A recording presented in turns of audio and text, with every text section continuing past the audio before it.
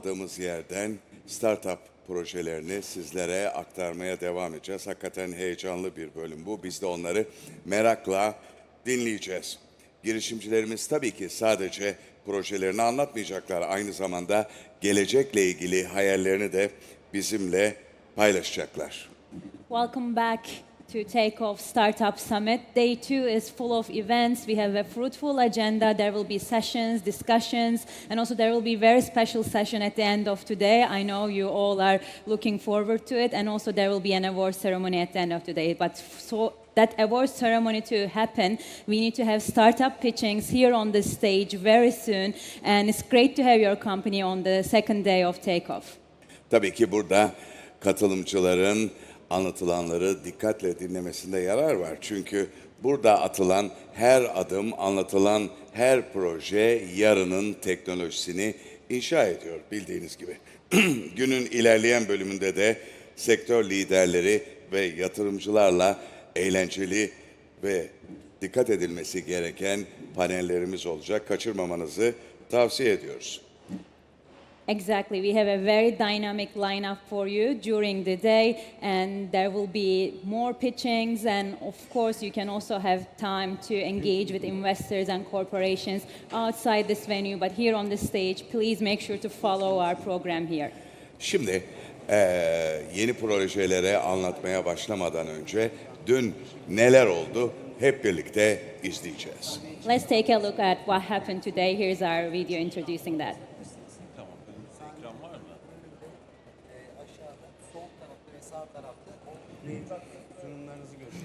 Çok uzun olmayan 1,5 dakikalık bir Evet. VTR'miz var. O gelecek. O şimdi gelecek. Dünkü ekrana. renkli anları. Dışarıda gördünüz mü Okan Bey? Robot dans ediyor. Ben robotu göremedim. Ben de göremedim ama Ben sosyal göremedim. medyada gördüm. Sürekli buradayız. Siz sosyal medyada mı? Gördüm, ona bir bakalım bence. Bugün bakalım. Robota. Robota bakalım.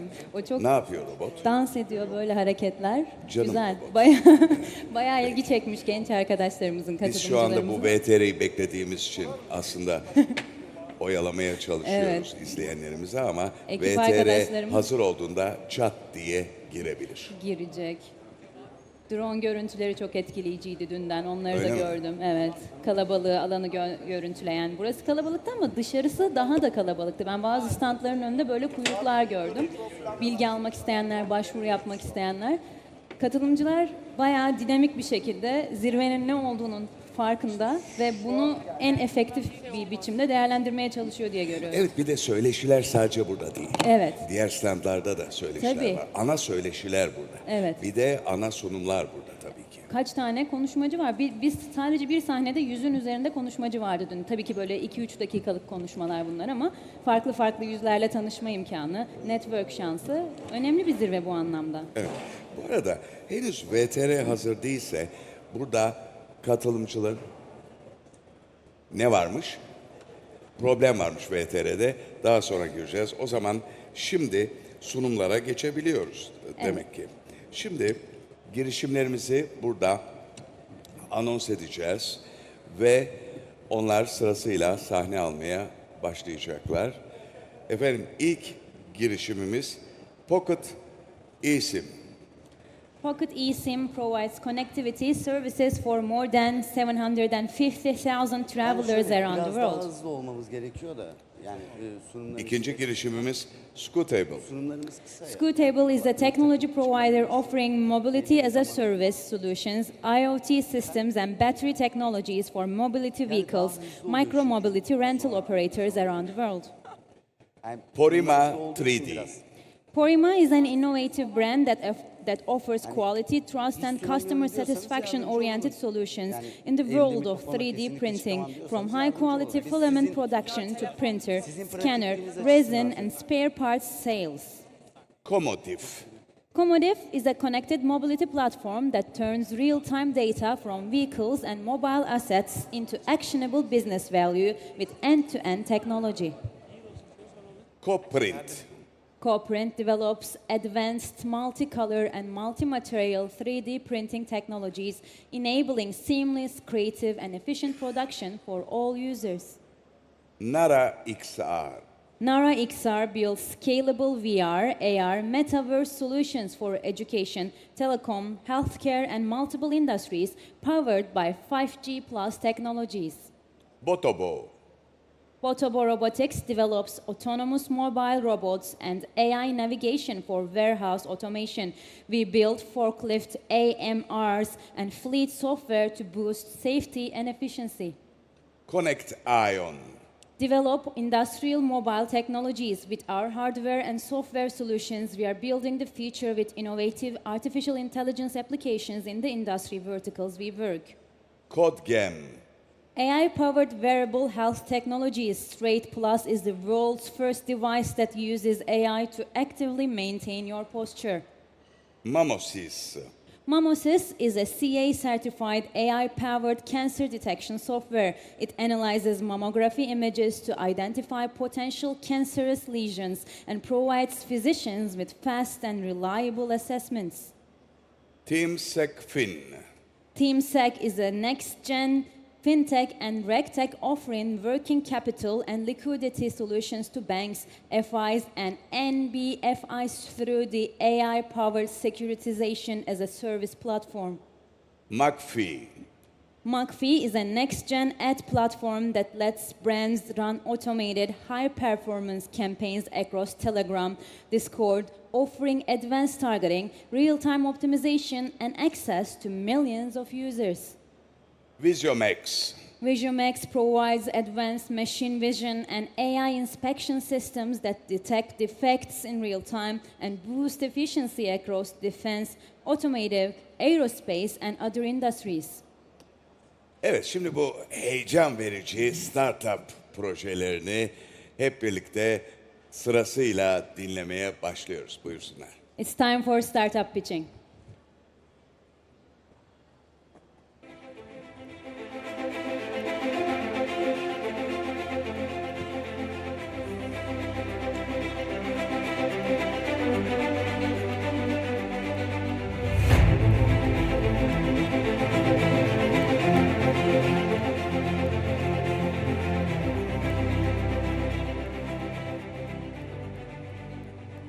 Hello everyone.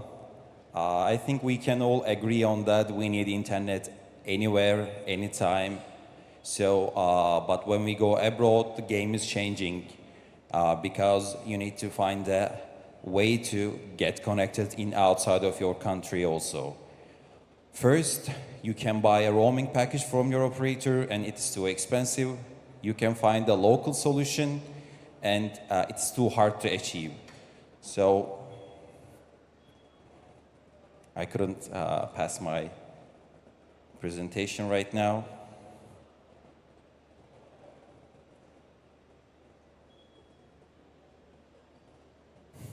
So, yeah, I will just continue, I think. Whatever. Pocket eSIM solves this problem. When you go abroad, you can connect to internet in 30 seconds anywhere around the world. We provide internet service more than 200 countries, so you can just download, oh yeah, it just came back, so we'll just continue from here. You can just download our application, choose the country you will go and choose the package you need, and in 30 seconds you are connected 10 times cheaper than the prices of your operator offers to you. Before that, we just doing this business only in Turkey, only tourists who come to Turkey. But we're just doing with the physical operations and physical devices. But it's too hard to scale it, it's too hard to make it grow, it's too hard to make it global. So we just change our direction and pivot to Pocket eSIM. Pocket eSIM is now online in more than 200 countries for travelers. In the future, we will not provide our service only for travelers, but for locals. So we will be the operator without any branch, completely digital all around the world. We have just almost 5-year background on this business. So when we decide to go global, we just get a fund, and after that we just make it grow and fund it back. We have 9 people of team right now. I'm the founder, Akif is my co-founder, Furkan is our CTO. We have experience in telco, e-commerce, and also the software part. Furkan is our CTO, is just managing our software team. Akif is our CMO, is just managing the marketing team and also the customer relations team, because sales is one thing, after sales is another thing for us. I have talked about our problem a little bit, but I think the most important thing is the price, because the money is valued these days, so you need to find a way to spend less on the crucials, spend more on the thing that you will get like. Our differentiation on this product is just we have our service in the infrastructure is very different way, because we have more than 25 providers all around the world, and we just mix them in our system to make it more efficient and more cost. The market is really big. As you can imagine, that hundreds of million people is just traveling around the world. In 2-3 years, market will be a $20 million market, and we will just focus on the 5% of the market. This is our target. We will get it in 2 years later. How we can grow, I can say that we have our two part of the business, because, for example, we have end users, the B2C users, and we have also agreement with the B2B2C users, because it's too easy to find our new users with a company. For example, a travel company, they can make us to reach more than 1 million users. It's just a one agreement. So that's why we mostly focus on the good and global agreements. For example, our final agreements is Turkish Airlines and AJet, and they have more than 50 million passengers in a year. And we cannot reach 50 million passengers with digital marketing campaigns, with Google ads, with Meta ads, but with a good agreement, we can reach those 50 million passengers. We're just agreed with a lot of tourism companies, OTAs, travel companies, and also we have a lot of fintech and banking agreements at the same time, because we can just segment, we can just find the segment of the users who go abroad every day. I can a little bit tell you about our traction. In our first year, we just started in the March 24, and we have got 300,000 revenue in our first year, and now we will end this year with a $1.5 million.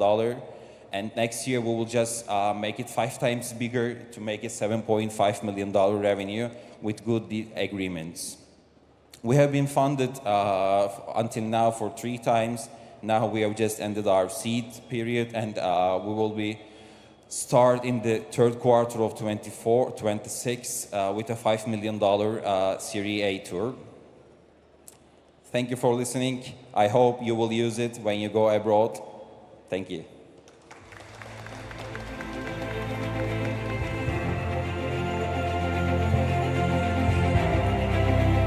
Thank you, Pocket eSIM. Next is Scootable.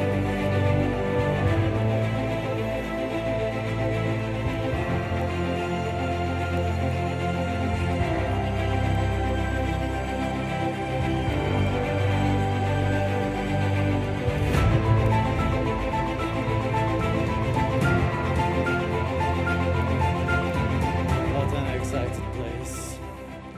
Anyway, we need to talk about Turla. I am Emre Can Durmaz, the founder of Turla Mobility. But before I want to talk about Turla, I want to talk about the power behind Turla.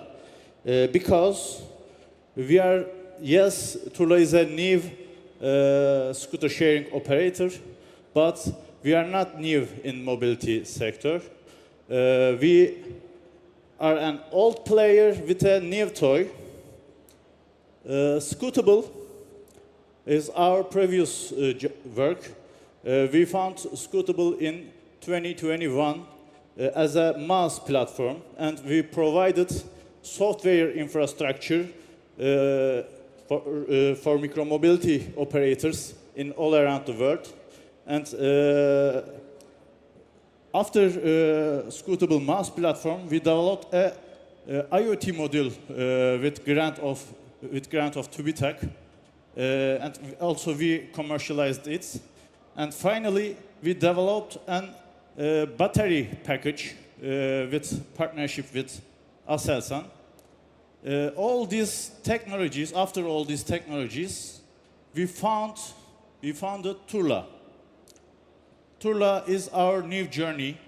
Turla is a shared micromobility operator, and there is a main problem in shared micromobility sector. Most of shared scooter operators are unprofitable.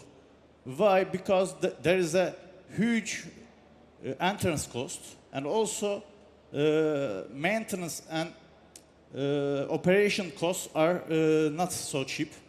So most of shared scooter operators are unprofitable.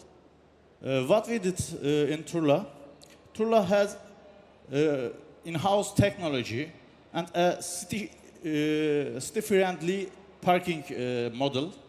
Also, we have a sector experience, and Turla has a profitable business model. What I mean, as you see in the slide, if one of you want to build a scooter sharing operator, a company, you should see this cost. You should expense this cost. But we decreased it 67% with these technologies. Also, it is not just related with entrance cost. We also increased profitability because we decreased maintenance and operational cost, and we increased our profitability 2.6 times in our operation. So, as I mentioned before, Turla is reborn as Phoenix. We have a powerful team in balance. We have computer engineer, electronic engineer, mechanical engineer, and we have 2 co-founders. Also, yes, we are looking investment, but we are not looking for capitals, just capitals. We want to get a investment to take off from the land to dreams. If you have willingness to invest, Turla, we can share details, we can share valuations and other things. Thank you. Have a good day.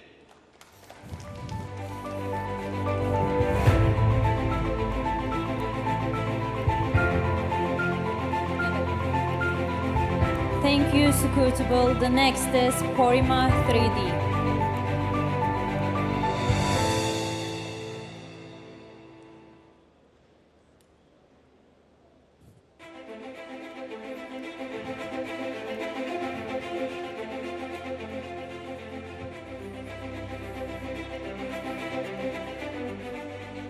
Hello everyone, I am Serhat Oran, the founder of Porima 3D.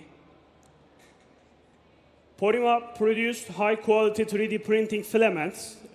We have 5 production lines in Yalova. We are now, in 7 years, we are the biggest filament manufacturer in Turkey. The problem is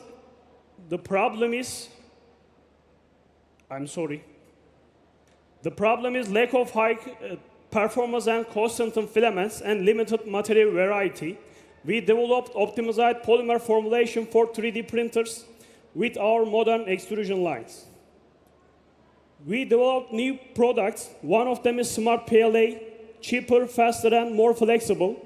The second one is Easy Flex material. This is you can easily print all 3D printers this material because the filament production, the flexible filament production is very hard to print.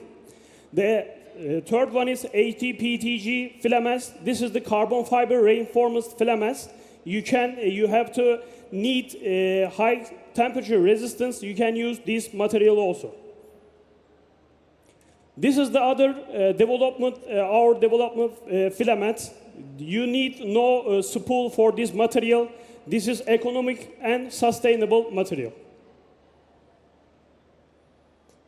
We give our customer the diameter map. We did our quality control in our production lines, and we give our customers for quality on stickers our productions.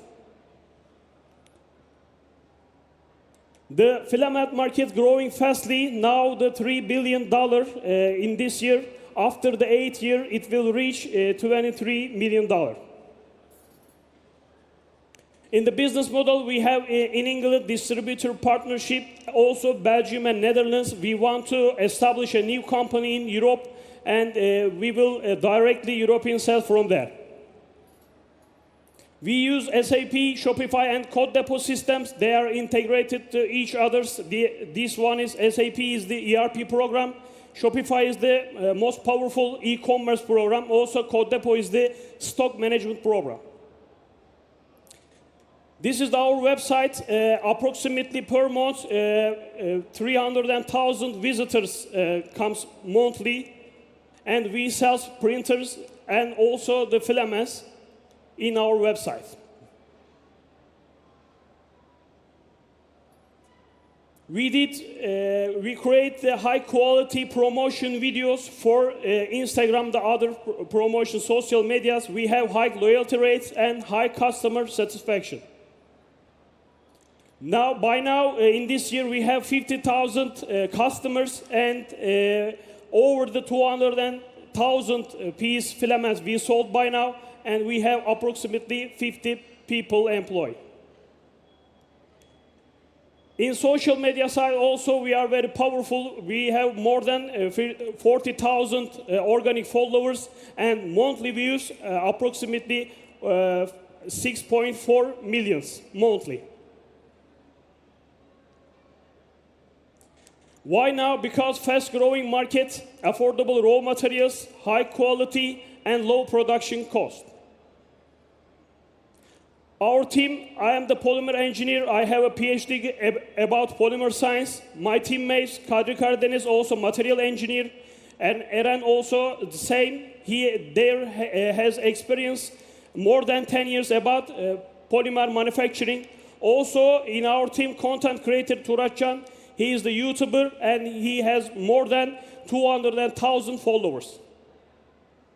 Our new dream is fully automatic production system, the feeding system automatically, and filament manufacturing and winding system automatically. We want to fully automatically filament production line. We need for it $1.5 million investment. If we get this investment, our target turnover is $86 million in 3 years. We believe ourselves, if you support us, we will success. Thank you very much.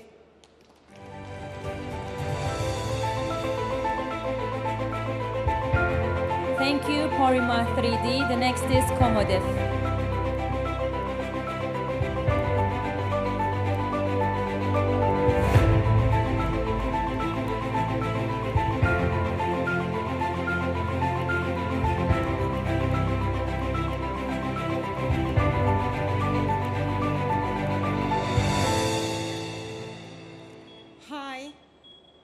Sorry about my phone. I got anxiety when I on the stage.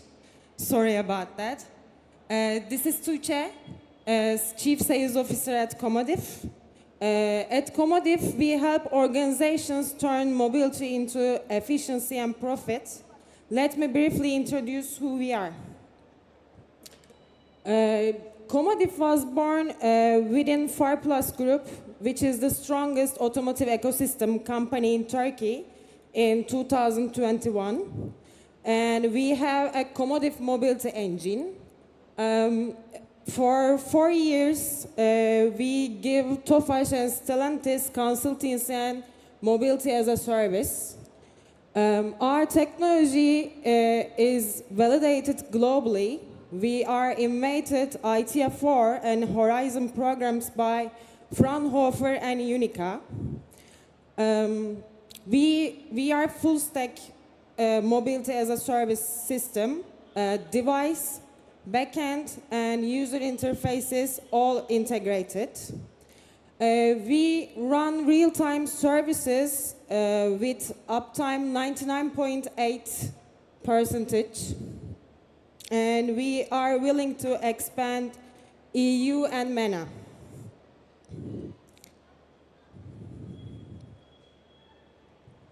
So why does data matters this much? Sorry. Every trip generates data, affects fuel costs, safety, and sustainability. Driver behavior alone can cause up to 12% difference in efficiency.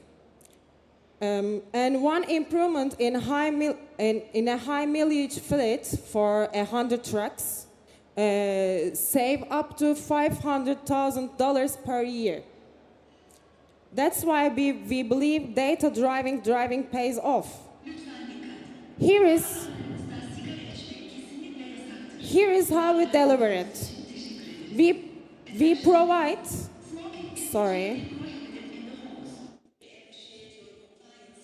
we provide a device agnostic and cloud agnostic platform. We got the data and we process the data in our Commodif mobility engine, and we turn into outcomes that your business cases and your operational needs. We support 20 plus telematics devices. We cover 90% of your existing car park. It works on modular microservice architecture. And web, mobile, and full API support is available also.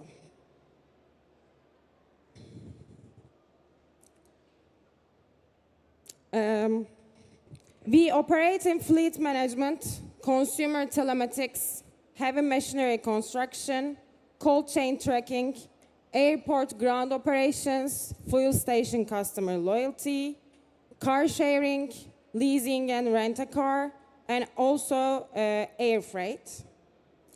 The platform is flexible.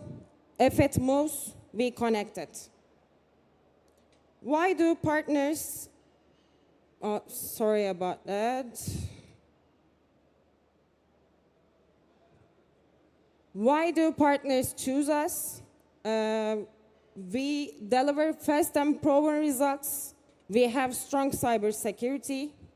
We have tested by 1 million plus vehicle system load.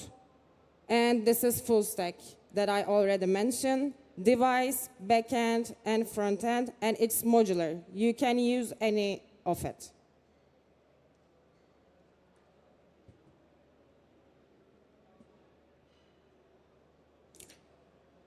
Building a platform like this requires approximately 12-18 months development, a team of approximately 20 engineers, and also NRE and some certification. And it costs $2.5 million. With Commodif, you save the investment and start generating revenue immediately. Now, how do we grow this together? We combine investment and strategic partnership to grow and get revenue. If we raise a fund, we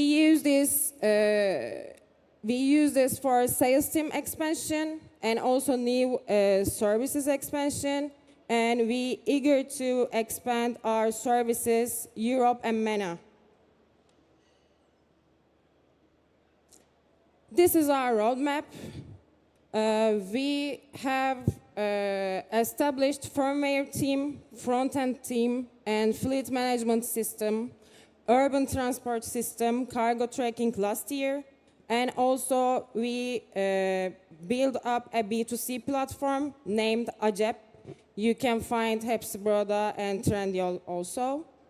And for next year, we plan to...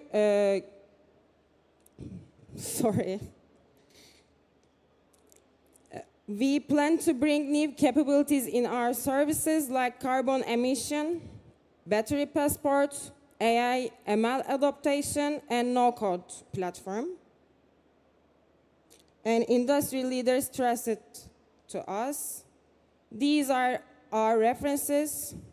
We work with global OEMs like Stellantis, Tofaş, And we have huge POCs and demos with Turkish Cargo, Turkish Technic, İETT, and Burulaş. And this is our team. Strong automotive finance and sales background, delivering real products with 14 engineers. Let's empower connected mobility together. Thank you.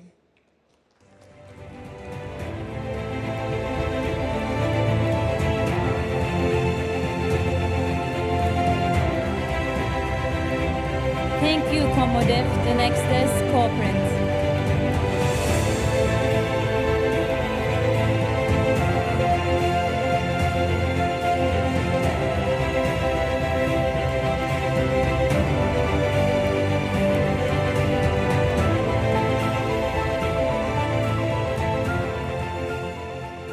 Hello everyone. I'm going to continue in Turkish. Hepiniz hoş geldiniz. İsmim Fatih, Coprint'in kurucu ortağıyım. Bugün sizlere yeni nesil 3 boyutlu yazıcımızı ve sektördeki paradigma dönüşümünü anlatacağım. Vizyonumuz çok net, çok renkli ve malzemeli baskıyı sektördeki herkes için erişilebilir hale getirmek. Bugün sektörde renkli baskının iki büyük problemi var. Bunlar zaman kaybı ve maliyet ve üretim maliyeti.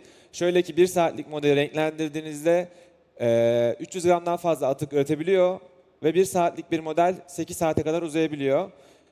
Biz bu sorunu çözmek için buradayız. Sektör bugünlerde büyük bir dönüşüm yaşıyor. 2014 yılında tek nozulu sistemlerle başlayan pazar yolculuğu son yıllarda renkli baskının trend olmasıyla hızla büyüyor. Fakat artık kullanıcılar yeni 3. nesil sistemleri bekliyor. Atıksız, hızlı, stabil, çok kafalı sistemlere ihtiyaç var. Biz de henüz 6 yıl önce dünyada ilk renkli baskı teknolojilerinden birini geliştirmiş ekip olarak sektördeki bu kırılımı şu an tam doğru yerde yakalamak için yeni ürünümüzü bugün duyuruyoruz. Karşınızda Coprint'in ilk yeni nesil 3 boyutlu yazıcı Coprint'in yeni nesil ilk 3 boyutlu yazıcısı, 4 bağımsız baskı kafası, büyük baskı hacmi ve yüksek hızlı baskıya uygun bileşenleriyle sektördeki herkes için atıksız baskıyı erişilebilir hale getirecek. Alüminyum gövdesi, özel kullanıcı arayüzü ve diğer temizleme ve hızlı değişim özellikleriyle benzeri olan nozzle swap ve tool changer gibi teknolojilere nazaran daha stabil bir teknolojiyi pazara sunuyoruz. Neden şimdi? Pazarda bu tarz teknolojilere yönelim hızlı bir şekilde artıyor. Geçen çeyrekte Kickstarter'da benzer bir tool changer teknolojisinin yapmış olduğu 20 milyon dolarlık kampanya aslında bu talebin kullanıcılar tarafından da doğrulandığını bize gösteriyor. Biz de 6 yıldır emek verdiğimiz, teknoloji geliştirdiğimiz bu alanda 4 kıtadaki operasyonumuzla 3 boyutlu yazıcı pazarına girmek için artık hazırız. Pazar her geçen yıl milyondan fazla 3 boyutlu yazıcıyla 21 milyar dolarlık bir pazara ulaştı ve her yıl %20 büyüyor. Biz de bu pazarda 3 boyutlu yazıcı pazarında daha geniş bir hedef kitleye ulaşarak sadece ekipman değil 3 boyutlu yazıcı ve diğer hizmetler satışlarıyla birlikte katmanlı bir gelir modeli oluşturacağız. İkinci nesil sistemlere baktığımızda bu kalabalık ikinci nesil sistemlerin yanında üçüncü nesil sistemlere baktığımızda ya çok pahalı ya da performans açısından sınırlı kalıyor. Biz Coprint olarak yeni 3 boyutlu yazıcımızda bu iki uç arasındaki segmentte kendimizi erişilebilir ve stabil bir yazıcı segmentinde konumlandırıyoruz. Bugüne kadar çok renkli ve malzemeli baskı için 2 farklı ürün ailesi pazara sunduk. Toplamda 70 farklı ülkede 2000'den fazla şehirde 5000'den fazla kullanıcıya ulaştık. 2 tane Kickstarter kampanyasıyla 750 bin dolardan fazla gelir elde ettik. 20'den fazla küresel fuara katıldık, küresel ödüller aldık. Bugün tüm bu başarılar bizim gelecekteki 3 boyutlu yazıcımızın altyapısını oluşturuyor. Bunun dışında son olarak dünyanın en büyük 3 boyutlu yazıcı üreticisi Creality'ye teknoloji lisansladık. Bunu yapan ilk Türk şirketi olduk. Bu da bizim globaldeki teknolojimizi ve marka bilinirliğimizi önemli ölçüde arttırdı. Gelirlerimiz ve müşteri tabanımız her geçen gün büyüyor. Bu bize 3 boyutlu yazıcı projemizin yanında ekipman projemizin satışlarının devam edeceğini ve 3 boyutlu yazıcımızı pazara sunarken önemli bir müşteri zeminine sahip olduğumuzu gösteriyor aslında. Ar-Ge yönetim merkezimiz İstanbul'da, üretimimiz Shenzhen'de, satış sonrası ve lojistik hizmetlerimiz de İngiltere'de ve Amerika'da gerçekleştiriliyor. Üzerine emek vererek oluşturduğumuz bu 4 ayaklı küresel yapı, gelecekteki seri üretim ve global dağıtım faaliyetlerimiz için önemli bir altyapı oluşturuyor bizim için. Bugüne kadar farklı ürünler, farklı küresel kampanyalar pazara sunduk. Türkiye'de 4000'den fazla melek yatırımcı ve T3 GSF bize inandı. Bundan sonra atacağımız her adım bu hikayeyi daha da ileri taşıyacak. Şu anda bu hikayenin yeni bir adımındayız. Coprint çok yakında yeni yatırım turuna çıkıyor. Bu yatırımla 3 boyutlu yazıcı projemizi hızlandıracak. Kickstarter'da minimum 1,5 milyon dolarlık bir kampanyayla 3 boyutlu yazıcımızı pazara sunacak ve devamında yeni Core XR ve Pro modelleri gibi modellerle geniş bir ürün ekosistemine sahip olarak pazarda ilerleyeceğiz. Bunu yapacak olan ekibimiz de 3 boyutlu sektöründe tecrübeli, uzun yıllardır birlikte çalıştığımız genç ve dinamik bir ekibe sahibiz. Bu ekiple bunları gerçekleştireceğiz. Dediğim gibi 3 boyutlu yazıcılar şu an bir sektör olarak paradigma değişiminde. Çok renkli ve malzemeli baskılar her geçen gün yaygınlaşıyor. Biz Coprint olarak bu paradigma değişimini 6 yıldır emek verdiğimiz sektörde doğru noktadan yakalayıp artık ülkemizdeki küresel bir 3 boyutlu yazıcı markası olarak devam etmek istiyoruz. Dinlediğiniz için çok teşekkür ederim.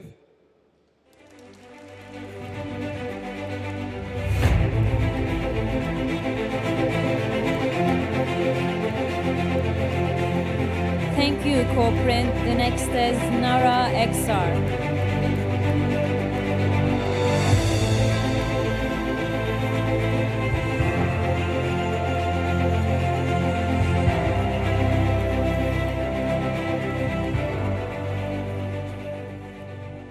Merhabalar.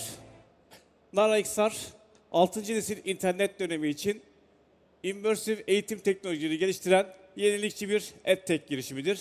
Çanakkale Teknopark'ta başlayan hikayemiz bugün Bilişim Vadisi İzmir, İstanbul ve New York şubeleriyle hızla ve heyecanla devam ediyor.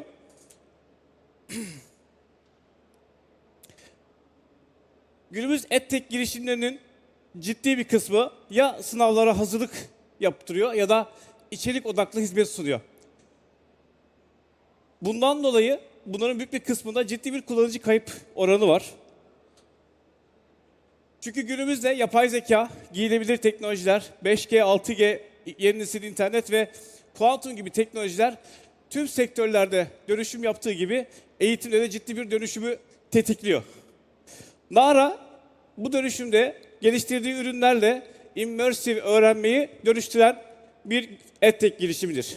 Bilim eğitiminde Science XR'la Bilim Müzesi dijital ikizlerini, Storybi ile çok kullanıcılı deneyimsel öğrenme platformunu ve Nara Toys'la bilim eğitimi oyuncaklarıyla bilim eğitimini dönüştürürken Nexarium ve Cranesim gibi eğitim simülatörleriyle beceri temelli eğitimlerde önemli bir rol üstleniyor. Eğitim teknolojileri pazarı hızla büyüyor ve 2030 yılında 350 milyar dolara yaklaşması bekleniyor.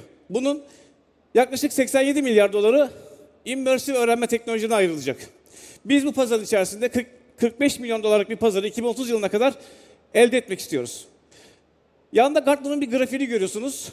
Immersive deneyimlerin eğitim odağında değil, genel olarak hayatımıza entegrasyonunu gösteriyor ve buradan da göreceğiniz gibi 2030 ve sonrası dönemde full immersive bir deneyimin artık hayatımızın içerisine girmeye başlayacağını görebiliyoruz. Çünkü 6G internetin ve yapay zekanın, genel yapay zeka ve kuantum teknolojilerin gelişmesiyle artık klasik anlamdaki 2 boyutlu deneyimlerimizin ciddi anlamda 3 boyutlu ve immersive deneyimlere dönüşeceğini görebiliyoruz. Pazara ulaşmada B2B ve B2C iş modelleriyle ve SaaS modellerin yanında proje bazlı satışlarla da ilerliyoruz şu anda. Bir yatırım turu içerisindeyiz. Yatırım arayışımız devam ediyor. Çünkü hızlı büyümek ve ölçeklenmek istiyoruz.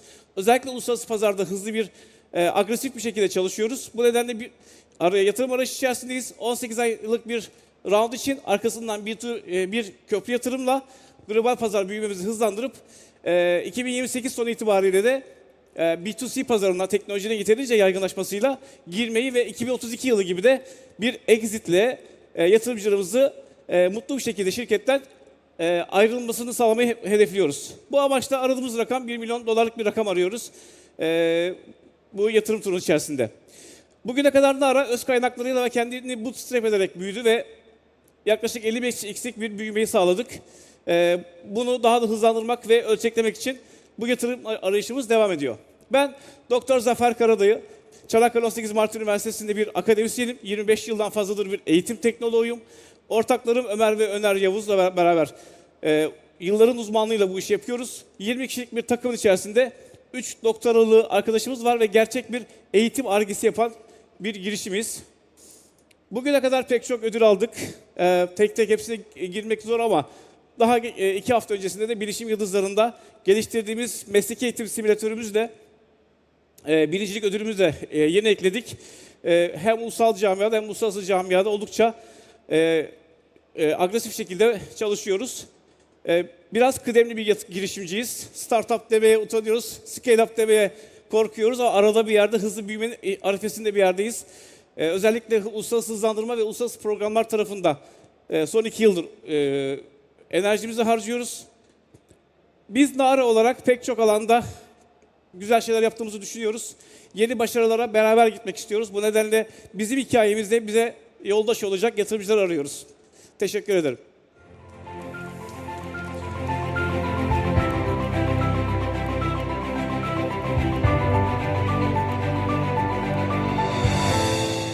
Thank you, Nara XR. The next is BTOBO.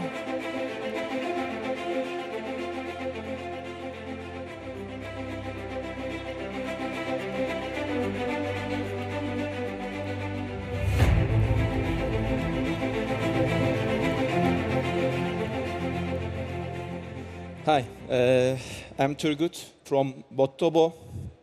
I'm CEO and co-founder of the BTOBO. Sorry.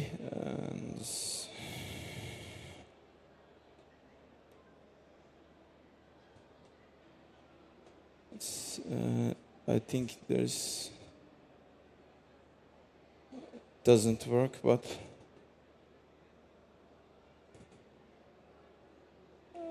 the presentation başlamadı ama. Okay. I think I passed too much. Just a second. There's a technical problem, sorry.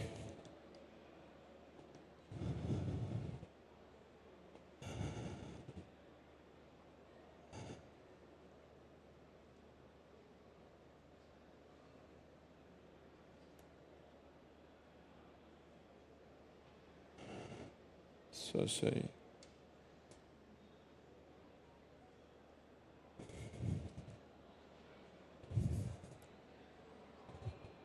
Çalışmıyor ama.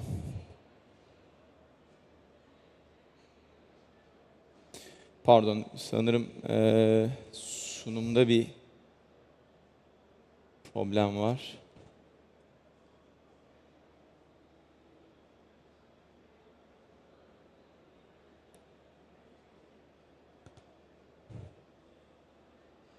Buraya kadar iyi gelmişti ama bana denk geldi ne yazık ki.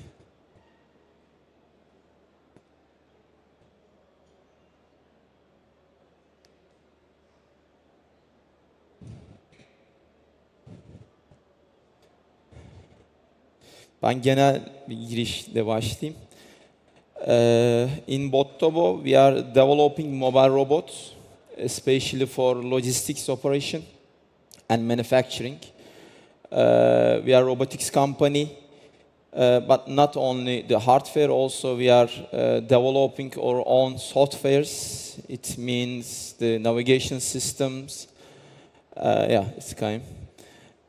Fleet management system, tax management system, actually end-to-end, all the domain in the robotics we are developing. Our system, as I said, especially designed for logistics and manufacturing operation, which is very complex for robotics. The system is actually plug and play, means within 2 days, our system can be ready in the gigantic layout in big warehouses. And the system, by the way, doesn't request additional infrastructure, means the Wi-Fi connection in the facilities enough to operate these robots. We are focused 2 type main products. The small one is the 100 kilogram payload for e-commerce and also piece picking small material flows. And other products, actually, the forklift type for up to 1.5 ton it can handle. And these two products are main focus, and it covers almost 90-95% of this logistics and manufacturing facility. Is the easy scalability feature also means you can increase the robots, just adding to the systems with the in-house people. We develop our own operation system. We are naming Veransu Intelligence System, also Operation Intelligence Systems. This is like a control tower. It's managing all activities on the shop floor. It can be the task management. Also, it can be the battery management systems. We have different platform via smartwatch. Also, we are monitoring the performance of the operator related to robotic operation. And different also in tablets and of course in the desktop. We have the main control tower system, which is controlling to all activities and operation. One of the main challenge in the robotics, actually, the integration. We are working the big global players, and the main barrier, main challenge is the integration with their system. Therefore, we also created the flexible integration platform to easy to integrate and connect the ERP systems or warehouse management systems. One of our unique feature in the market, we are providing different type of business model. Direct sales is the standard conventional model, but also we are providing robot as a service, means you can rent the robots monthly basis. But also our unique feature or model, we are providing the guaranteed RAS. We are giving process guarantee. Means if our system cannot reach the commitment performance, also we are giving this guarantee. We are giving the additional robots to the systems. Or also the fourth model is the pay-per-use. According to, of course, operation, also we can give this model as well. We are different, also developing different technology. You see the person and object perception, wireless charging technology also we are using. Multiply also fleet management or swarm picking technology we developed in our systems. The reference also I will show.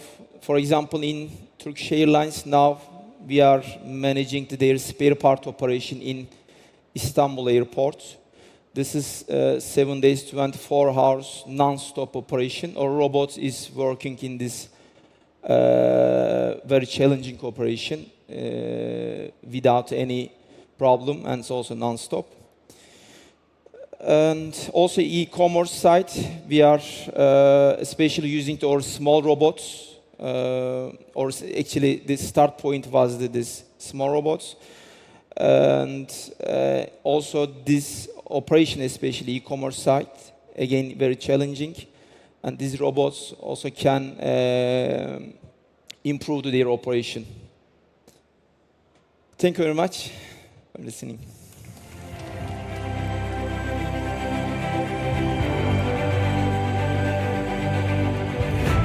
Thank you, BTOBO. The next is Connect Iron.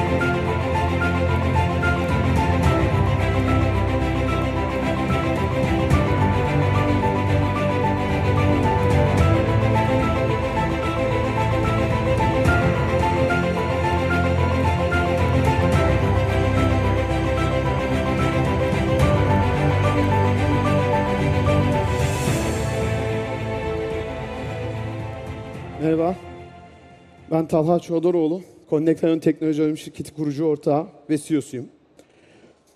Biz endüstriyel mobil teknolojiler geliştiriyoruz. Ağırlıklı olarak lojistik, taşımacılık ve güvenlik sektörü dikendeyiz. Biz iki farklı dikeye şu anda odaklanmış durumdayız. Çok pardon. Okay. Birincisi eski nesil sistemler, özellikle yazılım tarafı için %20'lik çok ciddi bir kayıp yaratıyor. Bu arada benim eski sunumum var şu an sahnede, kusura bakmayın. Kendimi bir update etmem lazım. Diğer tarafta da hırsızlık lojistik sektörü dikeyinde 1 milyar dolarlık çok ciddi bir kayıp yaratmakta. Biz konnektör olarak sektörde özellikle rakip analizi yaptığımızda daha akıllı, daha modüler ve daha kullanıcı dostu bir noktaya kendimizi çekmeye çalıştık. Ve mobil güvenlik asistanı adı verdiğimiz ürünümüzü geliştirdik. Bu sunum çok eskiymiş. Mobil güvenlik asistanı iki basamaktan oluşan bir donanım yazılım çözümü en temelde. İlk olarak araçlara donanım implementasyonu yapıyoruz ve burada hırsızlık tarafında game changer olduğumuz bir noktayı yakalamayı başardık. Araçları dijital olarak akıllandırdıktan sonra Connect 360 adı verdiğimiz bir bulut tabanlı yazılıma araçlarımızı entegre ediyoruz ve dijital ikizlerini oluşturuyoruz. Ardından 60 farklı hizmeti 48 farklı yapay zeka algoritmasıyla son kullanıcılarımızın kullanımına sunuyoruz. Bu sunum sürekli şey oldu. Nasıl oldu bilmiyorum. Özellikle platform tarafında kullanıcı deneyimine odaklandık ve geldiğimiz noktada şu anda 60 farklı hizmeti aslında tamamen otonom bir şekilde yönetmeye olanak sağlıyoruz. Özellikle platform tarafında dijital ikizi sadece araç tarafında değil, dokümantasyon ve şirketin iç bünyesinde de gerçekleştirmeyi başardık.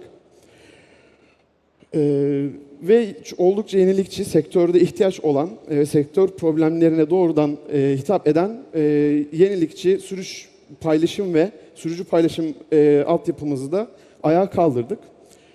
Şu anda sektörün gerçekten en iyileriyle çalışıyoruz. 3 farklı ülkede, 8 farklı kullanıcıyla gerçekten çok güzel işler başardık. Rakamlarımız zaten bizim başarılarımızı aslında temelde gösteriyor. Şu anda 1500'ün üzerinde donanımla 700 bin dolarlık bir ciroyu 2 yıl içerisinde yakalamayı başardık. Bunu da harika bir ekiple yapıyoruz. Ben çok şanslı olduğumu düşünüyorum bu noktada. Gerçekten çok yoğun çalışan bir ekip var burada. Ve çok multidisipliner bir ekibiz. 2019 yılından beri de bir aradayız diyebilirim. Beni dinlediğiniz için teşekkür ederim. QR kodu taratarak dokümanlarınıza ulaşabilirsiniz.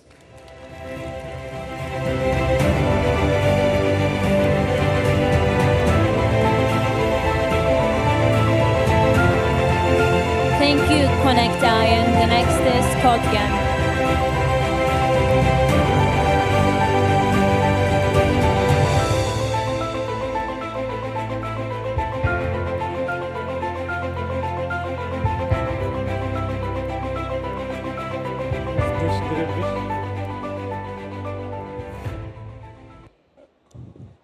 I'm ready to presentation.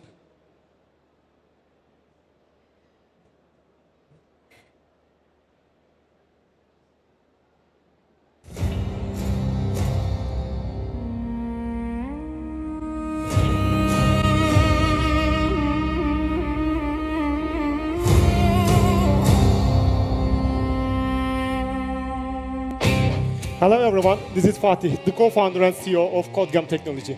This music you are hearing was created by artificial intelligence because we are living age of AI. Yeah, I know everyone keeps saying AI, and honestly we are all getting a bit tired of it. But today, I want to show you how we use the AI to grow Codam fivefold just 6 months. Isn't that right, Raya? Raya? Oh yes, I'm right here, Fatih. Ow, you're absolutely right. Would you like me to show them? All right, let's show them. I just need a few seconds. Okay. There we go. Thank you. Raya, what can we understand from this chart?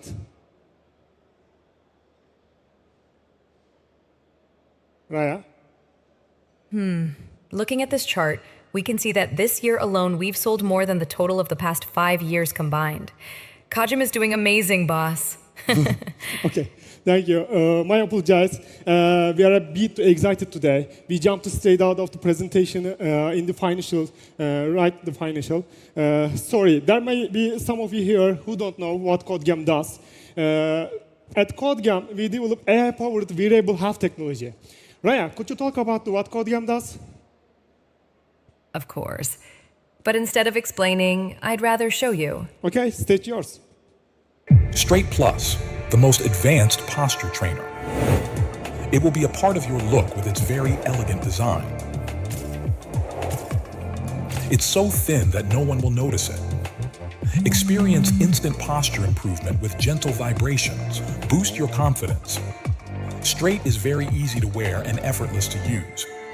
Advanced K1 chip for tailored machine learning. Protect your health and productivity while working at your desk. 10 days of battery life. Track your journey with daily progress insights. Join 10,000 plus posture pioneers and get your posture back.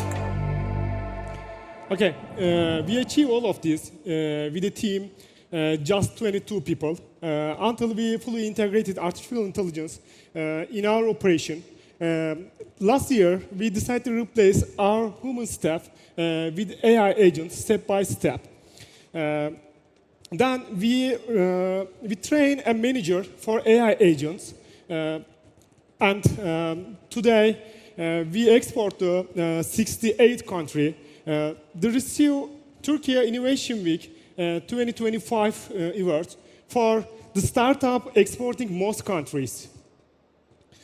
Okay, Raya, what other awards do we have?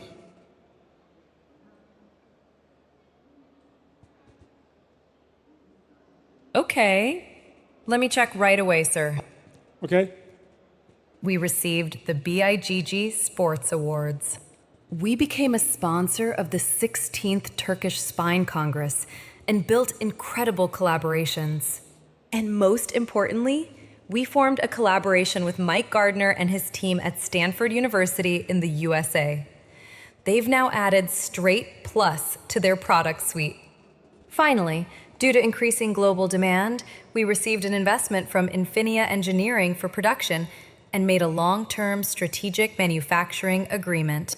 Okay, Raya. Shall I continue, boss? That's enough. We don't have much time. And lastly, we completed the MVP of our Clinic Plus project. That project will turn us $1 billion company. For more information, we invite you our Takeoff bots. Raya, would you like to say last one, Martik? Codam has launched a new investment round. If I were you, I wouldn't miss this pre-Series A opportunity. We love you all. See you soon. Okay, thanks for listening.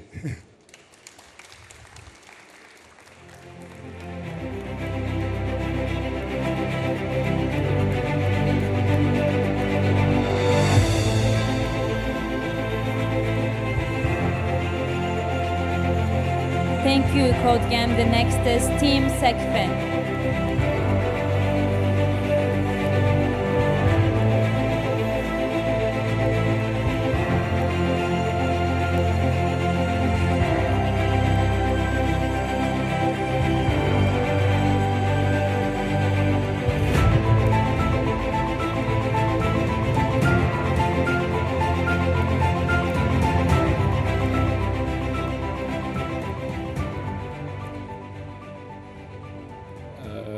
Hello everyone, my name is Hassan.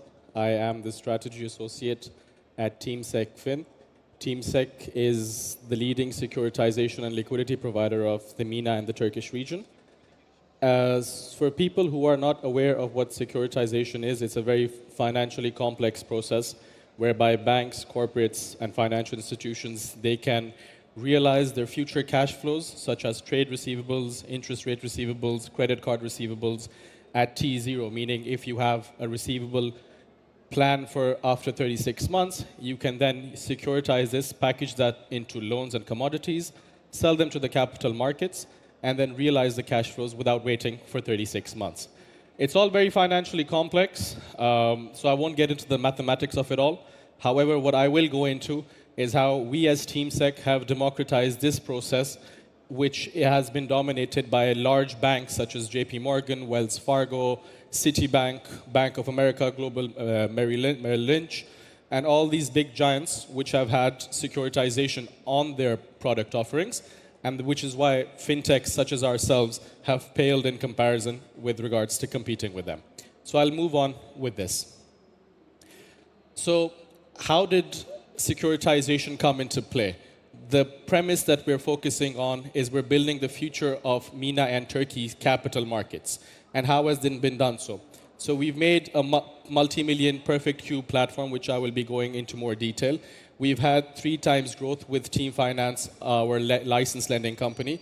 And we've also operated and made this workflow in an end-to-end manner, meaning that one platform is thereby making all the work that JP Morgan, all the work that big investment banks have done, redundant. How is that the problem? The problem, when we come to the problem, we can see that MENAT has capital but no infrastructure to move it efficiently. And what do we mean by that? We mean that you have illiquid loan pools. So loans stay on the balance sheets of banks, corporate institutions, and financial institutions for a long time. SMEs and non-banking financial institutions have problem taking credit out of banks, so they can't use banking or traditional financing institutions and structures to fulfill their capital and liquidity needs, as well as a fragmented infrastructure when it comes to traditional securitization as well. The result of this all is that capital is trapped and markets remain inefficient.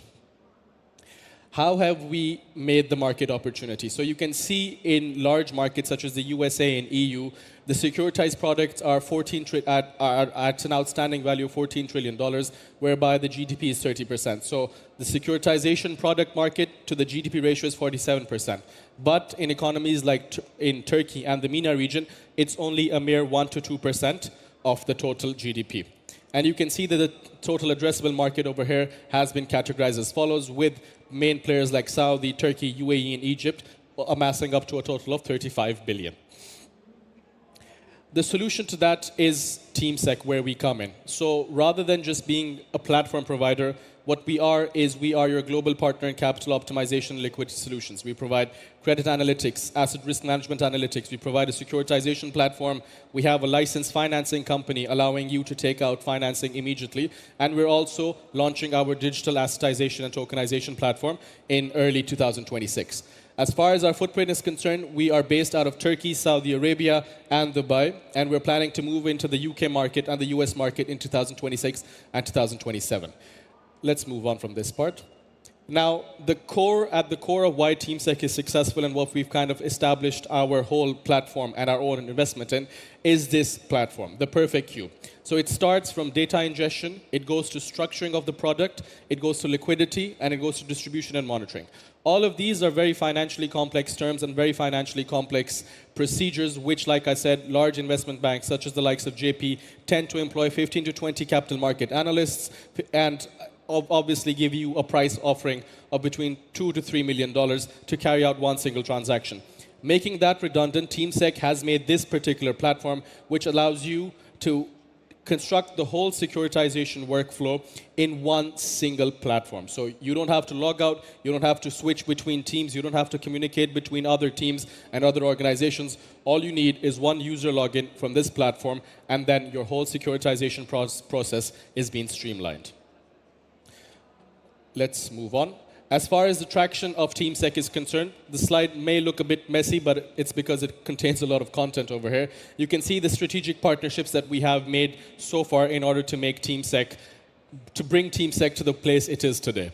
You can see into Saudi Arabia, we signed an MOU, a memorandum of understanding with SEMA, their leading data infrastructure and capital markets infrastructure organization, to use their data in order to help securitization processes in the Saudi.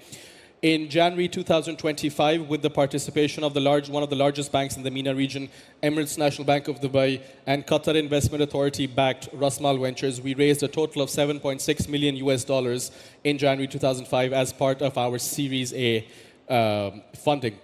We have had partnerships with the likes of Destek Bank, which has been one of our most loyal clients within Turkey. And we've also partnered with the largest and the oldest bank in Dubai, Mashrik, to conduct securitization activities in the UAE market as well. How does our business model work? So you can have either a pay-as-you-go deal, so it's one-off deals, or you can have a securitization as a service or a SaaS model for enterprise shelf programs. And then we also have our trade credit platform as well.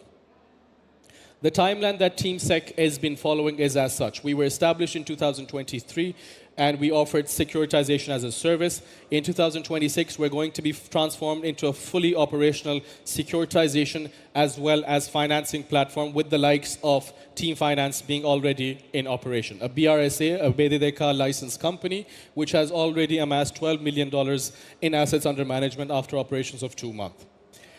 So this is the team through which we have been obviously carrying out our success. Our CEO and founder, Mr. Esad Erkam, who could not be here, unfortunately, with us today, so I have to fill in his place, but he's much more charming than I am.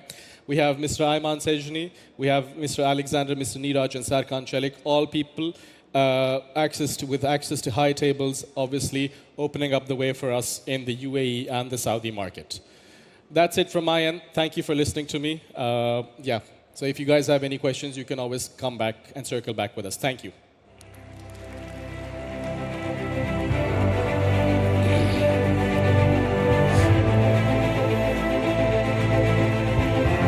Thank you, Teamsek Finn. The next is Maki.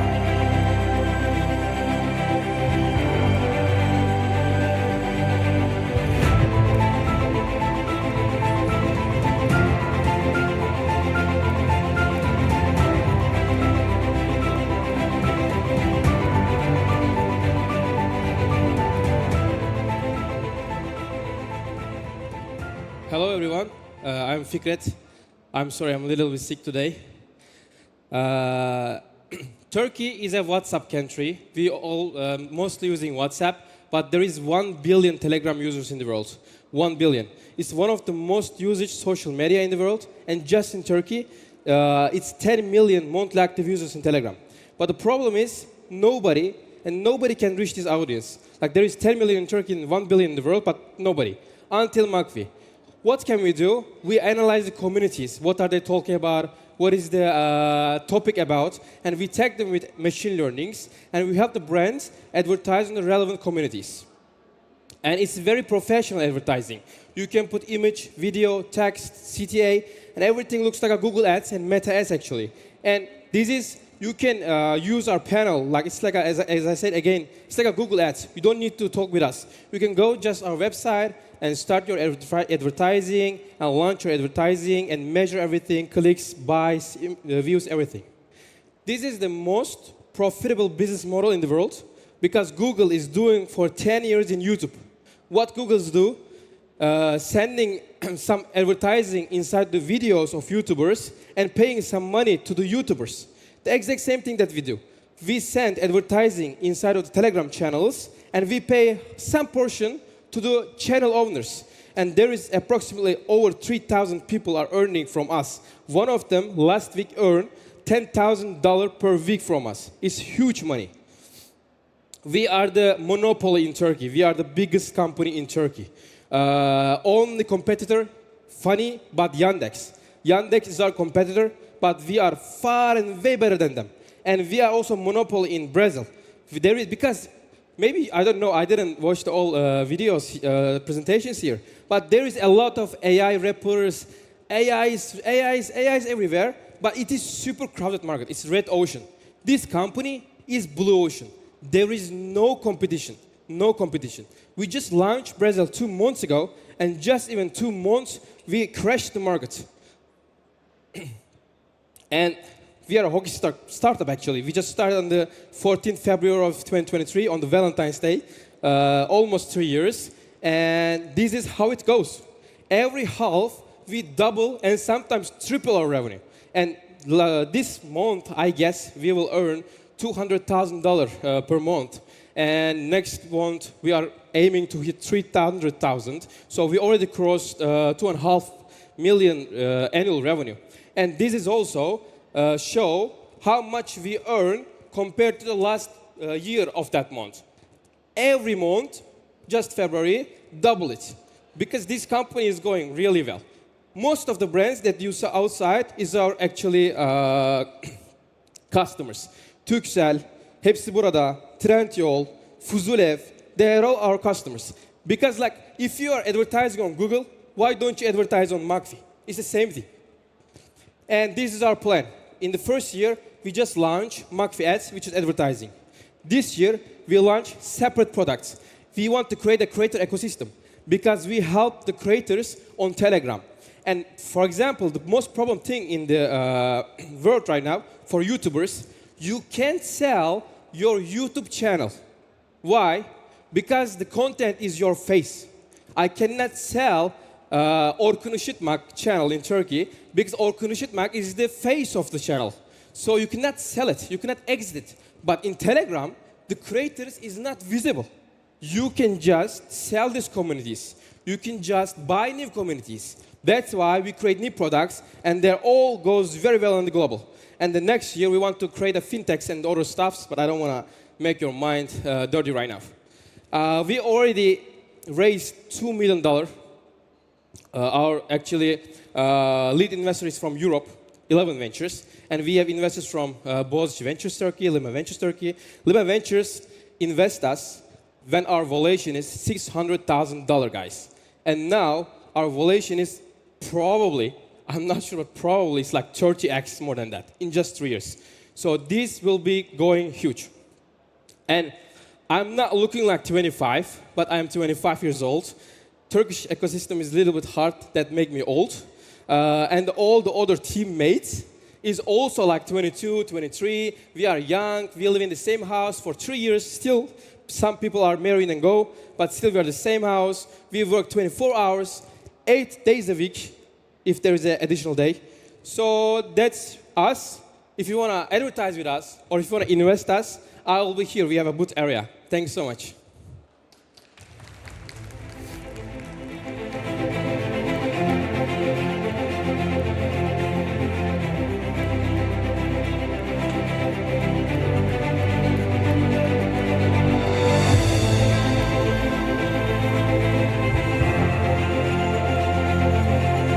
Thank you. The next is Mamosis.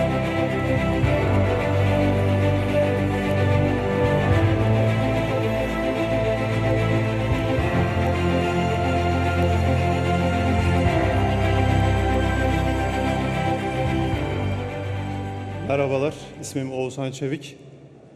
Mamosis'in kurucusuyum.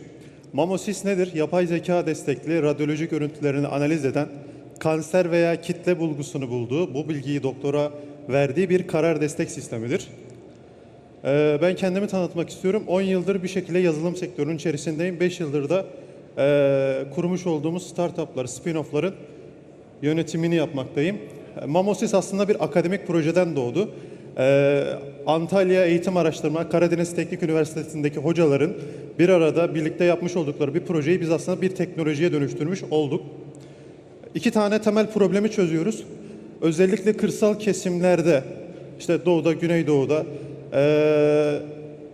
uzman personel eksikliği var.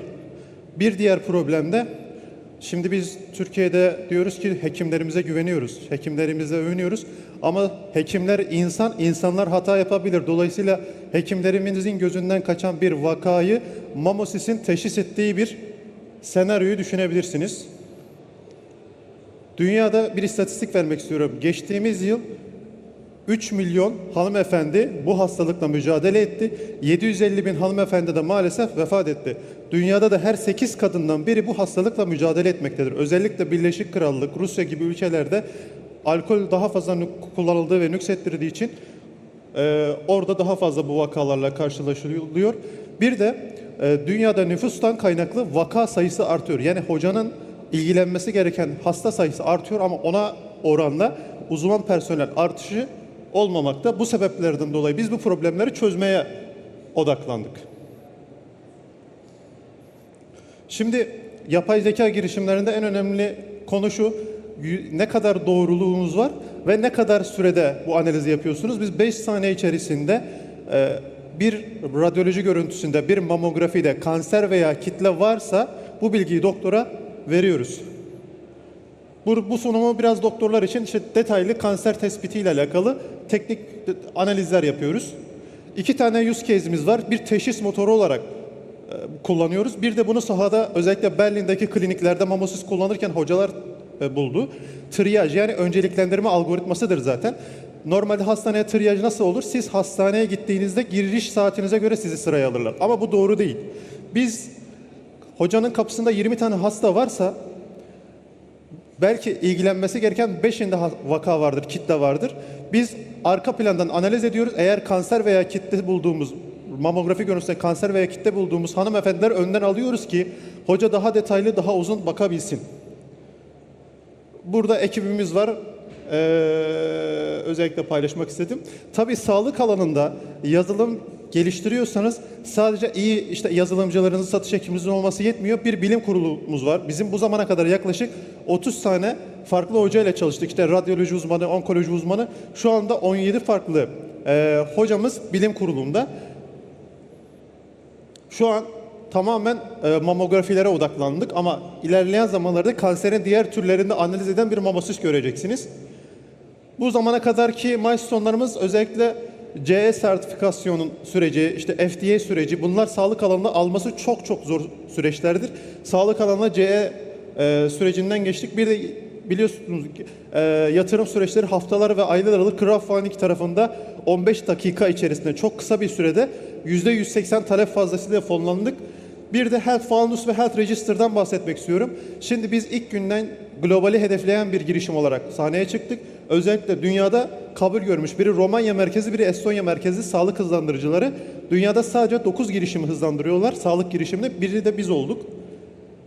Bu yatırım sürecinde 360 tane yatırımcımız var.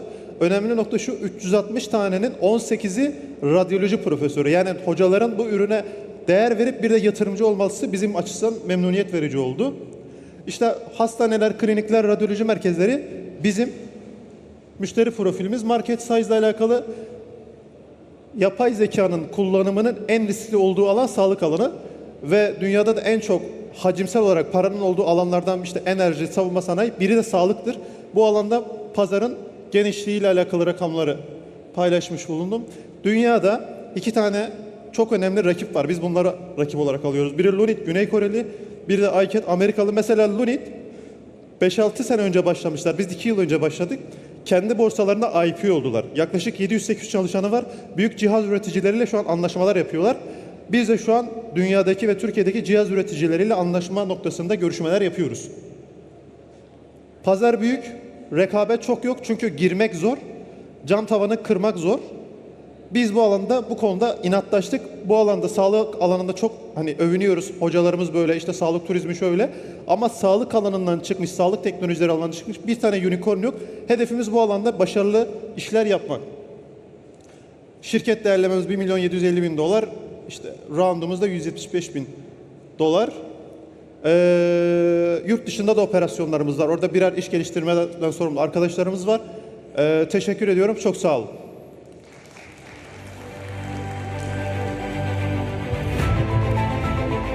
Thank you. The next is VWork.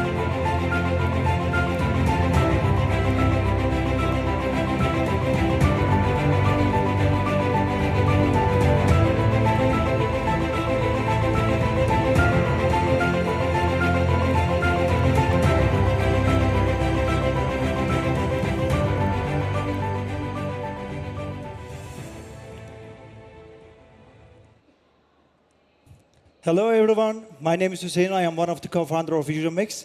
Before talk about our solution, let's take a quick look how today's manufacturing operates and where inefficiencies start.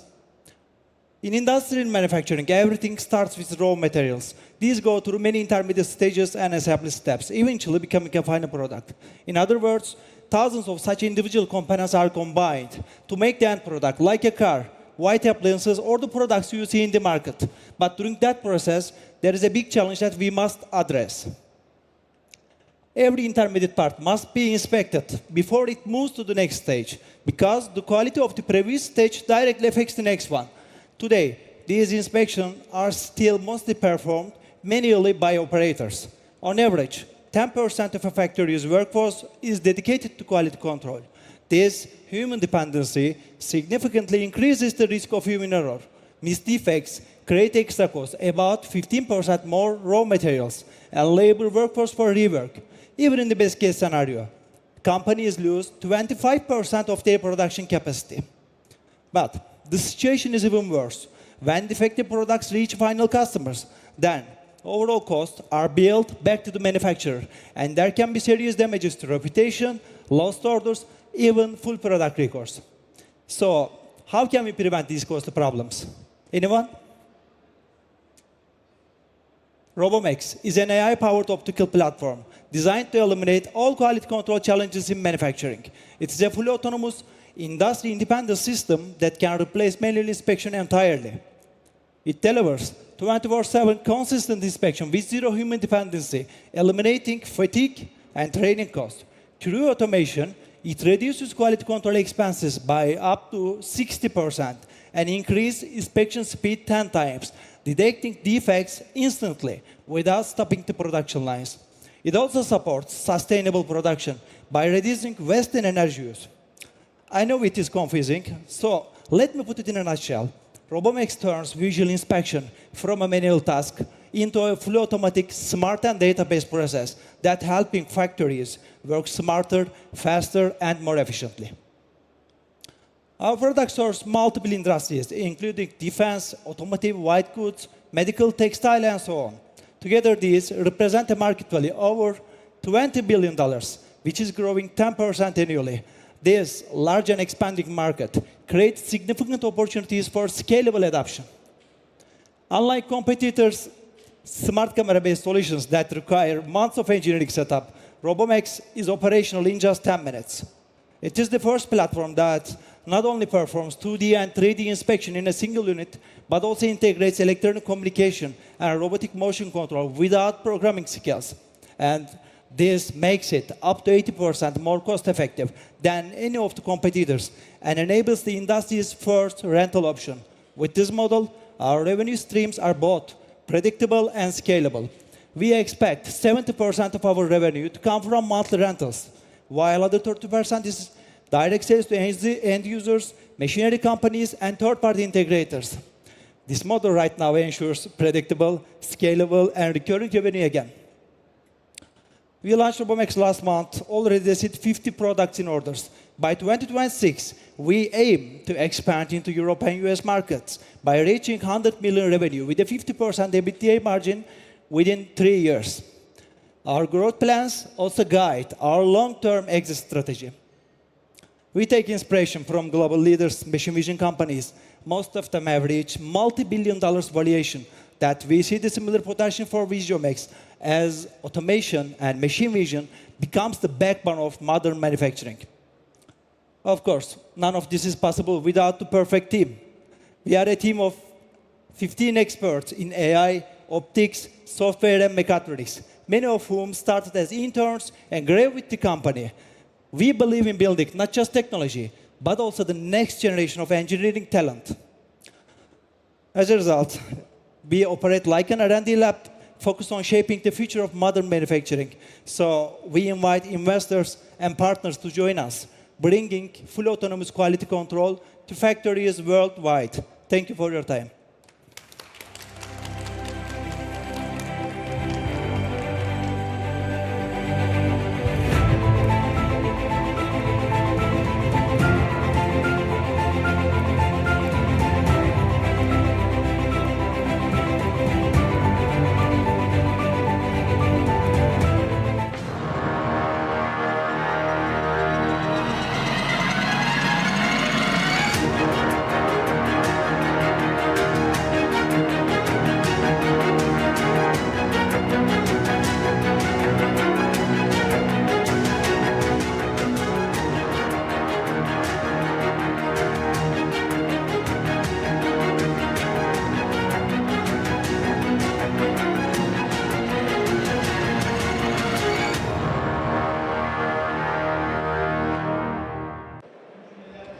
Takeoff İstanbul 2025 bütün heyecanıyla devam ediyor ve şu an startuplarımızdan Cortex isimli startup'ın ekibiyle birlikteyim. Okan Yılmazer, Mustafa Çakı ve Eymen Can Orman'la birlikte. Hoş geldiniz arkadaşlar Takeoff'a. Sizin Takeoff'la ilgili görüşlerinizi, bir startup olarak deneyimlerinizi bize aktarmanızı rica edebilir miyim? Takeoff'a geldim. Burada bir sürü startup'ı destekleyecek girişimciler, yatırımcılar gördüm. Gördümlerimle konuştum, yardım istedim. Hepsi bana yardım etmeye çalıştılar sağ olsunlar. Kendilerini bilgilendirmemi istediler. Kendileri benimle konuştular. Ayrıca burada bir sürü Turkcell'in CEO'su olsun, Türk Hava Yolları'nın CEO'su olsun gelip konuşmalar yaptılar. Çok heyecanlı bir etkinlik devam ediyor. Bu şekilde Okan Hala bir yatırımcı bulma aşamasında maalesef kat edemedik o yolda. Şu anda da yatırımcı arıyoruz zaten genel olarak. Yatırımcı bulabilirsek eğer bugünü burada iyi tamamlamış oluruz yüksek ihtimal. Şu andalık bu kadar düşüncelerimiz. Peki genç girişimciler diyeyim artık size. Startup'ınız Cortex'ten bahsedebilir misiniz bize? Ürününüz nedir? Tabii. Hemen bahsedelim. Cortex aslında bir yapay zeka platformu. Cortex'in içerisinde yüzlerce yapay zeka var. Bizi diğer yapay zeka platformlarından ayıran temel özelliğimiz ise içerisinde internetsiz kullanım gibi birçok özelliği barındırmamız. Kullanıcılar yapay zekaları internetsiz olarak kullanabiliyorlar ki bunu dünyada ilk yapanlardan biriyiz. Aynı zamanda karakter modelleriyle beraber kullanıcılar yapay zeka dünyasını genişletebiliyorlar.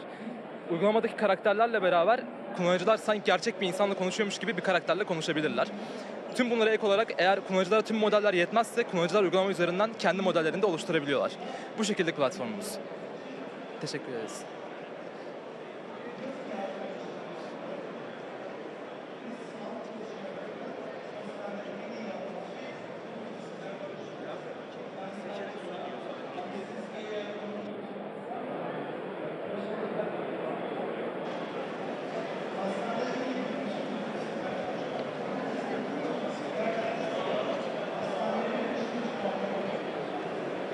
Yolunuz açık olsun diyoruz. Takeoff'tan inşallah istediklerinizde ayrılabilirsiniz. Çok teşekkür ederiz. Takeoff İstanbul devam edecek. Of schedule, and I am honored to be joined by two leaders shaping how technology and policy interact in our region. And today we have two special guests from two biggest companies, and also they are my good friends. And Tolga, Head of Government Affairs and Public Policy at Google Turkey, and Tomislav Resis, and National Technology Officer Microsoft and multi-country and Europe. And two experts representing two companies that practically run half the internet and also and occasionally half our lives. And Tolga, technology companies actually often labeled as tech giants and for many different reasons and are critical actors in AI governance. And we know that they help shape national AI transformation and influence government's policy making priorities. But Google also is known globally for advocating an AI-friendly regulatory environment.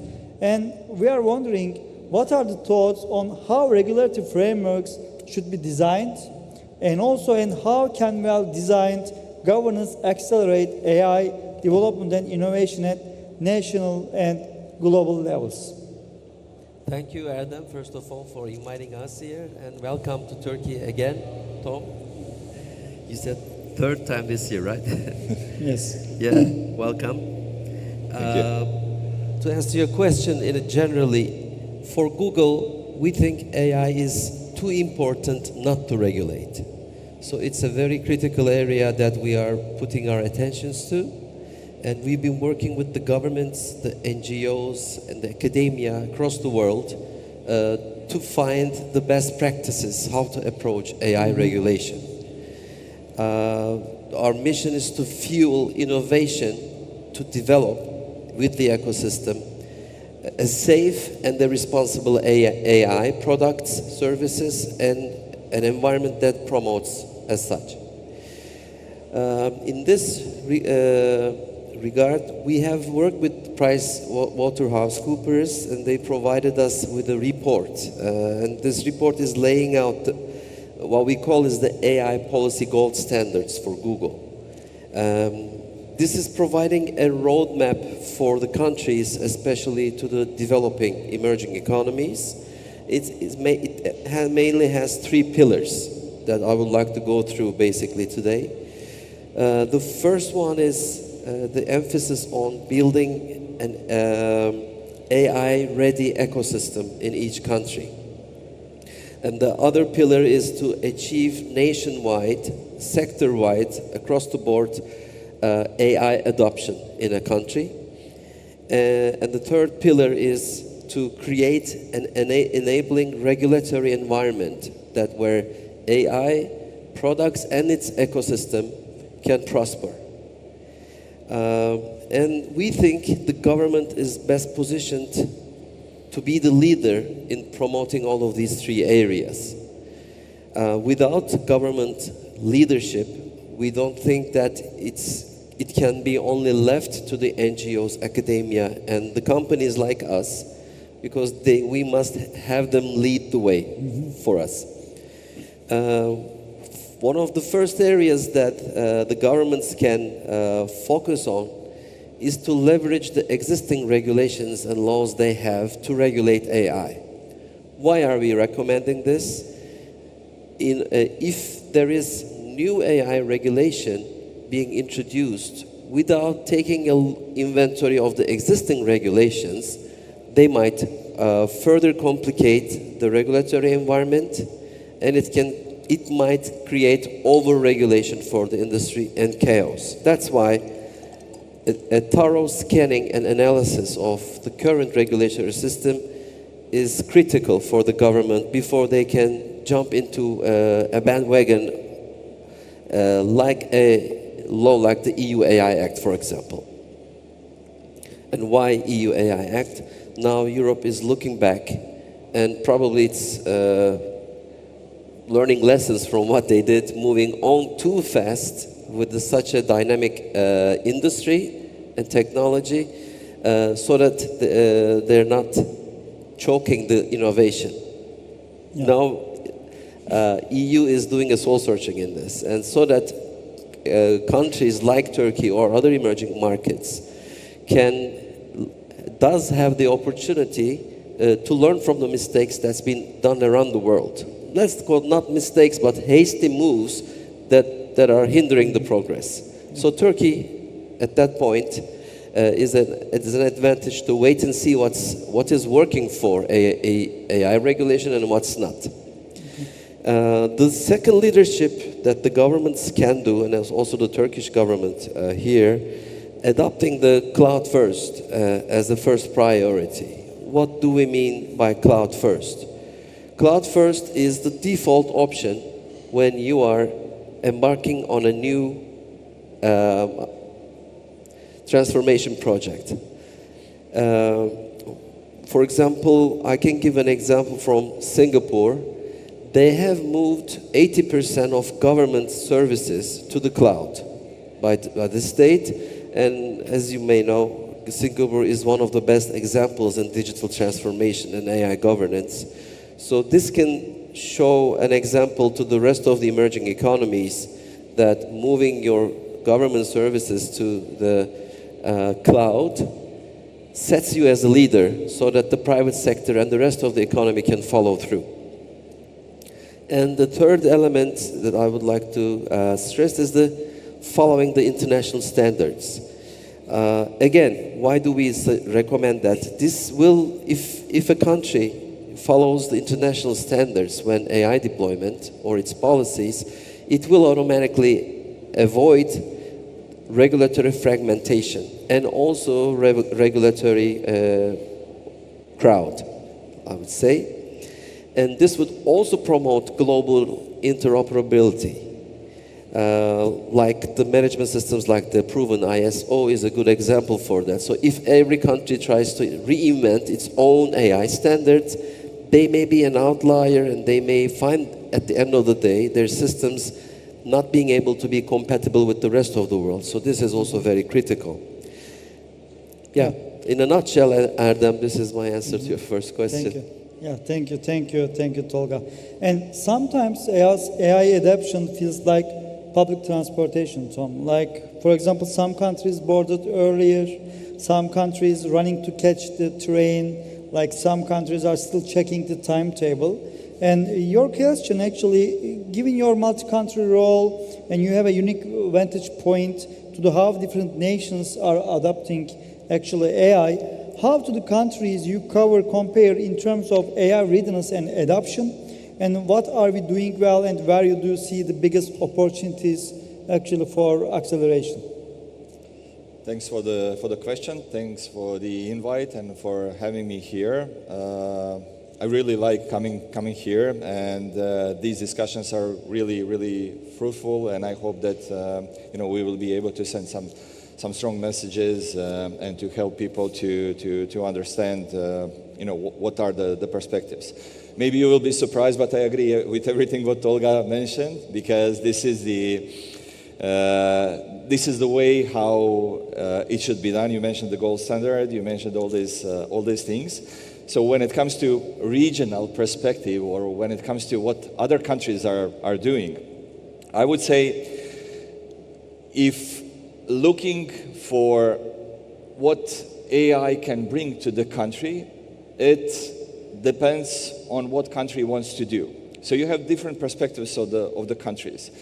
First of all, there are a lot of researchers, and there are a lot of data that is available that is sending some messages. For example, I remember a few years ago when we were analyzing trends, then some of these data were saying Western Europe, for example, they're lagging behind 3 to 5 years to US and China when it comes to level of technology that is being implemented.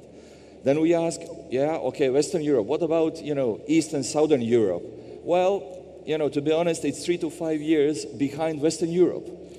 So it means that while we are waiting others to do something, while we are trying to learn from them, to lower the risk, others are running, like you said, We want to catch the train, but, we want to be certain that we are catching the fastest train. Sometimes we are not doing it because, we want to be certain someone did it. But what is the say? They say the press titles will be only about the first one. The first one, the winner takes it all, right? So I think the adaptation or the approach to adaptation of AI is a trade-off. It's a trade-off between the level of regulation and the level of economic trade, you want to achieve. Because if you are insisting on closing, on having everything here, then maybe you are preventing startups, companies, people to learn from other examples or to be connected to the world. I remember some examples of the countries where I was working for. So we went over there, we discussed with the government, and they were asking us, okay, so this is new technology, right? Yes. Do you have references about it? No. So we were thinking, okay, so no references, we walk out. No, wait. If we will be the first one implementing it, so we will get all the attention. We will get everything what we need in order to prove the case, to prove the technology. Yes, that's right. Okay, so we'll work with you. So I think that this is a kind of approach that we should be thinking of in order to, let's say, move the borders, in order to provide more opportunities. Because this is very young market. This is very young country. More than 50% of people are less than 30 years. So if we want to achieve something, we have to provide the opportunities for these people. We have to give them everything what is needed in order to stimulate their creativity, in order to give them opportunity to show themselves to the world. Yes. Because the engineers that are being taught here, that are coming out from the universities or other people, it doesn't have to be engineers, because in AI we don't have only engineers, we have all the professions. If they want to be recognized somewhere, so they have to be able to implement everything what they want. And I'm proud of the data that we have more than 10,000 companies, that ecosystem is big.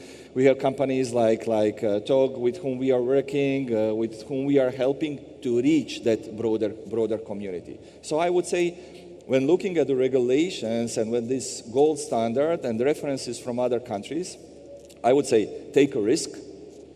I would say try it, and then see what needs to be regulated, because these international standards are up to some level. Everything else is on national level.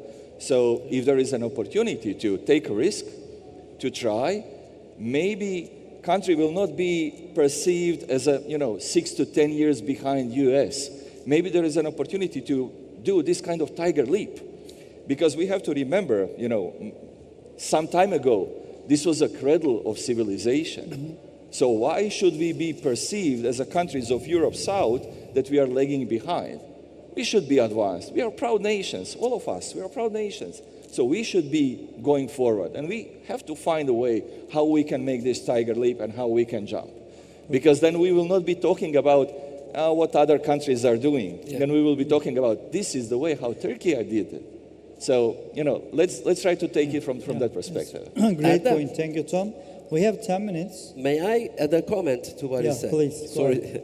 I agree with you. Also, especially my comments were regarding the regulatory front. I fully agree with Tom. No country has to wait to adopt AI solutions already. And especially if there are quick wins by the government, they should seize this opportunity before AI regulation is out there, because probably they already have some regulations. And if these quick opportunities are seized, this is going to create a momentum for the rest of the industries in the country. The government does not need to wait for a private sector solution. For example, weather forecasting, traffic management, you name it. If government already jumps into this and showcases to the rest of its own ecosystem that it works, there you go. Then the regulations may come afterwards if needed to make sure that there is a faster train, like Tom said, also a safer train. But that's not going to crash and make the clients disturbed. Europe has experienced that at the moment. Innovation is choked to an extent. We, the southern European countries, I also include Turkey in there, we don't have to follow the same mistakes. We don't have to be behind any other country. So I fully support what Tom said here. Totally agree. Tolga, we have 10 minutes. I have two questions. One question for you, one question for you. And Tolga, actually, speaking of policy priorities we talk about, and we are wondering, what do you think is the key to nationwide AI adoptions? And also, how we can maximize AI's contributions to the social good and economic recovery. Maybe you can mention that about it. Exactly. Actually, this ties to the recent discussion we just had. Government adoption of AI is critical so that it can lead the transformation. The policymakers around the world have already, most of them are understood the value of AI. And I'm sure the Turkish regulators and policymakers are on top of that. They're actually, Turkey is one of the first countries to create a cloud framework. One of the world leaders in that. We encourage the governments to see that AI is a technology to have the governments do their jobs better, especially provide higher quality service, especially with lower budgets. It's a game changer in many industries and many solutions. Every week we are hearing about new solutions that both the private sector is developing or the government is developing for itself to provide higher quality, lower cost public services. And fraud detection, like processing of unemployment claims, you name it. Every week we hear of something new.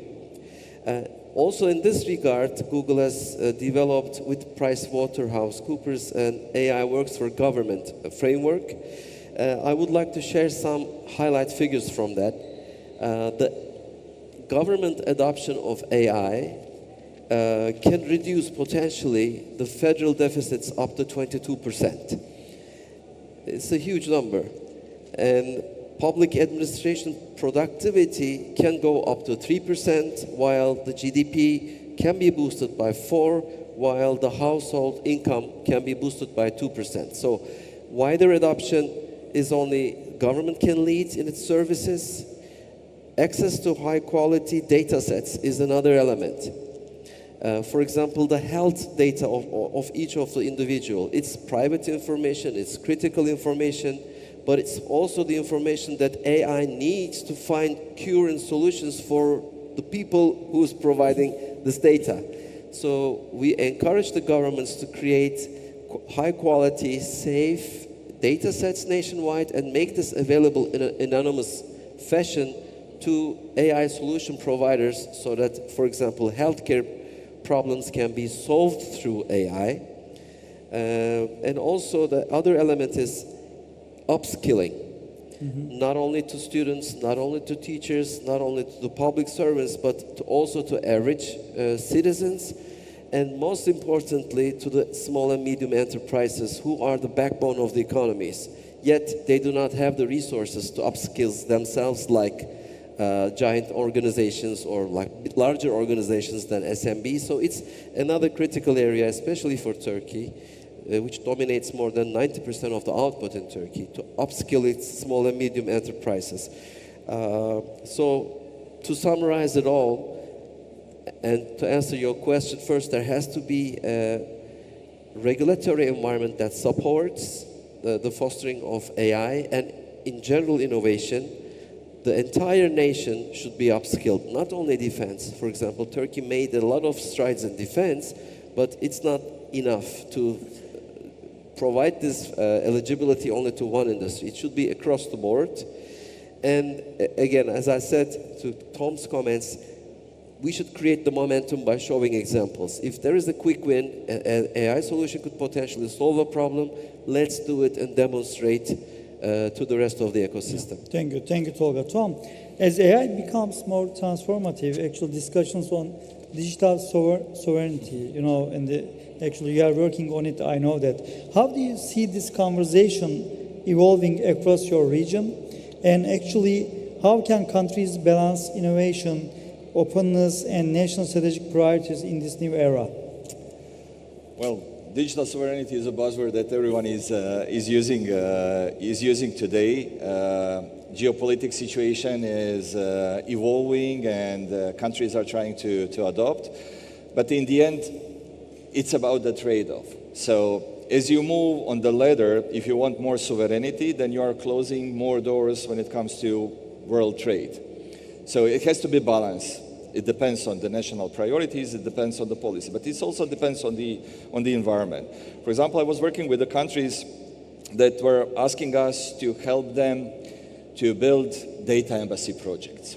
What does it mean? It means that they said, for example, if national catastrophe happens, you know, floods, fires, whatever, destroys the data centers, for example, we need to be able to restart the country.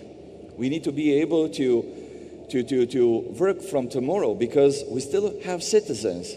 These citizens will be asking for services. They will still need their permit. They will still need their document. They will still need data about what they have, what they possess.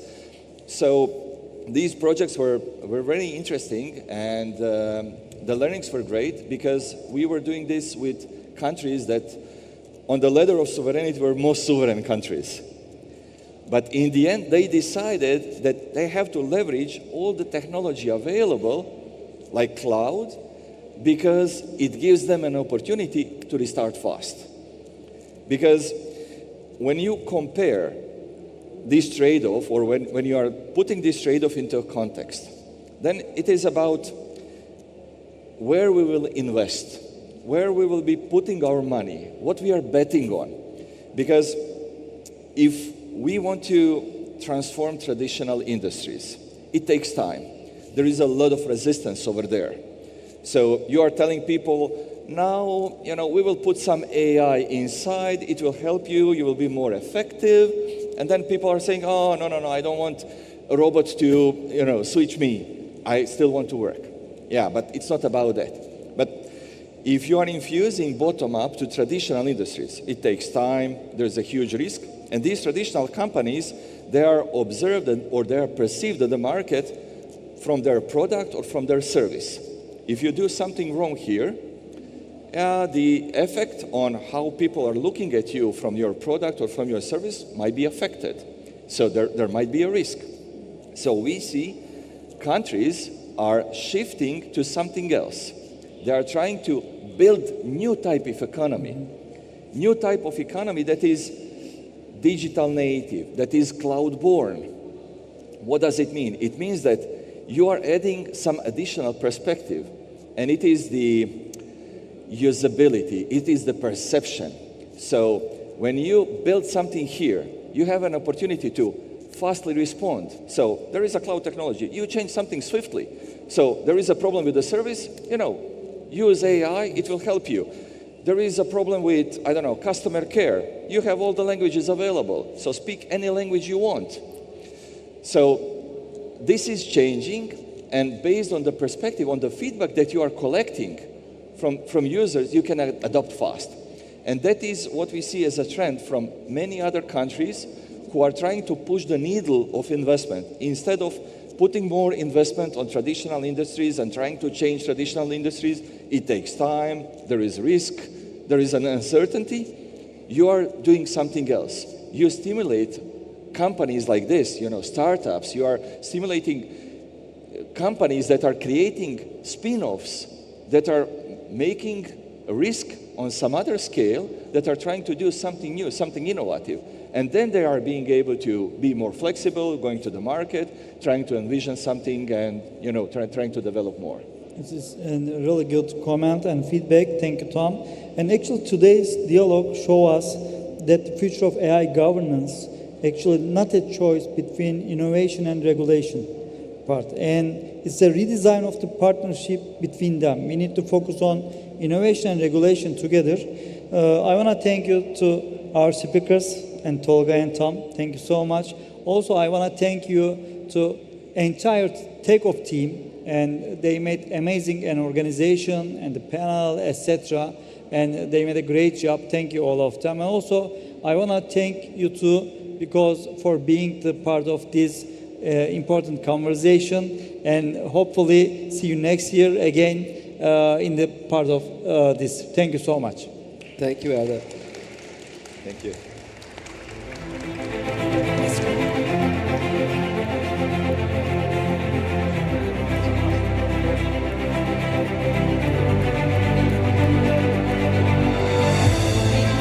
Teşekkür ediyoruz. Hanımlar beyler. Thank you so much. Takeoff İstanbul olarak yalnızca girişimleri ve fikirleri değil, aynı zamanda daha yaşanabilir bir dünyayı da destekliyoruz. Etkinliğimizin operasyonel karbon ayak izini birlikte hesaplıyoruz. Şimdi bu resmi tamamlamak için siz değerli konuklarımızın katkısına da ihtiyaç duyuyoruz.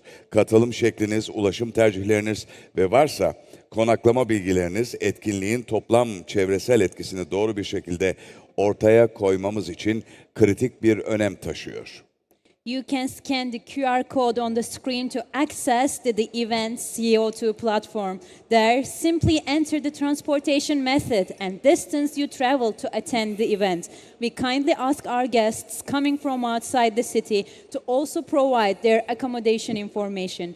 With your support, we will take concrete steps toward lower carbon footprints, more efficient operations, and a more conscious ecosystem in the years ahead. Thank you for your cooperation.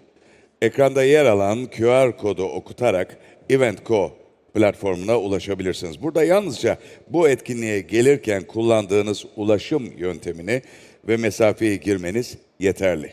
Şehir dışından gelen misafirlerimizden konaklama bilgilerini de eklemelerini rica ediyoruz. Sizlerin desteğiyle gelecek yıllarda daha düşük karbon ayak izi, daha verimli operasyonlar ve daha bilinçli bir ekosistem için somut adımlar atacağız. Katkılarınız için teşekkür ederiz. Thank you so much for your contribution. At Takeoff Istanbul, we not only support startups and ideas, but also a more livable world. Şimdi programımız e-ticaretin geleceğine ışık tutacak bir konuşmayla devam edecek. Bu bölümde yapay zekanın sektörü nasıl dönüştürdüğünü dinleyeceğiz. Sahneye Alexey Shevenkov, Hepsiburada Teknoloji Grup Başkanı gelecek. Kendisi bize e-ticarette yeni çağ, yapay zeka devrimi başlıklı sunumuyla yeni trendleri ve bu dönüşümün perde arkasını anlatacak.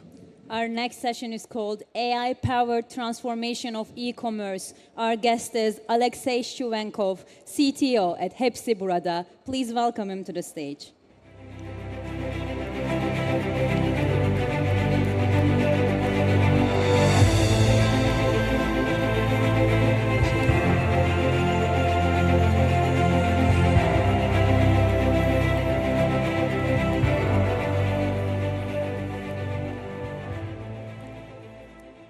Hello, everyone. It is truly inspiring to be here today on a stage where innovation meets technology, where bold ideas meets the courage to build them, and where future-shaping solutions starts. Istanbul Takeoff were always standing for opportunity. And standing here between innovators, entrepreneurs is a true privilege. As you remember, there was a time when you couldn't imagine that we will make an order not going outside of the home, but in the end of 20th century, after development of telemarketing, a new area, a new business has been innovated, e-commerce. And at the same time, artificial intelligence was born as a discipline. E-commerce, and together with artificial intelligence, naturally became a great differentiator. And unlike many conventional industries, e-commerce by itself was uniquely positioned to benefit from AI. Why? First, because of the data is available in e-commerce, much more available, richer, more structured, and can be read in real time. Second, experimentation. Experimentation is cheaper, results are more reliable due to A/B testing. And user is closer, just a click away. We can follow all the behaviors, all the movements of our users in e-commerce. Today, AI and e-commerce converging together in the very unique moment. With the development of large models in AI, together innovation dramatically increasing. But it's not only about large models. It's about that there is an ongoing democratization of such technologies, and having for entrepreneur the right idea is similar to having a capital.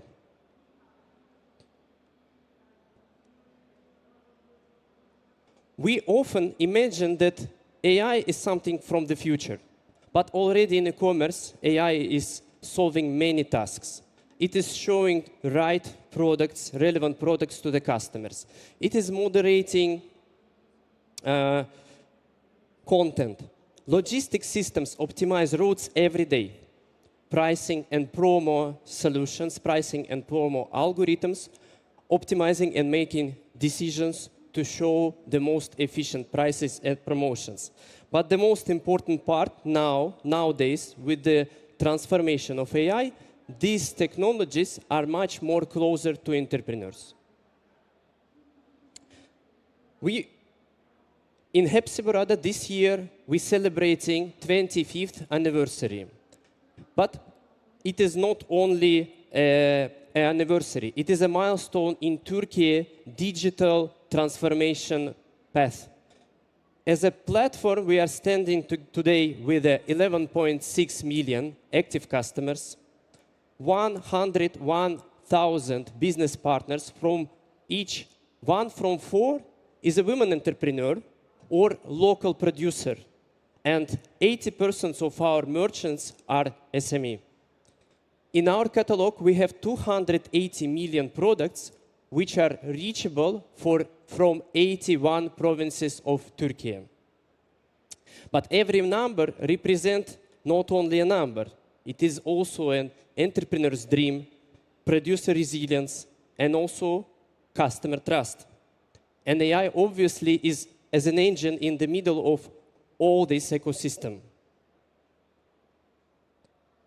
Artificial intelligence is, you can find in all parts of the e-commerce, but 4 of them brings the main value: personalization, content creation, operation efficiency, and customer experience.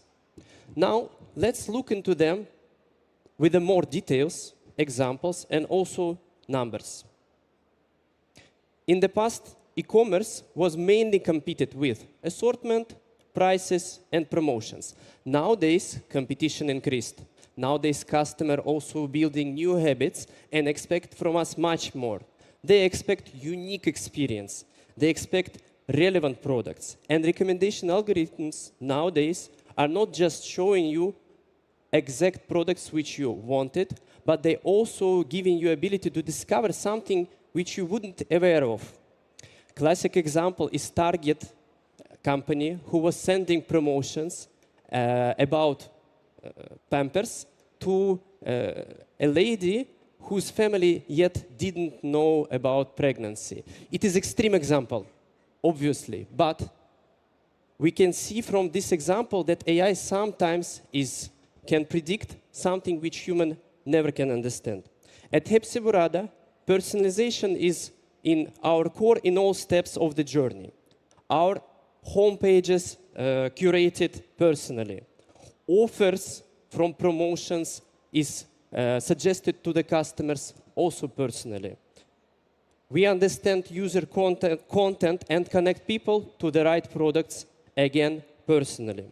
Industry-wide, AI is tripling revenue and doubling conversion, maximum. And not just in Siri. BCG predicts that till 2030, just due to personalization in retail, it will bring 530 billion upside to this market. But personalization must be authentic. Not always personalization brings direct value right now, while bringing personalized experience, it increases engagement of the customer and bringing value in the long term. And not everything can be personalized. As an example, some time ago, there was an idea to personalize prices so that someone will pay for the same product more, someone less. But customers quickly understood that sometimes they are paying at the same time more than others, and it led to the losing trust of the customers, which is very hard to gain back. So personalization is not only about intelligence, but it's also about ethics. One of the greatest challenges in online, obviously, that we cannot go and touch the product. In some categories, it is not so important. I can go and try phone in offline store, or my friend can give some try on. But for some categories, like fashion, for example, I need to try it. I need to understand if it fits me. And some categories, like FMCG or fresh, I tend to choose with my own hands.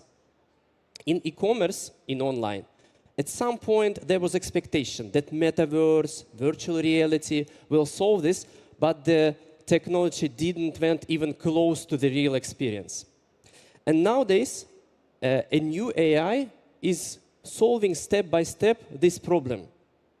It generates descriptions, generates pictures, even sometimes videos, summarizes reviews, generating text, so we can understand much better about the product.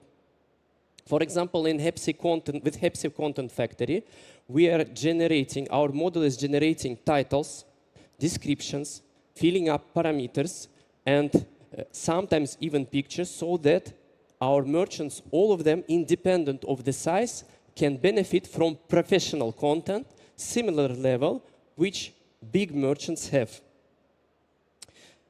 So it is not just an efficiency, it is also accessibility. humans are visual creatures. We're all every day watching and selecting things with our eyes. So AI finally closing the gap that we usually tend to search in the internet using the text. We are writing something with the text, and we're forced to do this. So with the new AI, we can just making a photo of a blues on our friend or of a lamp in the coffee shop which we like.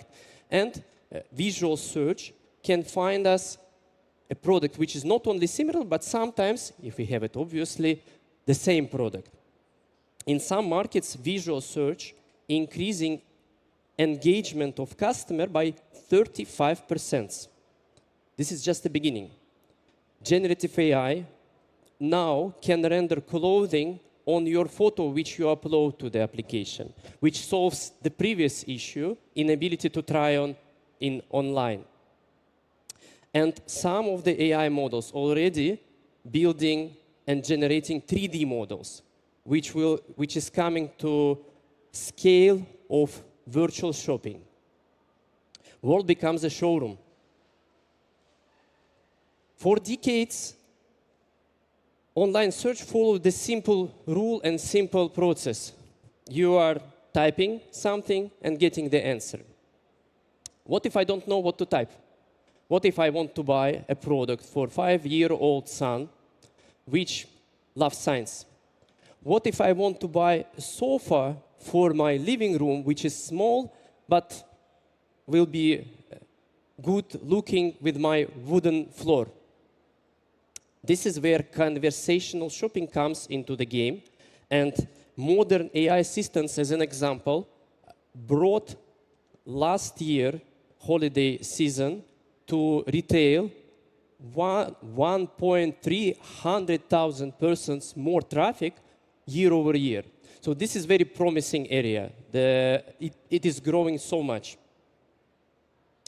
At Hepsiburada, we built our smart shopping assistant. We are testing it in 3 categories: laptop,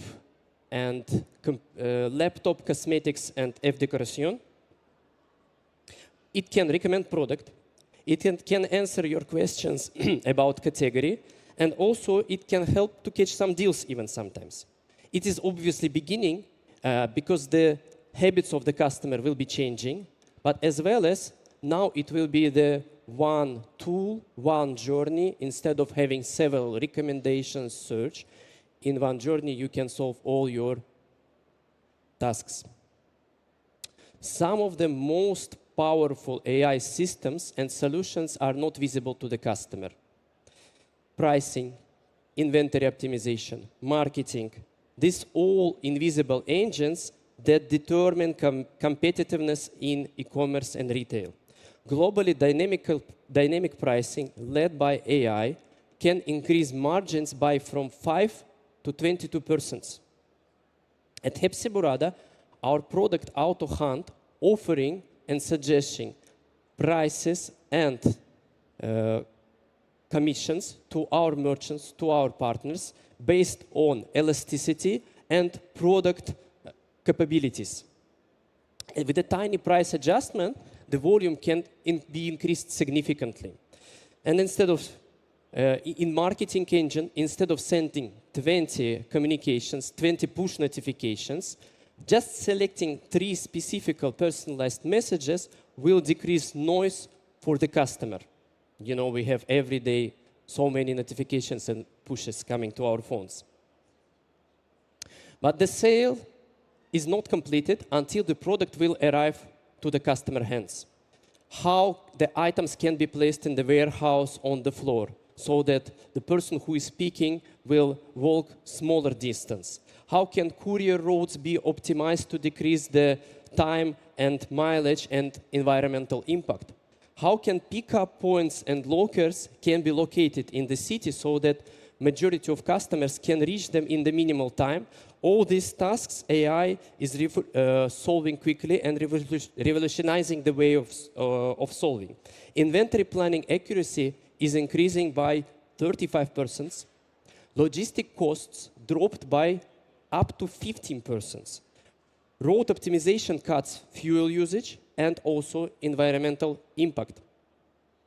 In HepsiJet, multi-vehicle road optimization, our patented algorithm, which was inspired by ant colonies, it decreased cost of logistics and driving distance by 8%, which helped to be also drivers to be more predictable coming to our clients. Generative AI also transforms in post-purchase process customer services. We noticed that chatbot who is answering more than 95% of customer questions increased CSAT, customer satisfaction, by 50%. And obviously, it is never been a day for the chatbot. But we don't want to replace customer services. We want to empower them with the technology. What we must not ignore is that with new developments, new technology comes new responsibilities. When cloud computing meets big data, which is foundation for new AI, managing personal data is becoming crucial. Data leakage probability increasing. Preventing malicious action from those who are using AI for fraud is a new area. Before, it has never been done. Testing models that can behave unpredictably with the new scenarios and creating guardrails with the new quality metrics and also human in the middle to test it. And the new one, using AI to test AI. Multi-agent platforms which are testing each other is a new area and bringing more efficiency, sometimes where human cannot do this. Transformation requires innovation, but also a discipline. Artificial intelligence bringing and transforming not only commerce, it transforms all the areas around us. Logistics, production, marketing, content generation. But AI is not taking our job, thankfully. It is empowering us to go and focus on important things. With good and thoughtful implementation, AI might bring a good competitive advantage. But we should not forget, we are humans. We are building products for humans. And AI is something which should empower us to build these better products for the humans. Thank you.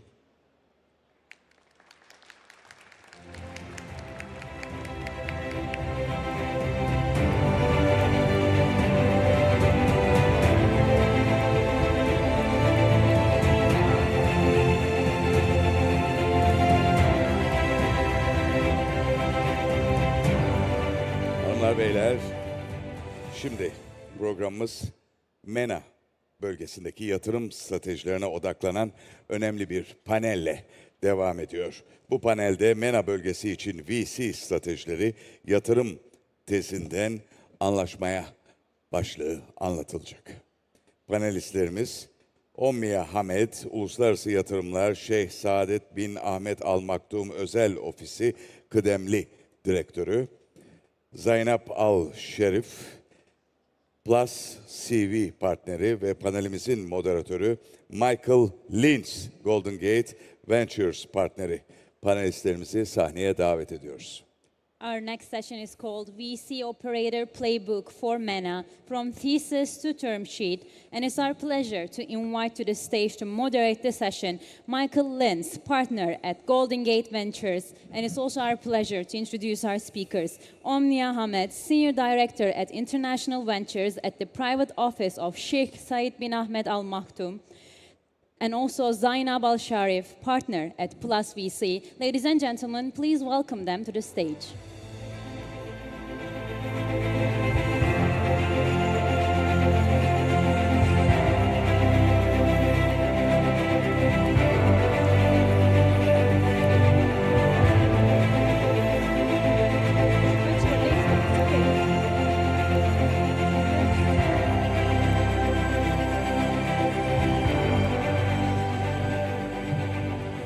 A very good afternoon, everyone. It's good to be here. Is everyone feeling okay? Sort of? Not really? Okay, I'm going to try it one more time. Is everyone feeling okay? Thank you. So this afternoon, for the next about 30 minutes, we are going to speak with two amazing investors, whom I will introduce shortly. And we're going to talk about investment thesis and term sheets. So my name is Michael Lins. I'm a partner at Golden Gate Ventures. Golden Gate Ventures is an early to mid-stage VC fund between Asia and the MENA region. In Asia, we manage 4 funds with 300 million under management. And in the MENA region, we just launched our first dedicated MENA fund, and I'm based out of Doha. And thanks for having us. On the left of me, we have Omnia Hamed, Senior Director of Seed Group, which is a family office, and I'll let you obviously explain more about what the family office does and what your role is. And my dear friend Zainab Al-Sharif, partner at Plus VC. Omnia, may I start with briefly your background, what you do at Seed Group, what the group does, and what your role is with them? Thank you. Hi, everyone. Thank you for joining us today. I appreciate you having the time to sit and listen to all of us today. My name is Omnia Hamed. I come from a pure IT background, mainly on network security. And for the past 9 years, I've been working with the private office of Sheikh Saeed bin Ahmed Al Maktoum in the business development, international ventures, and also investments. What the family office do and have been doing for the past 20 years is strategically invest in companies who have unique value position within the tech space in a way that is matching the governmental initiatives within GCC and also in a way that's matching the current market demand. At the same time, what we have been also actively doing is helping those companies that we invested in and partner with to penetrate the entire MENA region by allocating resources for them. As of date, we have a decent number of companies in our portfolio. We have around 13 international offices, and we have been continuously looking to accommodate and to partner and to invest in new technology companies. Thank you. Thank you, Omnia. Zainab, may I ask you to introduce yourself and your firm? Sure. Is it? Yeah. So, hello everyone. My name is Zainab Al-Sharif, partner at Plus VC. I come from a background of business management with finance and financial services and risk management as well. I've been in the private equity space, consultancy space, and banking space, and then finally found myself in VC for 8 years now. Plus VC, we invest in startups based in the MENA region, early stage, between pre-seed to pre-A. Our sweet spot is seed stage. Sector agnostic as long as it's backed by tech or tech-enabled. And we look for founders that have certain milestones, proven product market fit, not as early as an idea stage. And so far, we've invested in 104 companies in the last 3 years and reviewed over 5,000 deals. Zainab, I'm going to stick with you for a second. So Plus VC, very well known in the MENA region, very active as an investor. We've invested across a large number of companies, number of countries, number of sectors as well. How and when did Plus VC decide on the thesis of being early stage, as opposed to being a typical Series A or Series B investor? What was kind of the thinking behind your thesis? Great question. Thank you, Michael. So our thesis comes behind where our thesis is to diversify because VC is a very risky asset class. We want to invest in a pool of 100 to 120 companies. And the reason for this is because 80% of the time, so 60% of the time, companies are expected to shut down. 20% of the time, you will get 1x. So 80% of the time, you're not really generating any revenue. It is the 8 to 12% of the time that will generate that 4 to 5x, which won't even compensate for that 80%. But then you have the 2 to 3% of the time, which are the outliers in the portfolio that will return that 20, 30x. And to do this, our thesis is to do this in 2 ways. One is through diversification. So we've invested in 12 different markets across the region in 17 different sectors. And the second is to follow on in the top 20 to 30% best performing companies in the portfolio. So we monitor them and top up our ownership so that we reach that 2 to 3% or outliers in the portfolio. How do you determine the size of your fund? Because that is very important in terms of how much you can write, in terms of fund sizing for Great. The thing is based on 50% initial checks is over the first 3 years of the investment period, where we do initial checks into stage deals. Most of the time, the rationale behind it is the team itself. So we spoke to over 5,000 deals in the last 3 years and invested in 2% of that, and it's mainly the team that we're backing in these early days. We're willing to write the first check. We don't wait for other investors to come in. But it's a small ticket size of $100,000. Now, with our next fund, the way we're going to allocate it is the same way, 50% initial, 50% follow-on. It's going to be a bigger fund. The only difference is that the ticket size on first check would be much higher compared to what we had in our first fund. The reason for that is because we're starting to see between pre-seed and seed round, the round sizes are becoming much bigger than what it used to be. So we want to base it on that, yeah, 50-50. Omnia. Now, the MENA region, and particularly GCC, has a lot of family offices that are very active on the VC side. All different families have different ways of investing, some through their own VC fund, some through directly from their balance sheet, some are more strategic, some are purely financial. What is the thinking for the family office when it comes to VC investing? What do you look at, and what is the thesis for your investments? Since we have been active within the tech space for the past 20 years, our thesis are slightly different than a traditional family offices where we are looking to hold our funds for 5-10 years. We're looking more in investing in a growth stage, and this is between, let's say, seed, Series A, Series B maximum, where we are expecting return within 2 and 3 years only. The reason why we have took this direction for the past 2 years specifically because we have noticed we have a great portfolio of 60+ companies, and we also have another company that they purely just allocated to help them grow in the region. So we control evaluation, we control revenue, we control the go-to-market, we do an amazing readiness assessment for them, so we know what it takes to make them scale and what it takes to make them having a higher evaluation within strategically 2 years only. On the other side, when we look at the larger tickets, because I guess having the privilege of the royal family representation give us a great edge in the market where we come across many opportunities each and every day. Certain opportunities that is not within the growth stage, or let's say it's more on a later stage on Series C, D, and so on, we end up co-investing with strategically, I would say, institution funds or government institutions as well. We don't want to lose the chance of saying, like, this is our fund model and strategy and plan. We need to stick only to this. Nothing is engraved in stones. If it's a good opportunity and it's worthwhile, we will jump on it. How do you maintain discipline as a family office? Because you must receive a ton of opportunities all the time, and all of it looks amazing. Yeah. So how do you remain disciplined as an investor from a family office standpoint? That's a very good question. I have been working on this for a long time, I believe, and what we have recently made as a structure, we have separate companies, and each company have their own fund. And each and every company depend, or let's say, focus purely on certain structure and also industry where they can actually accelerate the growth of this specific industry as well. For example, the part that I'm handling is just purely B2B, fintech, and core AI, applied AI.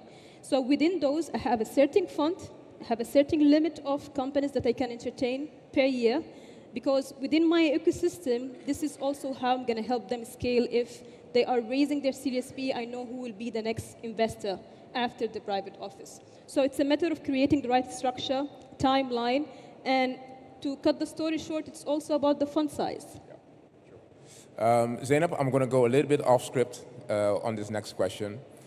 So given the stage that you're in, we obviously see more and more capital flowing into specifically the MENA region from a venture standpoint. Now, pricing always is a difficult part of our job. And how do you set the price? Because as an early stage investor, you're very important to growth stage investors, such as Omnia, when it comes to pricing. How do you do pricing discipline? What do you think seeing, and do you feel that deals are too expensive at the moment? Yeah, great. So first of all, because our initial ticket size is $100,000, so a valuation anything above 10 to 15 doesn't make sense for us. But obviously at the pre-seed stage, we're starting to see valuations between 5 to 7.5 million. Unless it's fintech or health tech, the valuation tends to be slightly higher, or hardware. And the market matters. So the bigger, like the Saudi market, UAE has adjusted now compared to before. The valuations are much more reasonable. So we look at it and benchmark it, and we look at the capabilities of the team and the milestones that they have. If it is reasonable enough, we would come in. This is in the case where we would lead the round. Lead in terms of being the first investors in, not in terms of the highest ticket in, because our ticket is very small. So we try to negotiate the terms. We have something called the deal terms call. We get on that call, we negotiate the terms. If we can lower the valuation, we would.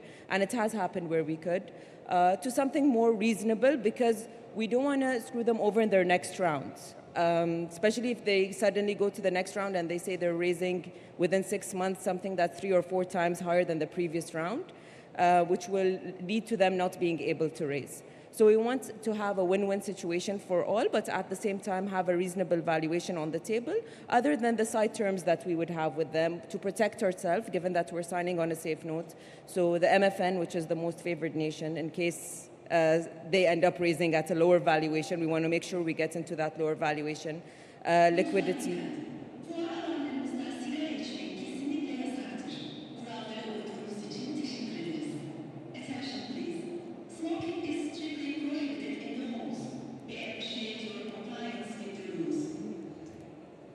Okay, who's smoking? Okay, we're all good? Nice. Maybe a question for the both of you, Ami and Zainab. How important is speed when you decide on a deal, especially when the market becomes more and more competitive? How do you think about speed from meeting the founder to getting the term sheet signed? Amnia, can I start with you first? You see me smiling because this is one of my biggest struggle up to date. As a fund manager, once I landed a good opportunity, I would like to move fast because I understand the impact on the market, the impact on the founder himself, how this will help him to accelerate and get decisions. But at the same time, when you have, I will not say complicated, but it's much needed, structural evaluation activities and stage, you need to take your time to make sure you have done the right decision when it comes to investment. I'm smiling because I have seen many cases, I call them my babies, where I evaluated those companies. They got a great, I would say, potential, but because we have jumped a bit late, they have been taken by another investor, let's say. Although it's also good for us, but the investor key priority is to come at the right time. So it goes both ways, from the founder perspective and from the investor. I guess at the same time, we say it depends on if it's a good deal and it's the right time, then it will happen. We cannot push as much as we can, but we will keep doing our best, I guess. Zainab, at your stage, how important is speed? I can almost imagine as founders at that pre-seed seed stage want to be very, very quick. How do you manage that? Yeah, so we're strict on speed. So we take up to 8 weeks end to end from when we look at the deal till we complete the deal. To walk you through it, because we have a target for every week that we're working on the deal. So from the first week when the company applies through our website, we review it, we do our initial screening, schedule the call with them. On that call, which would be in the second week, we ask our questions, ask for the data room, and do our due diligence. By the 4th or 5th week, it will be presented to the investment committee. And then there is at least 2 out of 3 partners which have separate calls with these founders for us to avoid bias. Collect their feedback separately from each partner, and then make our final decision. By the 6th week, we get on a deal terms call, which is what I mentioned earlier, and negotiate the deal terms. Then on the 7th week, we let them know if it's approved by IC, subject to legal due diligence. Once we do our legal due diligence and they send out all the legal documents, we have a third party that would review, a legal counsel that would review the documents. And then once it's clear to sign, which is on the 8th week, we would sign the document and process the funds within 3 working days through our fund administrator. And then we onboard them as a portfolio company and manage them for there. But typically it takes up to 8 weeks, and we're very strict on that. For us to make sure that we complete it in 8 weeks, our system sends us reminders 3 days prior to the deadline of each status. Since we're in Istanbul, I don't know if you both are based in the GCC, but have you invested in Turkey? Are you looking at the market? Or do you have any Turkish founders in your portfolio? Question to both of you. Yeah, sure. Zainab, you want to go first? Sure. We haven't invested in Turkey yet, but we have invested in Turkish founders based in the UAE, in which most of their team are actually based in Turkey. So their biggest department actually is their engineering department in Turkey. They have up to 20 employees based here, and they're actually operational here as well. What they do is it's a SaaS platform focused on retail and F&B sector for marketing spend, whereby it gives them actionable insights and data for them to spend their marketing wisely to get the best return on investment. They're in Romania, Turkey, UAE, Saudi, and the UK as well. But their biggest team is actually based in Turkey. There's a lot of talent here. Omnia, for you, any Turkish companies in your portfolio? We did not invest in any Turkish company as of date. We have partnered with one Turkish company, Turkish founder actually, and they have two, I believe, locations, one in Istanbul, the other one is in US, New York. The main reason why we are here today, I believe, is to learn more about the Turkish market and to learn more about the Turkish founders. So, looking forward. Okay, so to all the founders in the room, just make sure that you catch both investors after our panel. Okay, I want to switch gears a little bit towards portfolio management. Over the past decade, a lot of investors talk about being added value. Now, added value means different things to different investors and also to founders. How do you look at portfolio management in your firm? And what does added value mean for you? And also kind of keen to know, where does the buck stop? Where do you feel is responsibility for the founder vis-a-vis responsibility for the investor? Omnia, can I start with you? Sure. So the way we look at it, because we are different than a typical VC, we're a family office with a venture arm. So the most important thing for us when we look at our entire portfolio is looking how we can scale the company that we have invested in through our portfolio. Our value added, and we simply call it smart money. It's not like, okay, we are coming for an equity because this is our preferred asset class, but we are also coming to help you scale across the GCC and also internationally through our international offices. So number one value added for us is scalability and how we're going to help you penetrate the market. The second layer, which is very important for us, is the GCC market, specifically within, let's say, family offices. Everyone knows everyone. UAE, Qatar, Saudi Arabia, Bahrain, you cross it within 2 hours, I would say. And at the same time, if you are really embedded in the system, networking as well, it will help you get to know everyone. So the first idea for us, once we invested in any company, that second, who will be joining their second round? And this is one of our key parameters when it comes to giving them the value added. The third thing, which I believe goes without saying, it's a bit sensitive, it will add credibility, it will add liability, but it will also give a great push that we are representing a member of the royal family. So the edge in the market is very important, and that's why when we do a due diligence, we have to do it, and we take a longer evaluation comparing to any other player in the market because we have that edge. But we also understand the credibility that it might give this specific company in the future. Maybe Omnia, sticking with you, because you are more growth stage, does it happen that you have to change leadership? Because added value is on one hand expansion, but it's also on the team and leadership side. Do you encounter situations where you just don't feel that the founder is the right person to manage the company? As of date, not. In the future, yes, definitely. We already start working with, I would say, 2 companies that we will use them to create more on a structural change on the organization from a leadership level. The good thing for us and why we didn't really need to do any changes, we have allocation of resources. So with each and every investment or partnership we actually made, we have 5 resources. or 5 different teams, starting from market intelligence, business development, compliance and government relation. We have a whole finance team. And the idea of those shared resources is to help the company to scale, operate legally, and also manage their finances. Because we found that this is one of the critical issues that they need to find. So the resources from our side, they're ready to support. And if there is a leadership change that we need to do, I believe we are more, I would say, a bit ready to entertain this in the future. Zainab, for you, portfolio management, how does Plus VC look at managing your portfolio and adding value? Yeah. So I'll go back to where I stopped earlier, the 8th week, where we complete the deal. Once we complete the deal, we have an onboarding call. So on that call, we have all team members, so we're a total of 10 employees in the firm, joining that call, introducing themselves and where they can add value. Once the founder gets on the call, we walk them through what can we help with moving forward.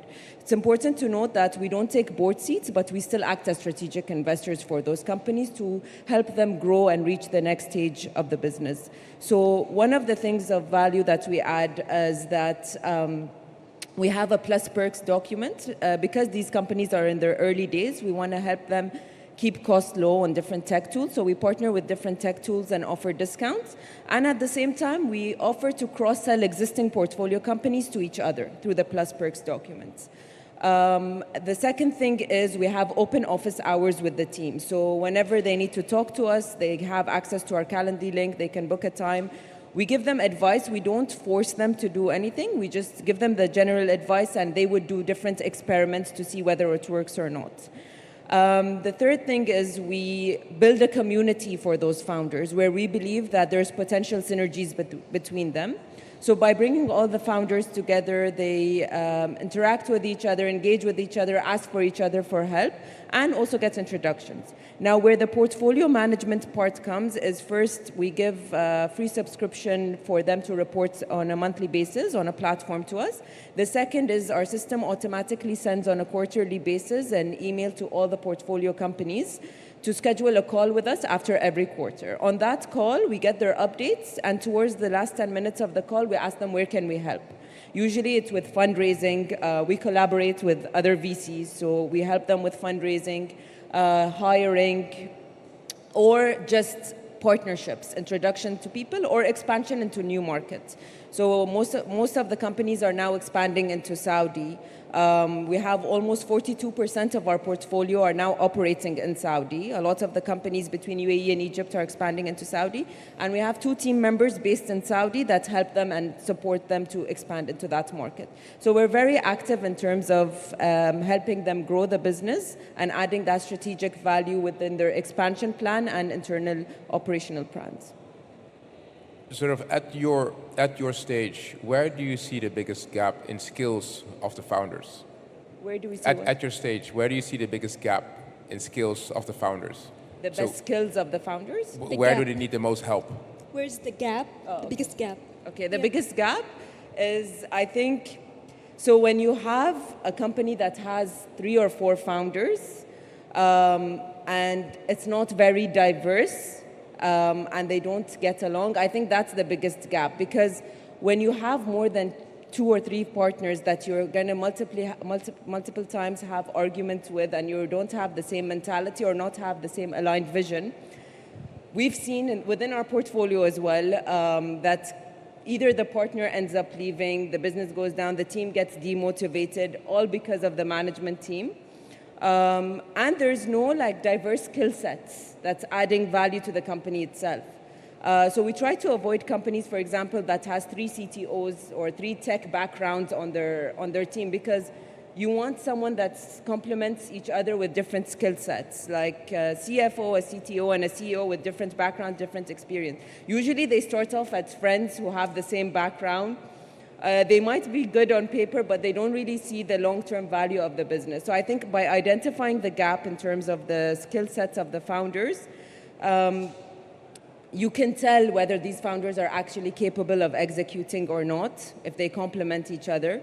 And doing your own observations as well, like getting on the call, seeing their leadership skills. So if you can ask or try, as an investor, ask a question that's more technical, and you would expect the CTO to answer, but the CEO wants to interrupt and be more arrogant and take lead. So identifying through these different observations that gap, I think, is very important, especially for early stage when you're betting on the team itself.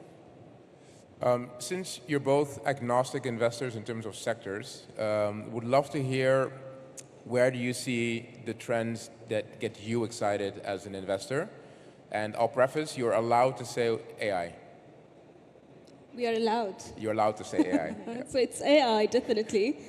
But I guess what we have recently started doing with AI is analyzing a little bit more through a technical due diligence whether this is a real AI or just automation. But AI is still in the mix. There is a huge potential we're expecting. The second, I would say, key industry or a key trend that I see it is fintech. And I'm not talking about payment gateways or simple POS. I'm talking purely about embedded finance. The sky is the limit. I see a lot of good use cases coming in. And I believe this is going to be the next biggest wave after the AI companies. Zeynep, for you, what are the biggest trends that you get excited about? I hate saying AI because I think AI is a hype. A lot of people are using it as a buzzword. So they come up and say, yeah, we have AI in our business, but are you actually using the AI in a way that you're utilizing it or adding value to the business, or you're just using it to collect money from the investors? So I like to say AI when it's actually used in the right way, whether internally or for acquiring customers. And adding value and have a long-term plan for the business to grow rather than just using the term AI because everyone else is doing it. The trend for me is more about finding the right talent. Teams, it's starting to be more competitive. There's a lot of talent out there. The way that a founder is capable of becoming different or having that competitive edge in their strategy by testing their product, especially in the early days, collecting enough feedback would give them that competitive edge and execute into the bigger markets easily.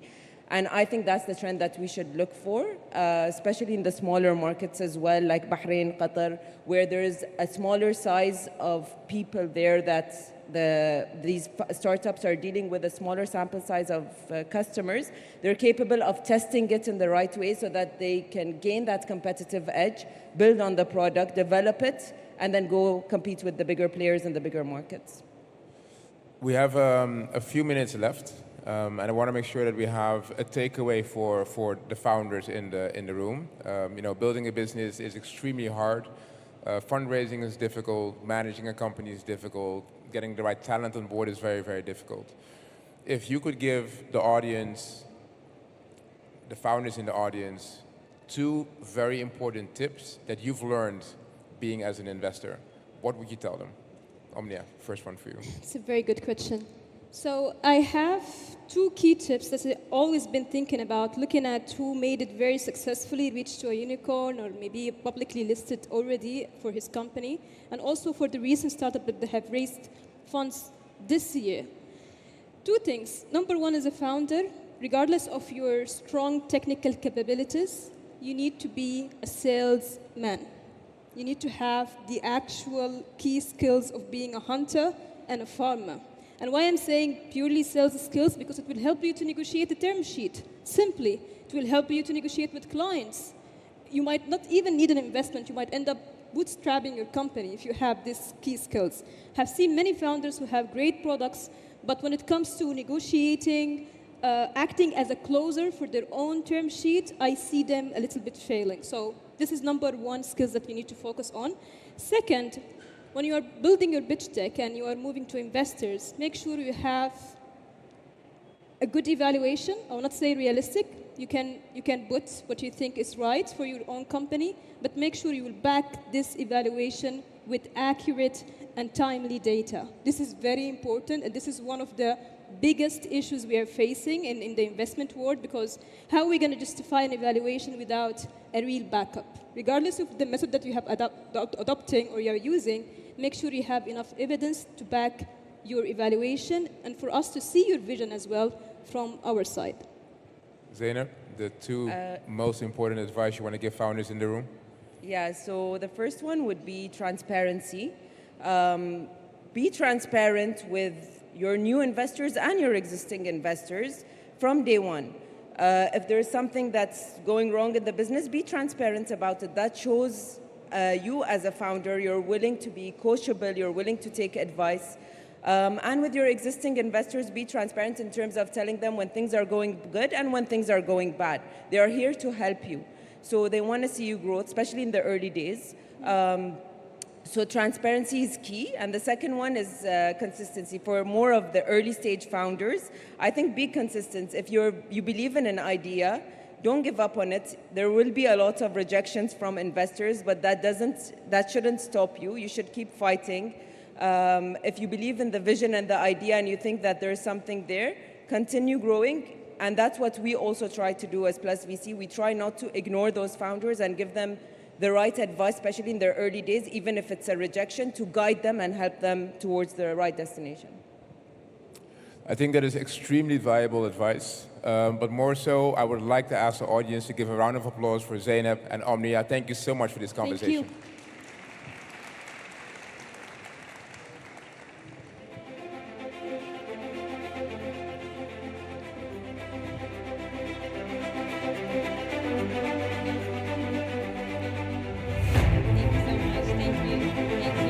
Konuşmacılarımıza teşekkür ediyoruz.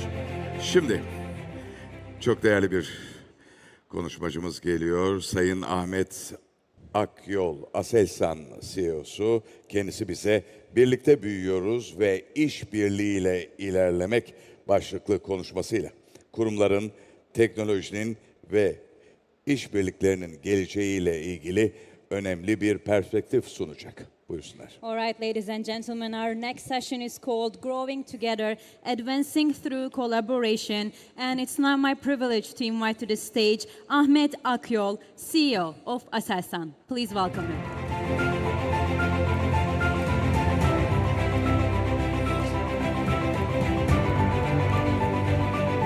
Evet, tekrar görüşmek üzere. Merhaba.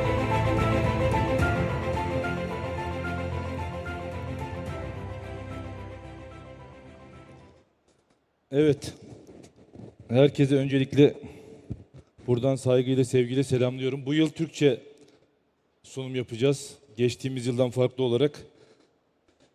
Öncelikle çok güzel bir etkinlik. Yine heyecan olduk, motive olduk. Dışarıda çok güzel bir ortam var. Parçası olmaktan her yıl daha fazla keyif alıyoruz. Bu yıl aslında birlikte nasıl büyürüz, birlikte nasıl başarırız temalı bir sunum yapacağım sizlere. Aslında burayı seçerken şunu en başta bütün sunumun, bütün bugünkü çalışmanın temasını baştan şöyle söylemek istiyorum. Aselsan Türkiye'nin şu an en büyük şirketi. Borsa İstanbul'un en değerli şirketi. Ama biz dünyayı şöyle değerlendiriyoruz. Artık ürünlerin ve sistemlerin rekabeti yok.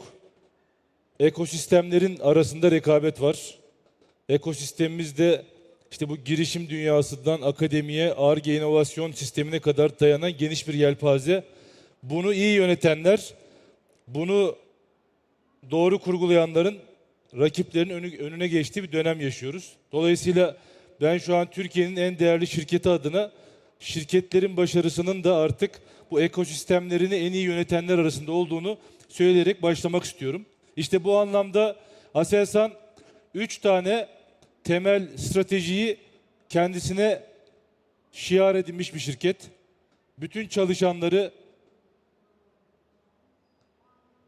dünyadaki en iyi ürünleri yapmaya, hep oyun değiştirici teknolojiler geliştirmeye ve uluslararası işbirliği odaklı büyümeye odaklanmış durumda. Bütün çalışanlarımız bugün Aselsan'ın koridorlarında gezin, bir arkadaşımıza sorun. Bu üçünü mutlaka benimsemiştir. Kültür olarak bu oturmuştur şu anda. Dolayısıyla buraya bu işbirliğiyle nasıl geldik biraz ondan bahsetmek istiyorum. Çok özetle bugün burada bulunmama vesile olan Aselsan şirketimiz, gurur kaynağımızın bugünkü durumu böyle. 13.000'den fazla Türkiye'nin nitelikli insanını bünyesinde bulunduran, fiilen 25 ülkede operasyonel olarak faaliyet gösteren 93 ülkeye bugüne kadar ihracat yapmış. Yıllık 3,5 milyar dolar gelire geçen yıl ulaşmış ve 6 tane temel business line'ı olan bir şirketimiz. Ben bugün bütün bu Aselsan'ı anlatma imkanım yok. Böyle 20 dakika bir sürede bir üründe, bir örnekte aslında biz bu inovasyon ekosistemini nasıl kullanıyoruz? Bu işbirliğini sizinle bizim inovasyon ekosistemiyle Aselsan'ın işbirliğini, Aselsan'ın paydaşlarıyla işbirliğinin nasıl sonuçlara dönüştüğünü tek bir örnekle sizlere anlatmak istiyorum.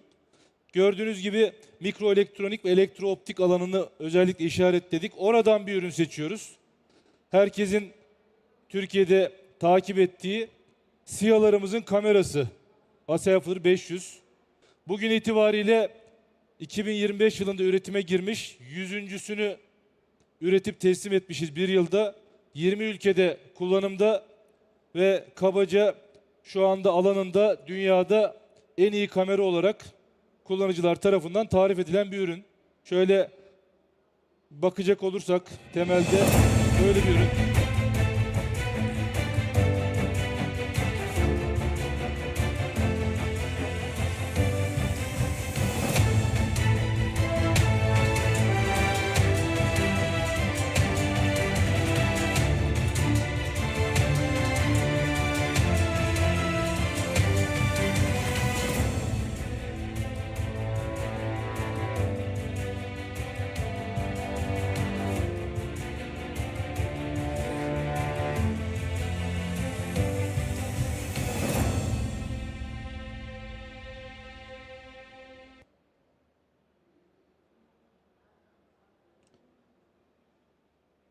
Evet, öncelikle şunu söylemem gerekir.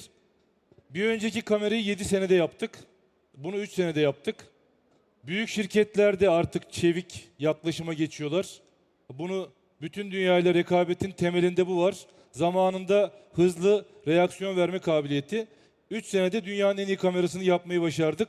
Şimdi yeni bir lige geçtik. En son konuşmamda onu da sizlerle paylaşacağım. Şimdi biz bütün bu Aselsan'ın o büyük kadrosuyla ki elektrooptik alanında 2000'e yakın çalışanımız var. O büyük kadroya ilaveten onlarla beraber aslında bugün inovasyon sistemindeki 7 farklı yöntemi bir üründe nasıl buluşturduğumuzu size göstereceğiz. 7 farklı yöntemi. Bunlardan öncelikle birincisi şudur.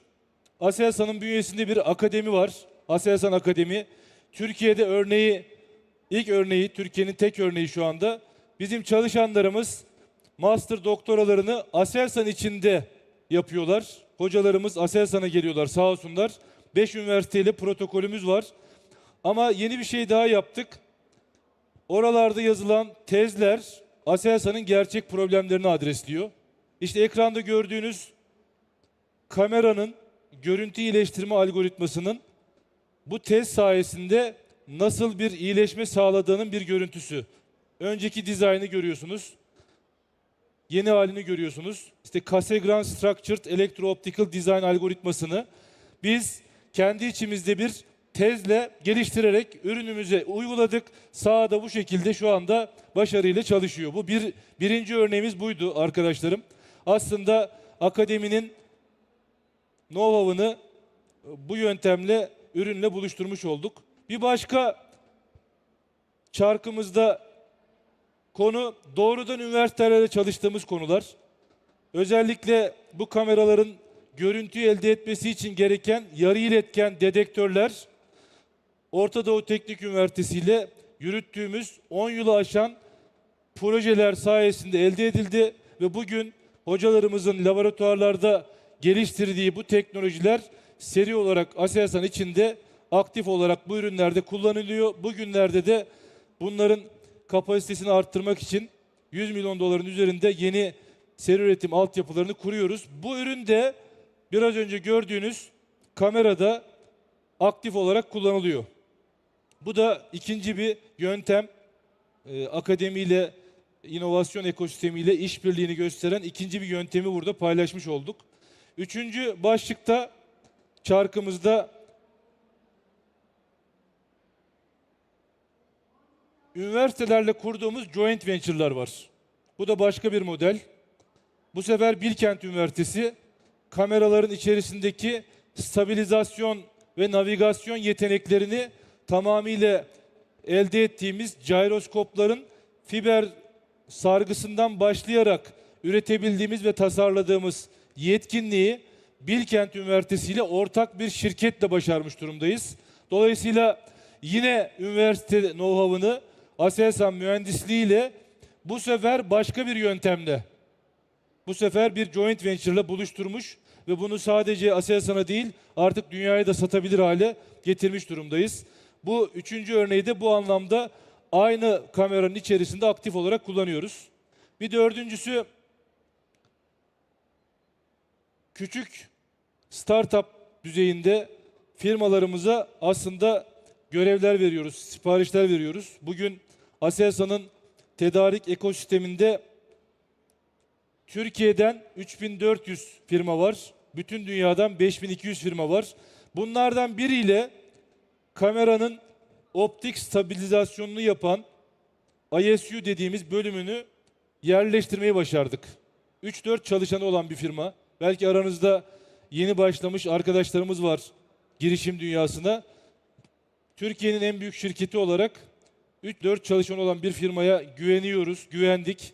Onlara böyle bir ürünü yapabilme fırsatı tanıdık. Onlar da buna gerçekten çok ciddi emek sarf ettiler. Bir taraftan bu ürün Türkiye adına millileşmiş oldu. Bir taraftan Aselsan maliyet azaltmayı sağladı.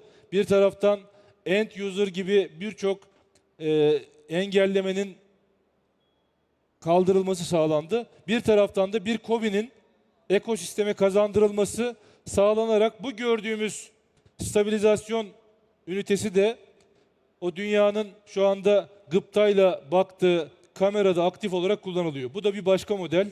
Bu da Türkiye'nin o dinamik, başarılı girişim ekosisteminden bir firmanın birlikte yola çıktığımızda neler yapabildiğini gösteren, doğru işi doğru zamanda, doğru işbirliği modeliyle kurguladığımızda neler yapabildiğini gösteren bir örnek olarak burada sizlerle paylaşmak istedim. Bu vesileyle buradan şunu da söyleyebilirim. Biz sadece 11 ayda, şu an içinde bulunduğumuz 11 ayda, Kasım ayı sonu itibariyle bu 3400 Türkiye'deki tedarik ekosistemimize, KOBİ'ler ve orta ölçekli firmalara 3,5 milyar dolar sipariş geçmiş durumdayız. Aslında Aselsan büyüdükçe bütün bu ekosistemi nasıl büyüttüğünün en temel göstergesidir. 11 ayda Türkiye'deki ekosisteme 3,5 milyar dolar sipariş geçerek aslında bu konuşmamızın teması olan birlikte büyümeye çok güzel bir örneği de göstermiş oluyoruz. Bunu da burada vurgulamak istedim. Bu da dördüncü başlıkta KOBİ'lerle girişim dünyasında nasıl bir işbirliği yaptığımızı göstermesi açısından çok başarılı bir örnek olarak burada sizlerle paylaşmak istediğim bir örnekti. Yine çarkımıza bakacak olursak 5. başlıkta bizim kendi bünyemizde çalışan arkadaşlarımızın spin out yaparak kurduğu bir örnekle devam ediyoruz. Burada Aselsan'ın girişimcilik standı var. Gezebilirsiniz. Bu ürünü ve firmayı orada görebilirsiniz. Bu sefer kendi çalışanlarımız Aselsan'ın kendisinde legal olarak da yürürlükte olan girişim merkezimize başvurarak ben çıkacağım, şirket kuracağım, benimle bir işbirliği yaparsanız bu ürünü geliştireceğim ve millileştireceğim diye bize başvurmuştu. Yaptığımız analizlerle bunun Aselsan dışında yapılmasının daha verimli olduğuna ekiplerimiz karar verdi. Biz destek olduk. İşte yine kameradaki stabilizasyon performansını etki eden lineer motor bu arkadaşlarımızca geliştirildi ve artık bu kamerada yine bu modelle bir üründe kullanıma girmiş oldu. Yani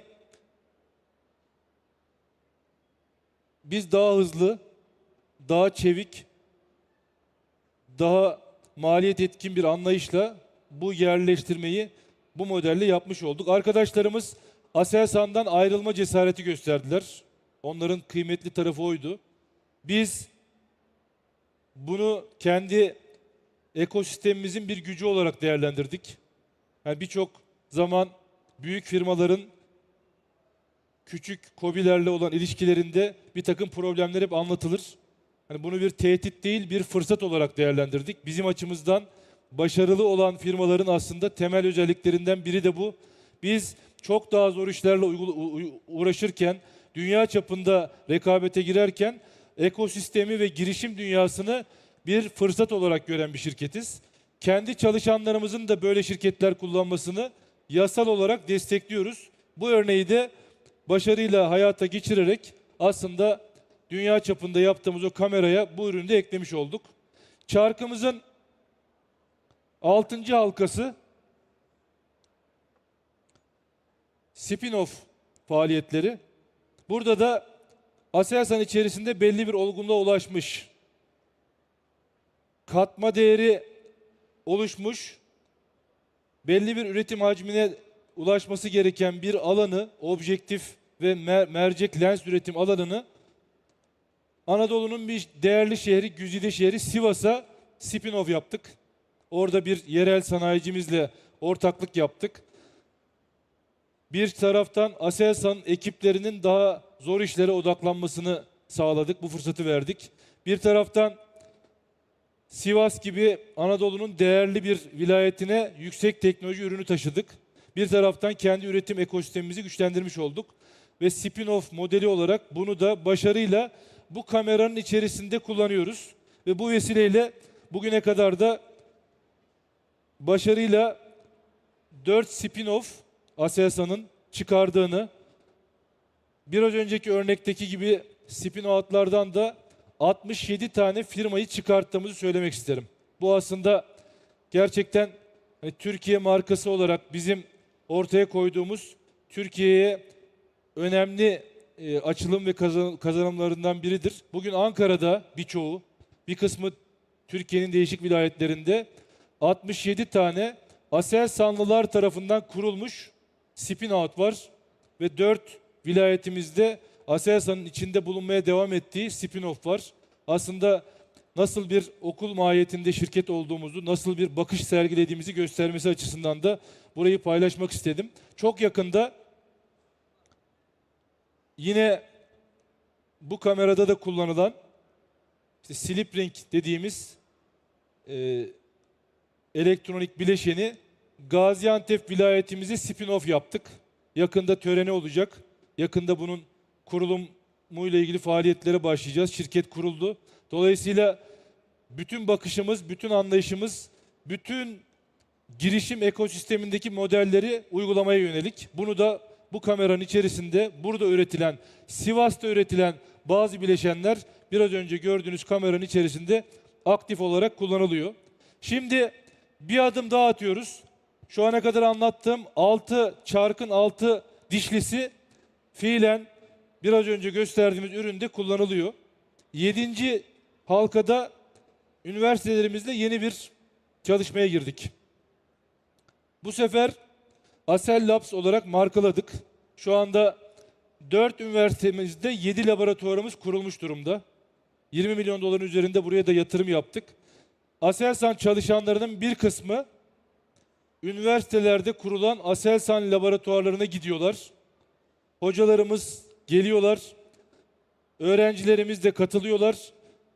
Daha sonraki yıllarda geliştireceğimiz ürünlere girecek son derece ileri teknolojileri de orada çalışıyorlar. Bu modelde budur. Şu anda Orta Doğu Teknik Üniversitesi'nde, İstanbul Teknik Üniversitesi'nde, TOP Üniversitesi'nde ve Hacettepe Üniversitesi'nde 7 farklı konudaki laboratuvarımız aktif olarak devreye girmiş durumda. Bu sene bunu başladık. Önümüzdeki yıllarda sunum yaptığımda buradan çıkan tamamen yenilikçi ürünleri de sistemimizde göreceksiniz. Bu laboratuvarlardan belki yeni firmalar da türeyecek. Onları burada inşallah sizlere anlatacağım. Bunu da yeni bir bakış olarak sektöre, Türkiye'ye kazandırdık ki bu laboratuvarlardan biri kuantum alanında. Belki okudunuz, belki rastladınız. Türkiye'nin ilk kuantum bilgisayarını, Türkiye'nin ilk kuantum çiplerini buralarda geliştirdik, tasarladık. Bugünlerde bir kuantum fab yatırımı içinde çalışma içerisindeyiz. Bütün bunlar aslında dünyaya, geleceğe yapılmış yatırımlar. Şimdi bu çarkı böyle işletmenin aslında ekosisteme, Aselsan'a, Türkiye'ye, dünyaya nasıl faydalı olduğunu bir üründe aslında sizlerle paylaşmış oldum. Burada son bölümde şunu göstermek istiyorum. Aslında yaptığımız bütün işlerde, sizlerin yaptığı bütün işlerde de belli bir teknolojik liderliği yakalamak ve dünyanın hep önünde gitmeyi başarmak bence girişim dünyasında da teknolojide de önemli bir konu. Yani bir yere gelmek, bir şeyler çıkartmak, marka olmak ve artık yaptığınız alanda dünyanın önünde gidiyor olmak bir konu. İşte bugünlerde Aselsan özelinde biraz önce gösterdiğimiz kamera solda duruyor. Yeni bir teknolojiye geçtik. Yani şöyle anlatıyorum ben. Şu resmi de gösterecek olursak, konvansiyonel filler teknolojisinde kamera uçağın dışına sarkmış durumda. Yani göz kapaklarımız açık, görmeye çalışıyoruz. Bu bir teknoloji. Bunu başardık. Burada dünyanın en iyi ürünü yaptık. Şimdi yeni challenge şudur. Kızıl elmayı görüyorsunuz. Optik uçağın içine gömülü. Yani aslında göz kapaklarınız kısılmış ama aynı görüntüyü almaya çalışıyorsunuz. Bu ürünümüzü de kızıl elmamızla beraber uçurduk ki şimdi biraz sonra kızıl elmadan biraz daha detaylı bahsedeceğim. Bu da onun artık son teknolojinin görüntüsü.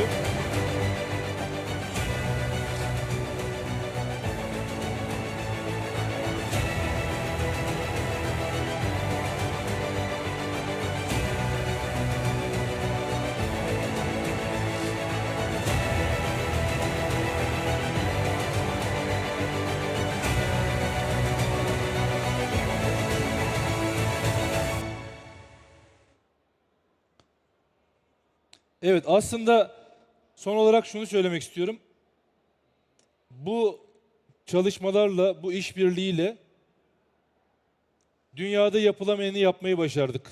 İşte bugün Kızıl Elma bizim de ürünlerimizin katkısıyla Bayraktar firmamızla beraber dünyada çığır açan bir teknoloji olarak masada duruyor. İşte geçen haftalarda bizim de katıldığımız bir test yapıldı. Hepiniz izlediniz. Dünyada ilk defa bir insansız stealth uçaktan hava atışı yapıldı. İşte oralarda nasıl olundu? Bütün bu işbirliğiyle oraya geldi. Bizim büyük firmalar olarak işte Aselsan, Baykar, Sage'nin işbirliği nasıl dünyada yapılamayanı yapmanın önünü açtıysa, Aselsan'ın aşağıda kurguladığı bu ekosistem, bu girişim dünyasıyla yaptığı ekosistem, bu girişim dünyasıyla yaptığı işbirlikleri alt ürünlerin dünyadaki en iyisini çıkarttı.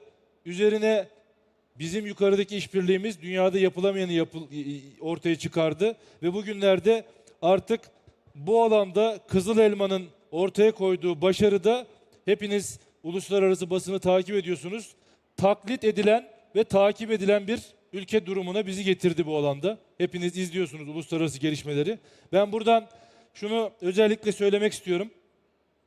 Girişimcilikle ilgili her birimiz teknolojik olarak yetkiniz. Sizler yetkinsiniz. Teknoloji geliştiriyorsunuz. Ama ben özellikle burada doğru işbirliği modelinin neler getirdiğini size anlatmak istedim. Yani sadece teknolojik birikim, teknolojik yetkinlik artık bu dünyada başarılı olmak için yetmiyor.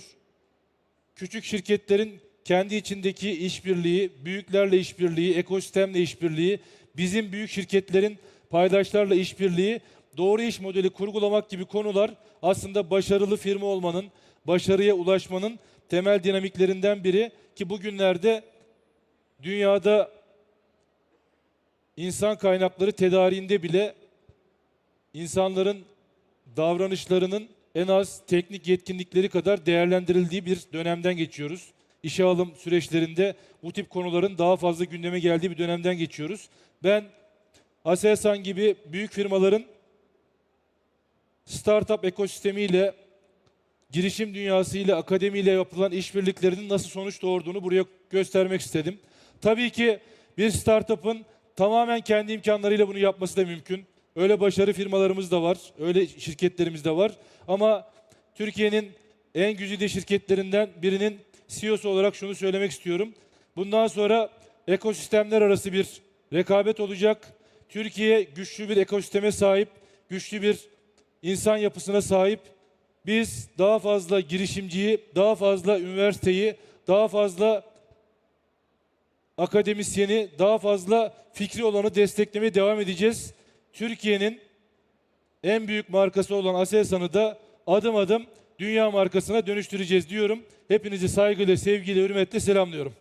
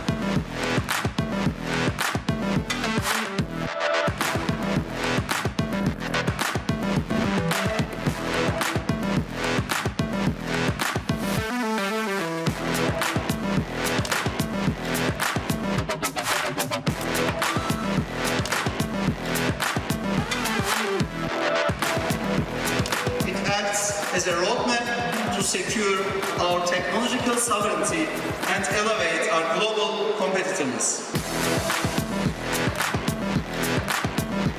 So some of those capital have already deployed, but there is a huge dry powder waiting for the successful founders, successful entrepreneurs, and the successful startups.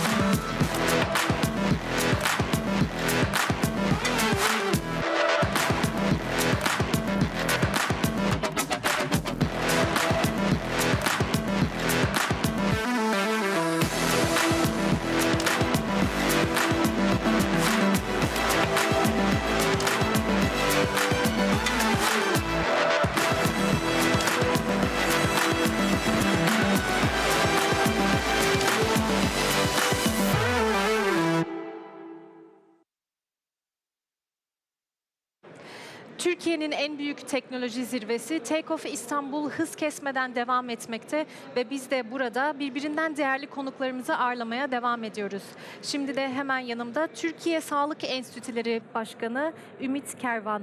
Ümit Bey hoş geldiniz. Çok teşekkürler. Merhaba. Biz teşekkür ederiz böyle bir ortamda olduğunuz için.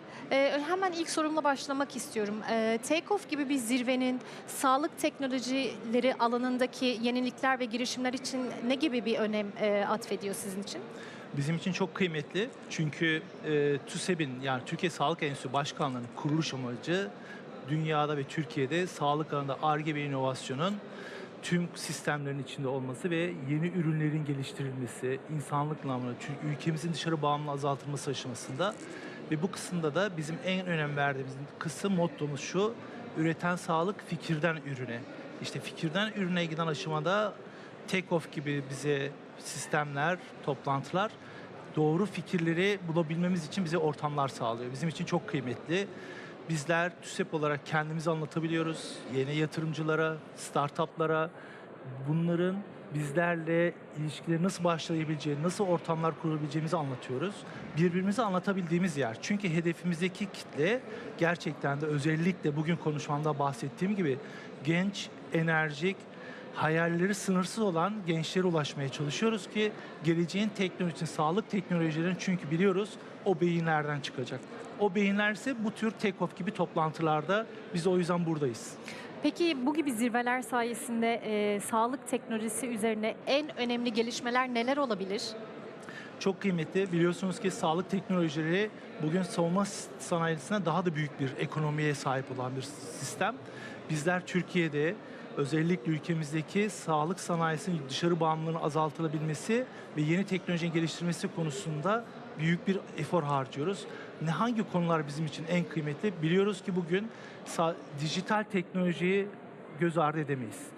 dijital teknoloji özellikle bugün hastalarımıza sunduğumuz sağlık sisteminin daha az hata yapmasını engellemek için, kişiye bağlı hataları minimuma indirmek için dijital sistemleri artık hayata geçiriyoruz. Özellikle de bizim Sağlık Bakanlığımızın bünyesinde bulunan e-nabız verilerinin birer software'e, birer yazılıma dönüştürerekten o software'in, yazılımların hekimlerimiz, sağlık çalışanlarımız onları kullanarak hastalarımızın daha kısa zamanda şifaya kavuşması ve daha kısa zamanda evlerine ulaşabilmesi, sevdiklerine ulaşabilmesi için kullanıyor olacağız.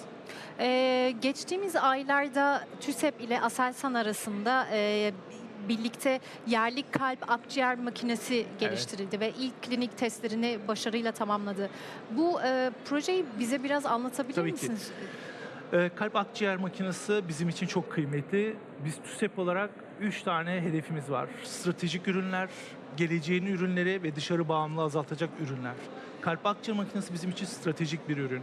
Eğer bugün kalp akciğer makinesi olmaz ise açık kalp ameliyatlarını yapamayız.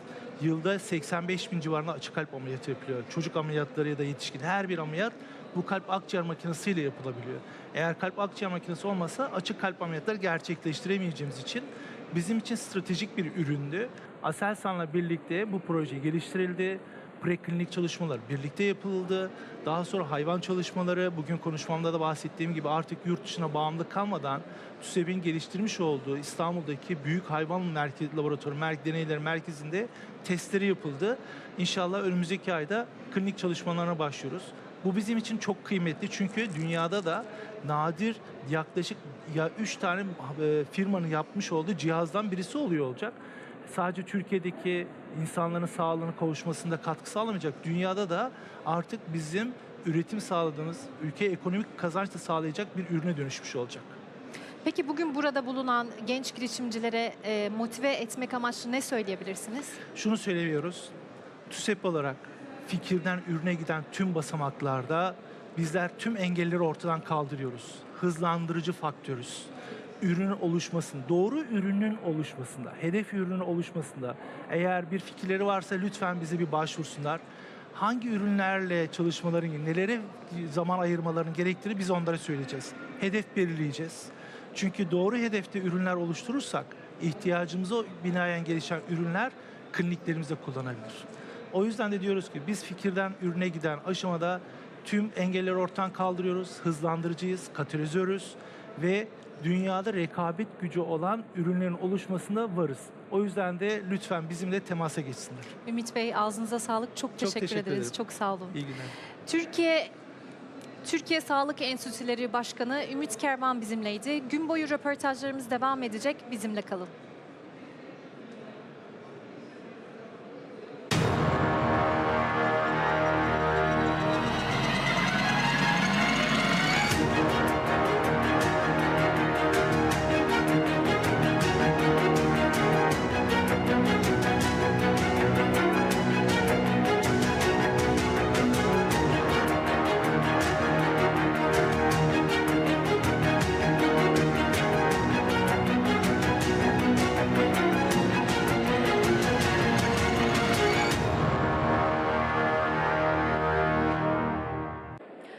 Takeoff İstanbul 2025 bütün hızıyla devam ediyor ve şu an Monster Stad'ında co-CEO'lar ve şirket kurucuları İlhan Yılmaz ve Meryem Yılmaz'la birlikteyim. Efendim hoş geldiniz ve bize röportaj vermeyi kabul ettiğiniz için çok teşekkür ediyorum. İlk sorum olarak size Takeoff İstanbul partnerlerinden birisi olarak bu tip etkinliklere partner olmak, katılım sağlamanın sektör için faydaları nedir? Ya da sizin buradaki girişimcilere ya da genç insanlarımıza vermek istediğiniz bir mesaj var mıdır? Şöyle diyelim yani girişim ekosistemi bizim için çok önemli bir değer. Biz de yolculuğun en başında işte cebimizde $1000'larla başlayıp bugünlere geldiğimizi anlatıyoruz. Bugün de inşallah hikayemizi anlatıyor olacağız. Ama buradaki bütün arkadaşlarımız, bütün girişimci kardeşlerimiz bu yolculukta bizim için çok önemli paydaşlar. Biz hem globalde attığımız adımlarla onların yolculuklarına liderlik eden, belki onlarla birlikte ilerleyen bir konumda olmayı çok önemsiyoruz. Hem de burada belki yapabileceğimiz, birlikte ilerleyeceğimiz iş fırsatları olabilir diye düşünüyoruz. Aynı zamanda yatırımcıların da bulunduğu bir ortam burası. Bizim için de enteresan fırsatlar olabilir. Dolayısıyla bu ekosistemin içinde tam merkezinde burada bulunmak bizim için çok önemli ve değerli. böyle değerli bir etkinliği düzenlediğiniz için de çok teşekkür ediyoruz ve tebrik ediyoruz. Peki Monster olarak şu an küreselleşmek konusundaki planlarınız nedir? Gelecek vizyonunuz, misyonunuz nedir? Birazcık bizimle paylaşabilir misiniz? Evet, yani biz iki çılgın girişimci olarak diyeyim, yani zamanın 25 yıl öncesinin İlhan ve Meryem Yılmaz'ı olarak biz o zamandan beri hep Türkiye'den bir dünya markası çıkarma hayaliyle yola çıktık. 25 yılımızı Eylül ayında doldurduk ve yolculuğumuz devam ediyor. Geldiğimiz yerde biz o hayalin başlangıç noktasında değiliz aslında. Dünyanın farklı ülkelerinde girişimler içinde adımımızı attık. Biz bunun olabileceğine inanarak yola çıktık ve yolculuğumuza devam ediyoruz ve hikayemizde de anlatırken gençlere yola çıkmalarını ve yola çıkmak için de en mükemmel anı beklememelerini hep anlatıyoruz. Ama bu Takeoff daha yani insanların ulaşmak istediklerini, yani ulaşabilecekleri yeri biraz daha bizim olduğumuz yere getirmiş oluyor aslında. Yani hani ortak bir yerde İstanbul'da buluşmuş oluyoruz. Biz hani bunun inancıyla yola çıktık ama burada hem genç öğrenciler de ziyaret edebiliyor. Daha üniversite öğrencisi safhasındayken buna şahit olabiliyorlar ve bizim için de yurt dışında dokunamadığımız kimselerle, farklı sektörlerdeki girişimcilerle de, yabancı girişimcilerle de buluşabilmek için çok kıymetli bir network açıkçası. Teşekkür ediyorum. Ben çok başarılı buluyorum. Yani Teknofest için de aynı şekilde söylemiştim. Bence umduğumdan daha iyi anlatılabilir. Yani daha iyi anlatılmış olsa daha iyi yerini bulur. Ama beklediğimin altında olmasından yine de daha iyi bir şey, daha güzel anlatılmalı diye düşünüyorum. Teşekkür ederim. Birkaç şey ilave edeyim burada. Bizim global yolculuğumuz tabii şöyle, Türkiye pazarına bakıldığında Türkiye pazarı %1'den küçük bir pazar. Dolayısıyla dışarıda çok büyük bir okyanus var. Biz buna talibiz açıkçası. Yani Türkiye pazarında büyümek, burada önemli bir pozisyona gelmek, en çok tercih edilen markalardan biri olmak tabii ki önemli. Odaklandığımız alanda, oyun ekosisteminde özellikle ve performanslı bilgisayarlar tarafında.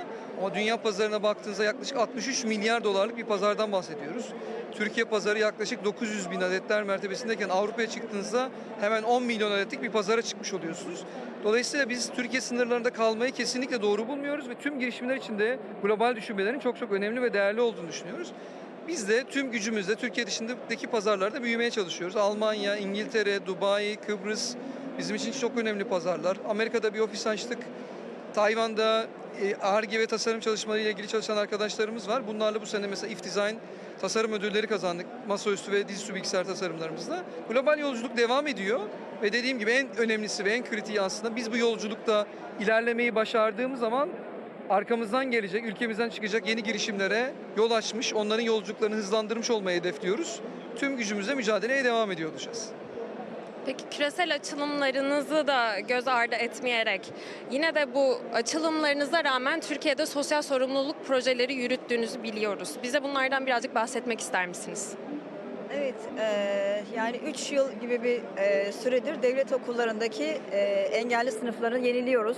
Bazen yeniliyoruz, bazen bölgedeki talebin karşılamadığı ve evlerinde oturan çocuklar için koridorları bölüp sınıflar oluşturuyoruz. Ve öğretmen de atanarak çocuklar hem sınıflarına hem öğretmenlerine kavuşmuş oluyorlar. Bir engelli bireyin eğitim almadan önceki ve sonraki hali diğer sağlıklı bireyler arasındaki durumdan çok daha büyük bir uçurum açıkçası. Yani hiç konuşamazken konuşabilir ve okur yazabilir ve sonrasında da tabii ki asıl hayalimiz istihdam edilebilir hale gelmesi. Bu projenin şöyle bir farkı var. Yani birileri haberdar olmuş, bundan ödüller aldık falan ama bunun asıl kısmı biz bunu yaparken, işin içindeyken ödülümüzü alıyoruz. Çünkü çocuklar sadece eşyaları yenilendiğinde çok mutlu olup bize sarılıyorlar ve hani bugünkü dünyada sadece işte sırası ve dolabı yenilendiği için mutlu olan çocukları görmek açıkçası bir tarafında bizim için hem sevinç hem hüzün barındırıyor. Farklı yaptığımız şey özel eğitim sınıflarının üzerlerinde kilitler var. Bu çocuklar teneffüse çıkamıyorlar ve diğer sınıf öğrencileri de bu sınıflara girmenin tehlikeli olduğunu ve bu çocukların zarar verici canlılar olduğu algısına sahip. Ben tamamen çocukları suçlu bulmuyorum. Tamamen aslında ailelerini de suçlu bulmuyorum. Çünkü eğer biz bir şey önemli diyorsak, yani henüz geçtiğimiz haftaydı Engeller Haftası, sadece bir gün olan kutlanacak bir şey değil bu. Zamana yaydığımız zaman bu çocukların sınıflarında akıllı tahta tanımlanmamış, mobilyalarda diğer sınıfların eski mobilyalarını kullanıyorlar. Dolayısıyla biz bir şeyi eğer önemli diyorsak bunun altını çizmemiz lazım. Önemli dediğimiz şeyin tozunu alırız değil mi? Yani onun bir parlaması lazım. Biz biraz onun aslında tozunu aldık ve sınıflar parladığı zaman diğer çocuklarımız bir kapısını çalıp biz gelebilir miyiz? Çünkü artık onların sınıflarından daha güzel oldu. Sizinle oynayabilir miyiz demeye başladılar. Organik bir kavuşma sağlandı aslında çocuklarımız arasında ve daha çok özel çocukların değil de sağlıklı çocukların aslında buna ihtiyacı var. Çünkü bugün ebeveynler artık akademik olarak başarılı okullar değil de zorbalanmanın olmadığı, çocuğun hayati tehlikede olmadığı okullar ve sınıflar arıyor artık. Ve dolayısıyla bizim sağlıklı çocuklarımızın fabrika ayarlarına dönmesi ve iyileşmesi için aslında özel dediğimiz o tertemiz çocuklara ihtiyacı var. Bu tarafta da biz hikayemizi, girişimcilik hikayemizi anlattığımız her yerde bu projeden de bahsediyoruz ve Monster Canavarları adını verdiğimiz bir gönüllü ekibimiz var. Hikayeyi duydukça üniversiteli öğrencilerimiz buna katılmaya başladı. Çünkü şu an tamamladığımız 35 sınıf ve devam ediyor. 36. sınıfımızda da çalışmaya başladık. Her hafta devam eden etkinliklerimizde biz üniversiteli gençlerimize muhtacız. Onlar bir müzik aleti çalabilen müzik aleti çalıyor, şarkı söyleyebiliyor, kitap okuyabiliyor çocuklarla ve çocuklarımız artık o bir ders süresince gelecekler ve ne yapacaklar, ne yapacağız bunun beklentisindeler. Yani bir eşya yapılır, bırakılır ve eskir. Ama biz asla o sınıflara bir eşya bırakmıyoruz. Burada ben bütün gençlere de, genç hissedenlere de diyeyim, bozmayayım o tabiri. Çünkü gerçekten onların değil bizim ihtiyacımız var iyileşmeye ve o doğduğumuz zamanki o tertemiz halimizi. Çünkü her sabah uyandığımızda işte bugün de böyle uyandık, Türkiye bugün de böyle işte bu dünyaya çocuk getirilmez gibi söylemlerle uyanıyoruz. Ama bunun böyle olmaması için ne yapıyoruz dediğimiz zaman bence herkes bir ucundan tutmuş olsa, illaki engelli sınıfları değil çünkü çok fazla şey var toplumda. Bence herkes böyle bir ucundan gücü ne kadar yetebiliyorsa sahiplenirse bence çok daha güzel uyanırız sabahlara diye düşünüyorum. Teşekkür ederim. Biz çok teşekkür ederiz. Eklemek istediğiniz bir şey var mıydı? Çok teşekkür ederiz. Biz çok teşekkür ediyoruz zaman ayırdığınız için. Monster şirket kurucuları İlhan Yılmaz ve Meryem Yılmaz'la birlikteydik. Daha fazlası için takipte kalın.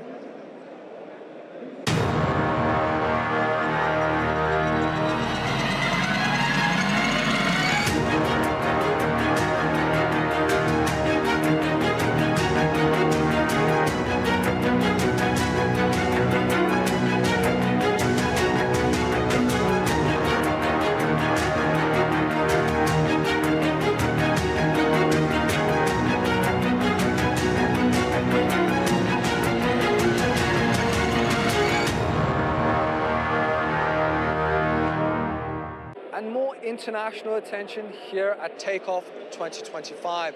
We're joined by Sheila Shahidi, an entrepreneur at Elman Kimya. Thank you for joining us here today.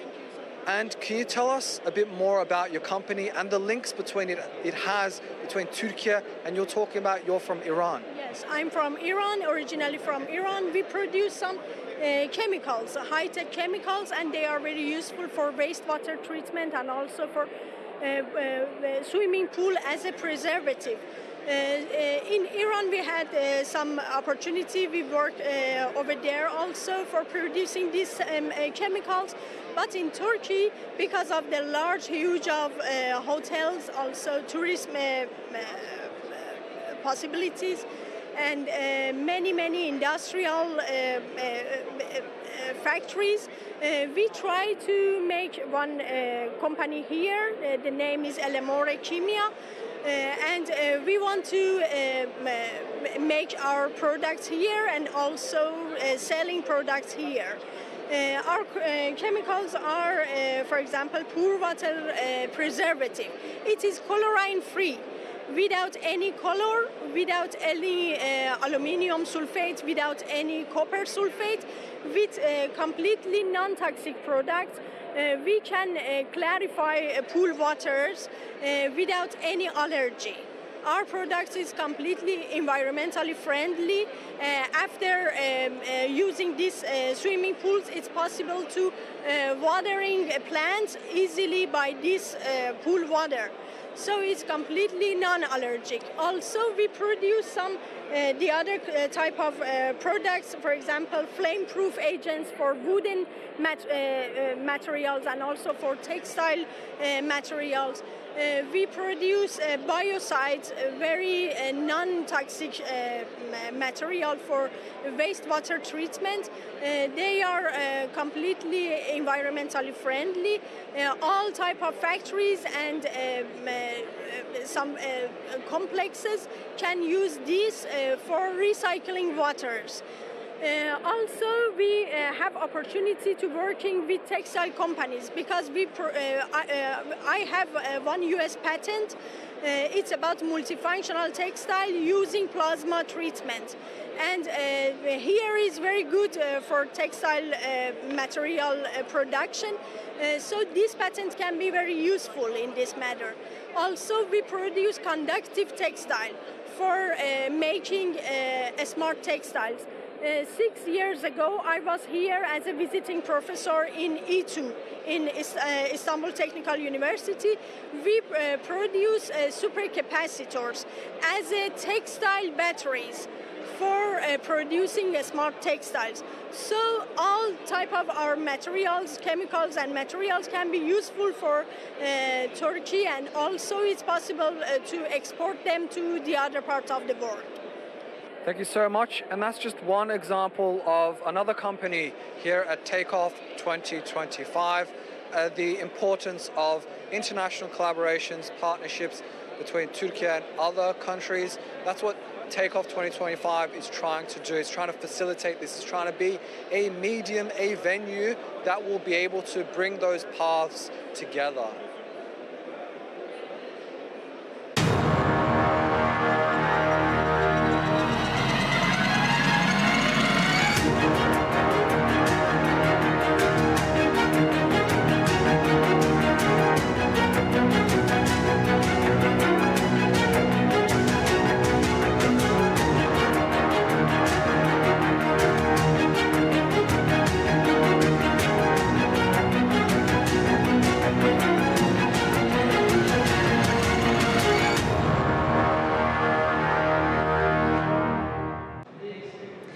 Türkiye'nin en büyük ve bölgenin en önemli teknoloji zirvesi Takeoff İstanbul 2. gününde devam ediyor ve bizler alanında önemli isimleri konuk olarak stüdyomuzda ağırlıyoruz.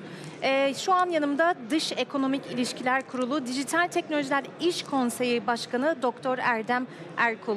Hoş geldiniz. Hoş bulduk, hoş bulduk. Çok teşekkür ediyorum. Hemen ilk sorumla başlamak istiyorum. Bugün Takeoff İstanbul'da bir sürü yeni genç girişimciler ve startuplar bulunuyor. Sizler için Türkiye'de teknoloji girişimciliği ne öneme sahip? Şimdi tabii öncelikle emeği geçenlere çok teşekkür ediyoruz. Yani yıllardır bu tarz dünyadaki farklı etkinliklere katılıyoruz. Ama gerçekten hem bölgesel anlamda hem ülkemizin içerisinde yapılan en önemli zirvelerden birisi. Yapay zeka günümüzde en çok konuşulan konu ama teknoloji dünyasına baktığımızdan beri özellikle sanayi devriminden itibaren gerçekten çok hızlı bir dönüşüm içindeyiz. Bunların aslında konuşulması gereken konular.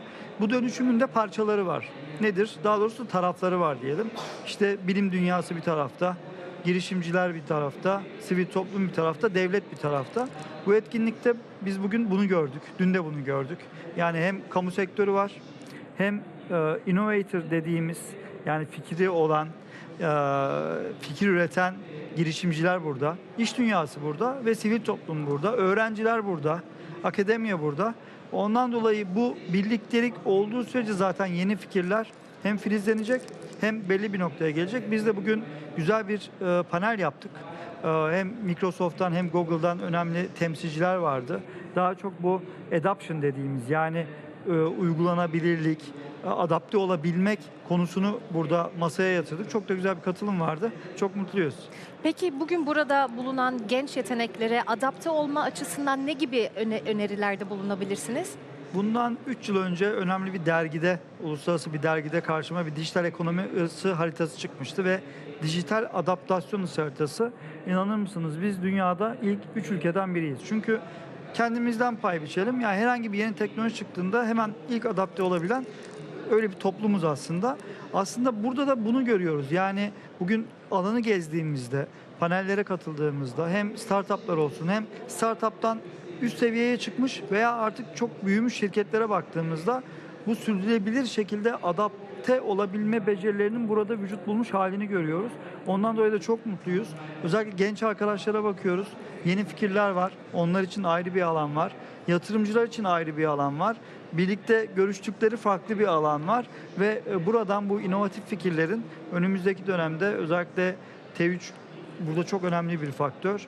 Çünkü bir ekosistem yaratmak bu dünyadaki en önemli paylardan biri. O ekosistemin de katkısıyla inovasyonun burada vücut bulmuş halinin önümüzdeki dönemlerde bölgeye ve ülkeye yansımasını daha fazla ben göreceğiz diye ümit ediyorum. Peki DEIK olarak burada bulunan startuplara ve yeni girişimcilere nasıl destek oluyorsunuz? Şimdi bizim yaptığımız, biz bir ticari diplomasi faaliyeti yapıyoruz. Yani Türk markalarını uluslararası camiada, uluslararası alanda temsiline yardımcı oluyoruz. Ne yapıyoruz?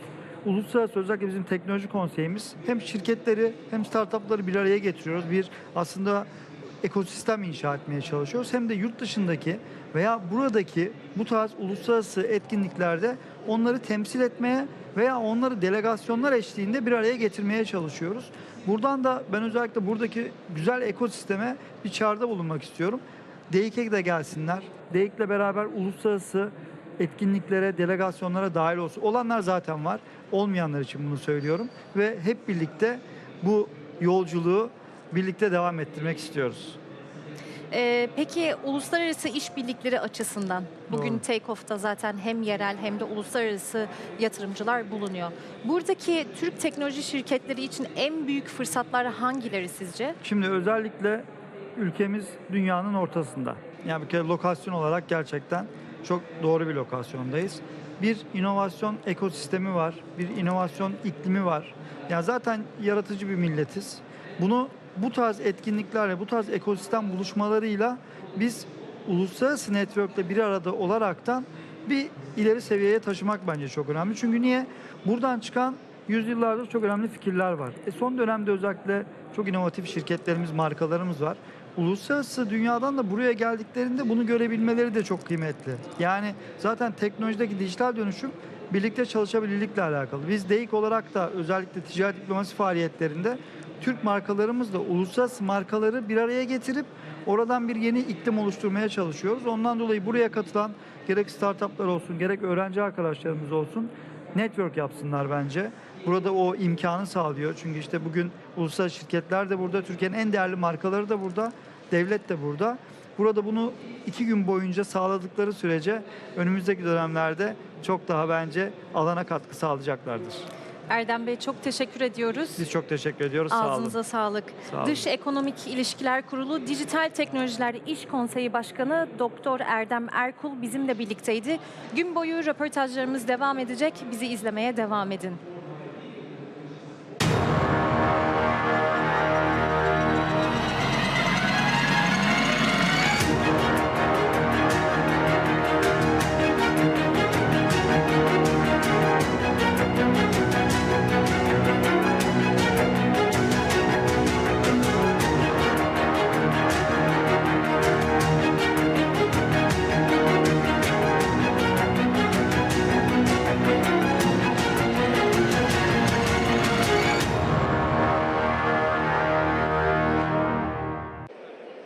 Takeoff 2025 girişimciler ve ziyaretçiler tıklım tıklım. Ve benimle beraber Bahadır Akçeşme Teknopark'tan. Merhabalar. Merhabalar, nasılsınız? İyiyiz çok şükür. İlk olarak Teknopark nedir? Onu bir açıklayabilir misiniz? Tabii ki. Teknoparklar Sanayi ve Teknoloji Bakanlığı'na bağlı olarak çalışan ve de Ar-Ge firmalarının içerisinde bulunduğu aslında teknoloji geliştirme bölgeleri olarak geçiyor. Biz de Yıldız Teknopark olarak yaklaşık 15 yıllık aslında bir tarihimizle burada yer alıyoruz. Yıldız Teknopark Türkiye'nin aynı zamanda kurulan ilk teknoparklar arasında yer alıyor. Şu anda da en fazla firma sayısıyla beraber en büyük teknoparklardan bir tanesiyiz diyebilirim. Neden Takeoff? Tabii ki. Takeoff hali hazırda bütün girişimcilik ekosistemini bir araya getiren bir etkinlik. Biz de bu etkinliğe destek veriyoruz ve burada bulunuyoruz ve girişimcilerimizi buraya getiriyoruz ki bu ekosistemi koklasınlar, bu ekosistemle bir arada bulunsunlar ve bu ekosistemin her bir parçası bizim için çok değerli. Yani yatırımcısı burada, ekosistem diğer ekosistem geliştiriciler burada. Bizim veremediğimiz bir şey varsa onlar verebiliyorlar. Yatırımcı buradaki maddi kaynağı sağlayabiliyor. Bunun yanı sıra işte diğer startuplarla network yapabiliyorlar, kurumlarla bir arada bulunabiliyorlar. Özellikle de kurumlara satış yapabilecek bir startupsa burası bulunmaz nimetlerden bir tanesi. O yüzden bu tip zengin bir şekilde ve tarafsız bir şekilde tüm ekosistemi bir araya getirebilen ve de bizi bir araya getirebilen bir etkinlik olarak Takeoff'ta bulunmak bizim için çok değerli. Arkanızda sanırım bir girişimci. Evet. Bugün 6 girişimcimiz bizimle beraber. Burada Qualis Vita ekibimiz bizlerle beraber. Arkadaşlar anlatabilir misiniz ne yaptınız? Tabii anlatabiliriz. Biz Qualis Vita ekibi olarak son evre kalp yetmezliği hastaları için bir sol karıncı destek pompası geliştiriyoruz. Bu hastalığın tedavisinde normalde kalp nakli en önemli, en belirgin tedavidir. Fakat donör sayısının azlığı ve hasta sayısının çok fazla olması nedeniyle çok fazla hasta aslında sıra bekliyor nakil için. Buna çözüm olarak da bu mekanik dolaşım destek sistemleri geliştirilmiş bulunuyor dünyada da. Bu da Türkiye'de bir ilk olarak bizim ekibimiz tarafından geliştirildi. Burada aslında kalbin sol karıncığından basamayan kanı, yani hastalık nedeniyle zayıflayan adreden dolayı kan basılamıyor ve daha sonrasında bu pompa sol karıncıkla aorta arasında bağlanarak bu işlevi tekrardan işler hale getiriyor diyebilirim. Ve o sadece bir girişimci Takeoff 2025'te ve röportajlarımız gün boyu devam edecektir.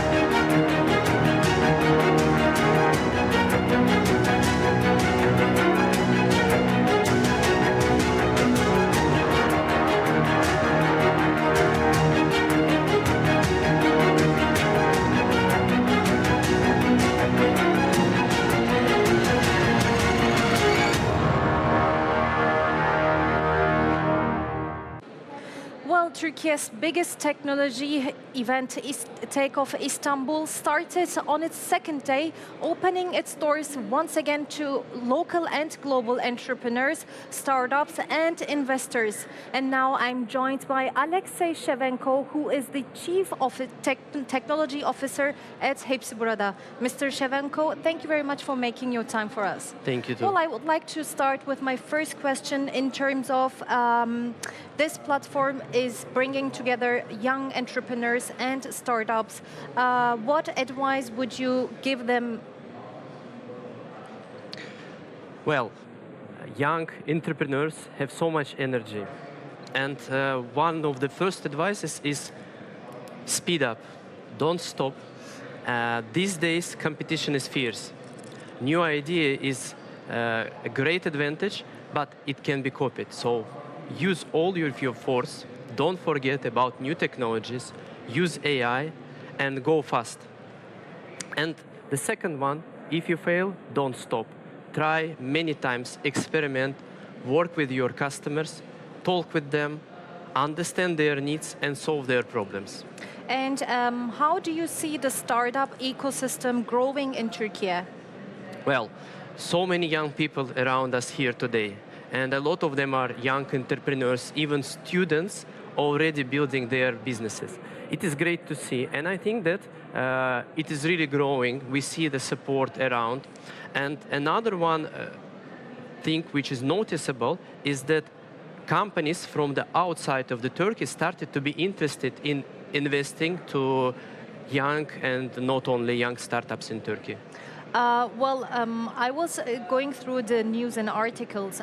I've seen that Hepsiburada is also training young entrepreneurs and startups. Can you tell us more about these specific projects? Yes, we launched previous year, I think, Hepsitech Academy program, which is connected with several organizations like 42 Okulun.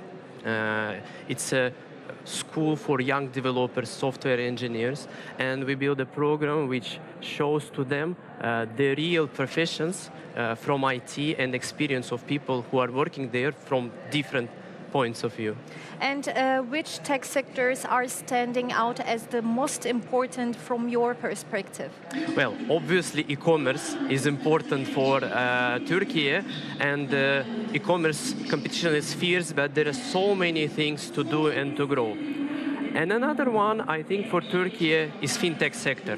It is already big, strong compared to other countries, but I see that with the better customer experience, with the better solutions, we can do much more for the country. As one of the leading global tech companies, what would you advise these young entrepreneurs, startups? As I said, don't forget about new opportunities which new technology brings. Use it in every part of your journey, in every part of your business, but don't forget that you are humans and building product for humans. Mr. Shevenko, thank you very much for being with us today. Thank you. And that was our interview with Alexey Shevenko, who is the Chief Technology Officer at Hepsiburada. We'll continue our interviews throughout today. Stay tuned with us.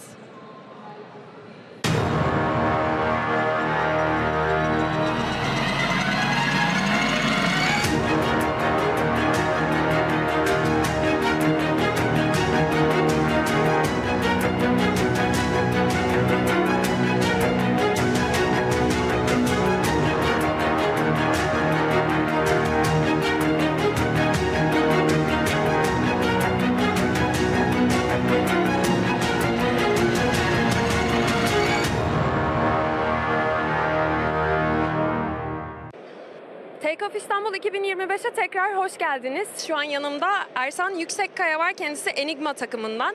Hoş geldiniz Takeoff'a. Takeoff hakkında deneyimleriniz nedir ve neden katıldınız bu yıl? Çok teşekkür ederiz. Bugün Takeoff'taki ikinci günümüz. İlk günün ilk saatlerinden itibaren buradayız. Ve gerçekten çok heyecan verici bir ortam var burada. Tüm girişimciler, yatırımcılar, herkes birbirleriyle konuşuyorlar ve etkileşim içindeler. Dünyanın birçok ülkesinden katılan kişiler olduğu için kültürel bir etkileşimde olduğunu düşünüyorum. Gerçekten bizim için çok güzel bir deneyim olarak çıkıyor karşımıza. Peki Enigma nedir? Enigma aslında şu şekilde, biz bir uzay şirketiyiz, uydu teknolojileri üretiyoruz ve Enigma'da uzaydaki bilimi, bilinmeyeni simgelemek için gizem anlamına gelen bir kelime bizim için. Peki sizler kimsiniz Enigma olarak? Sizleri tanıyalım. Bizler TUSAŞ Hangar Kampüs yarışmasına katılmış ve derece elde etmiş bir ekibiz. Bizler uydu teknolojisi üzerinde yenilikçi elektrikli bir itki sistemi geliştiriyoruz. Dünyada var olmayan bir sistemin mühendisliğini geliştirerek şu anda çalışmalarımıza devam ediyoruz. Türkiye'nin de uzay görevlerine hazırlanarak umarım 2023 yılına uzay görevleri için daha hazır bir şekilde kendimizi geliştiriyoruz. Geçtiğimiz 20 yıldaki havacılık sektöründeki söz sahibi olmamızı biz kendimize referans edinerek önümüzdeki 20 yılda da uzay sektöründe çok söz sahibi olabilmek adına bir kıvılcım başlatma umudundayız. Yolunuz açık olsun Ersan. Çok teşekkür ederiz bize röportaj verdiğiniz için. Takeoff 2025 İstanbul devam ediyor. Veren bu girişimleri hep dinleyeceğiz. Sahnede sırasıyla Workby.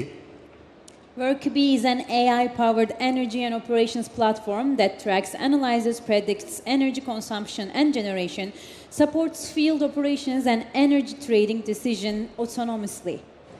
3P Metrics. 3P Metrics is cloud-based sustainability company offering sustainability as a service with carbon, water footprint and ESG analysis tools. Mükellef Teknoloji. It offers an all-in-one platform for incorporation, bookkeeping and tax management in Turkey, US and UK, enabling entrepreneurs and SMEs to set up and manage their business online. Craftgate Teknoloji AŞ is a payment orchestration platform that allows businesses to manage all bank virtual POS and payment providers with a single integration. YetX Disk Akademi uses AI-driven assessment systems, scientific inventories, and a user-friendly interface to analyze talent with objective data, helping organizations make faster and fair decisions. İletmen It creates new revenue channels for SMEs with 0% commission. It provides direct customer access for brands. It empowers delivery companies with advanced technology. Pay more. Paymore brings together cashless payment, telemetry, and mobile wallet technologies in self-service vending machines, providing businesses with financial transparency, operational efficiency, and customer loyalty. Uludan Savunma. Is a company that develops modern technologies such as nano unmanned helicopters and AI-powered control cards, focusing on the defense industry for air, land, and sea platforms designed to withstand challenging conditions. Rover. By listening to the sounds of wind turbine blades, real-time early-stage blade damage detection is achieved through an AI-based sound analysis. Blutan. Delivers AI-powered hyper-local weather intelligence solutions for mobility and energy, serving EEMEA as a leading meteorology house to enhance safety and operational efficiency. Yongate. Providing cutting-edge microelectronic communication and IoT services, and develop our own products in the fields of SoC, ASIC, FPGA, 5G radio, satellite communication, AI, computer vision, and IoT. Pricing coach. An AI-powered dynamic pricing and competitor analysis platform that helps hotels boost revenue through full automation. Şimdi hepimiz hazırsak girişim sunumlarını tek tek izleyelim. It's time for startup pitching.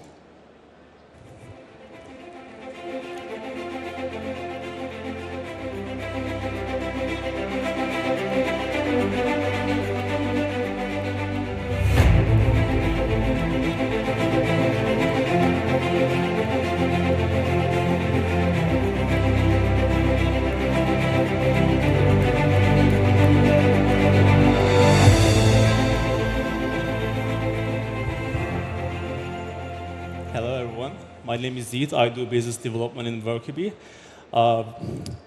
Workibi is an AI agent that works as an management platform.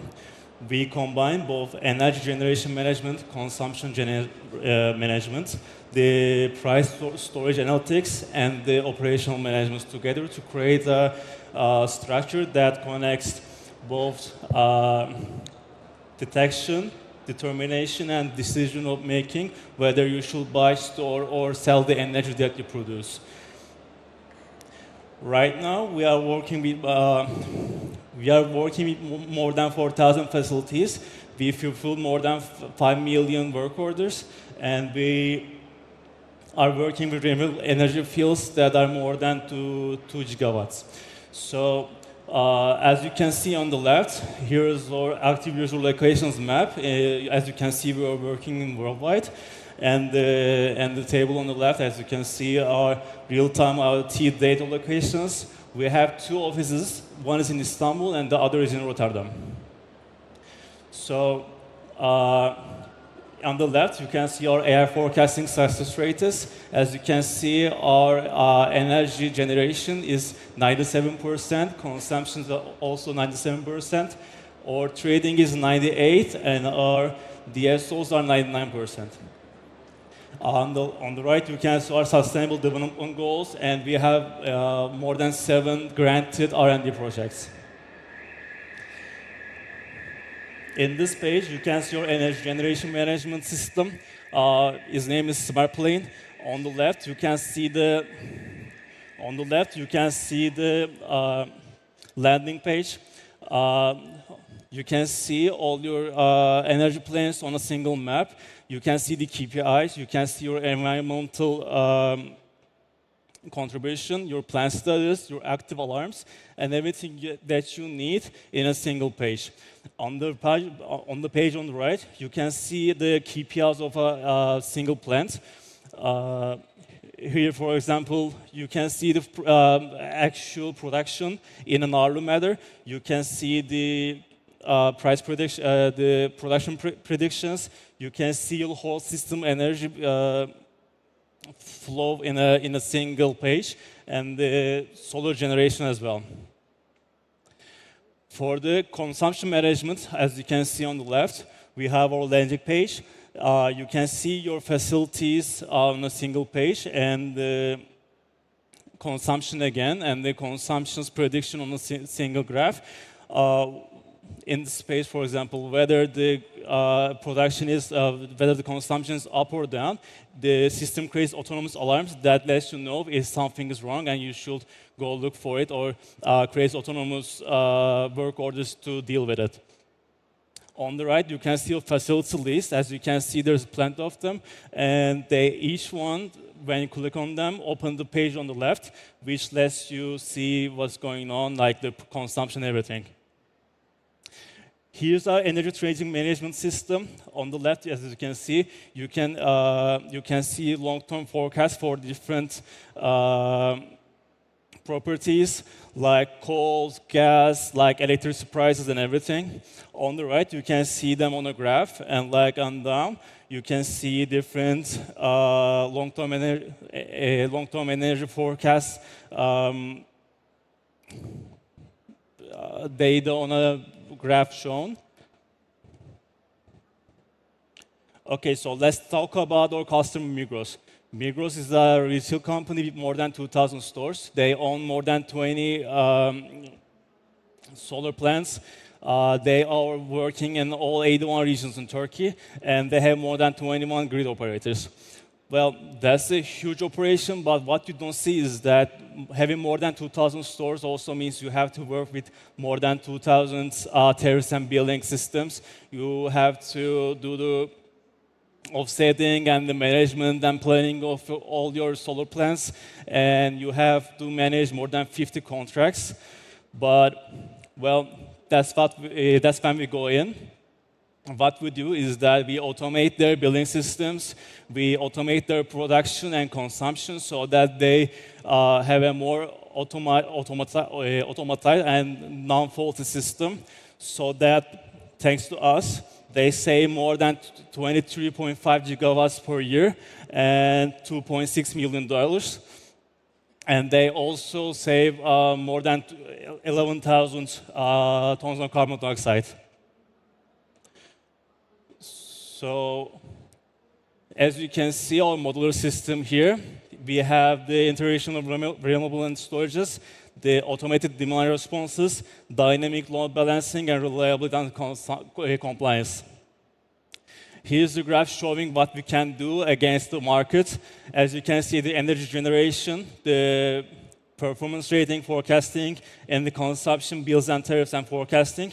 Like, every company can do something, but we can do all of them in a single graded structure. Well, here's our team. Okay, so we have more than 15 full-timers. We are looking to grow on the outside of Turkey. We already have the office in Netherlands, but we are also looking on growing on MENA and the other regions as well. Here's our revenue. As you can see, we have more than $2 million waiting in the end of this year. So that's it. Thank you.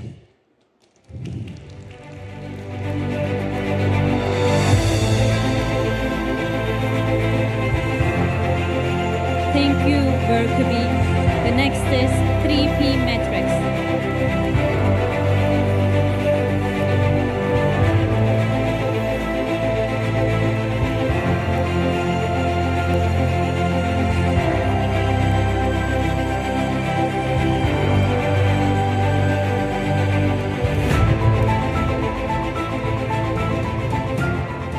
Hello, I'm Delphine from 3P Metrics team.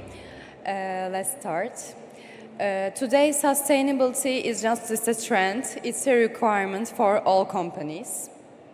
According to the World Economic Forum, 5 out of the top 10 risks facing the global economy are climate-related.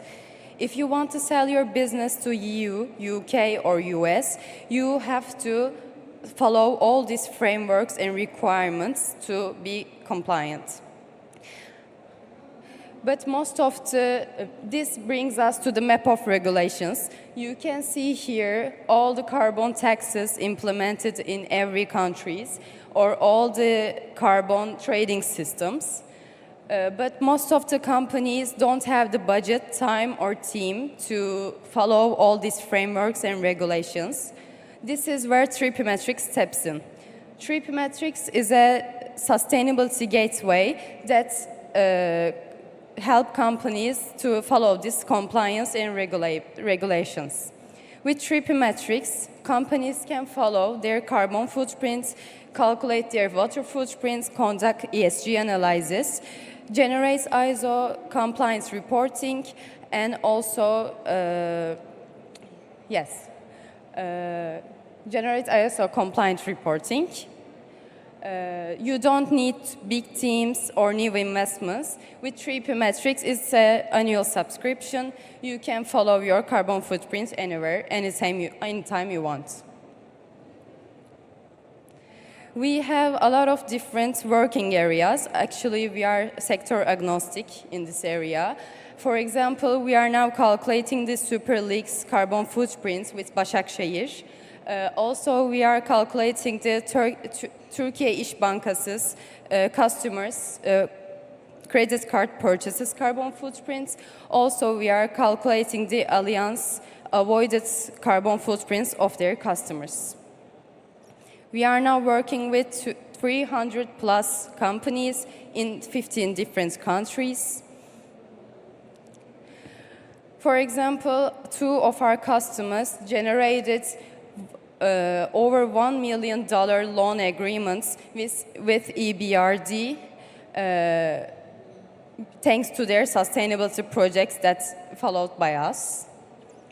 We are partners of the Greenhouse Gas Protocol, the organization that sets the methodology for carbon footprint calculation, Global Sustainable Tourism Council, and WWF Turkey. Also, 3P Metrics is a TÜBİTAK accredited green mentorship provider, covering up to 19% of SMEs costs, up to 20,000 euros per company. 3P Metrics is also an accredited responsible program partner of the Turkish Ministry of Trade, supporting bigger companies in integrating responsible production, sustainable supply chains, and ESG practices into their business models. As I said before, we are now working with 300 plus companies across 15 different cities. In 2024, we generated around 500,000 in revenue. We generated a pre-seed investment at $2 million valuation in 2023, backed by Doğuş Yeni Girişimler, Sank Online, and our angel investor, Özarsan Tangün. We are now a 16 full-time member team. Environmental engineers and software developers are the biggest part of our teams. In the future, the sustainability software market is a $19 billion opportunity by 2030, and we are right at the heart of it. Thank you so much.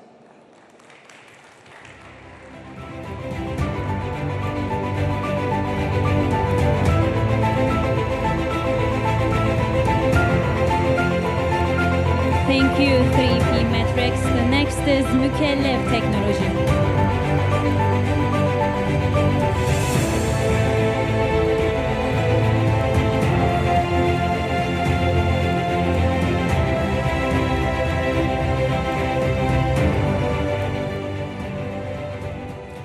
Hello, everyone. It's a real pleasure to be here, and it's a privilege to be here. And I would like to present you in brief what we do at Muk Technology. So basically what we do is we help entrepreneurs and small businesses to establish their companies in Turkey, in UK, in the US, and any other country they would like to establish their companies. So how do we help our customers? Our customer portfolio comprises of SMEs and small businesses.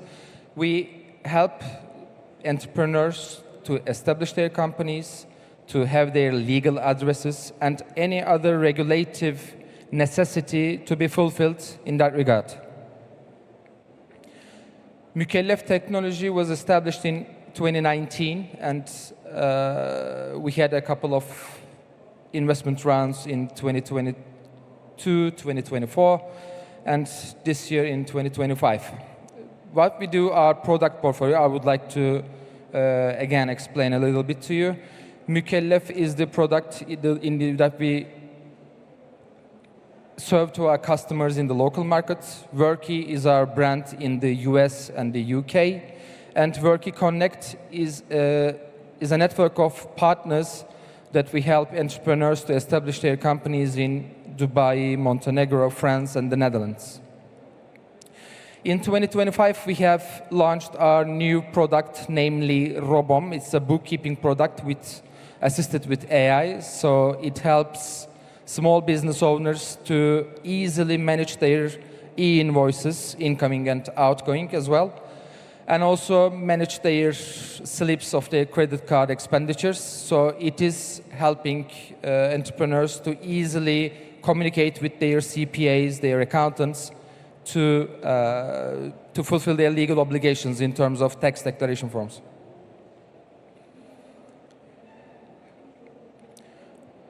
In Turkey, our services comprise for individual companies, individuals, we call them, as small businesses and limited companies and incorporations. We provide them with the bookkeeping product and their business addresses, and we help them to fulfill their legal requirements in the fiscal area. In the United States, we help entrepreneurs again to form their companies and have their business addresses as well. Same applies to the UK. And in Worky Connect, we do have their formations, VATs, EORI forms in their countries they would like to operate. So mainly Connect product is for Dubai, Montenegro, Estonia, and the Netherlands. Robom is the new product that we have launched in 2025. It is assisted with AI, so it can easily help entrepreneurs in their day one to send and receive e-invoices, e-receipts, and also have their credit cards and other slips digitalized as well. So it is easing the daily life of the entrepreneurs and small business owners to communicate with their accountants. So this product is, it's a full digital form, so you don't have to manually send or receive any other document. So this is basically it. Again, it is happy to be here, and it's my pleasure and privilege to explain you a bit about Mukellef Technology. Thank you so much.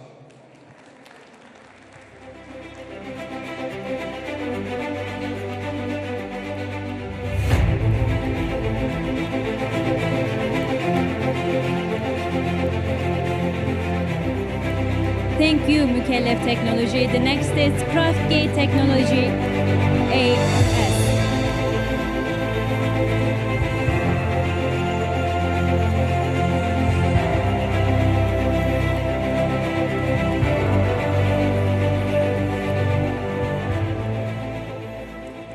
Hi everyone, I'm Hakan, co-founder and CEO of the company Craftgate.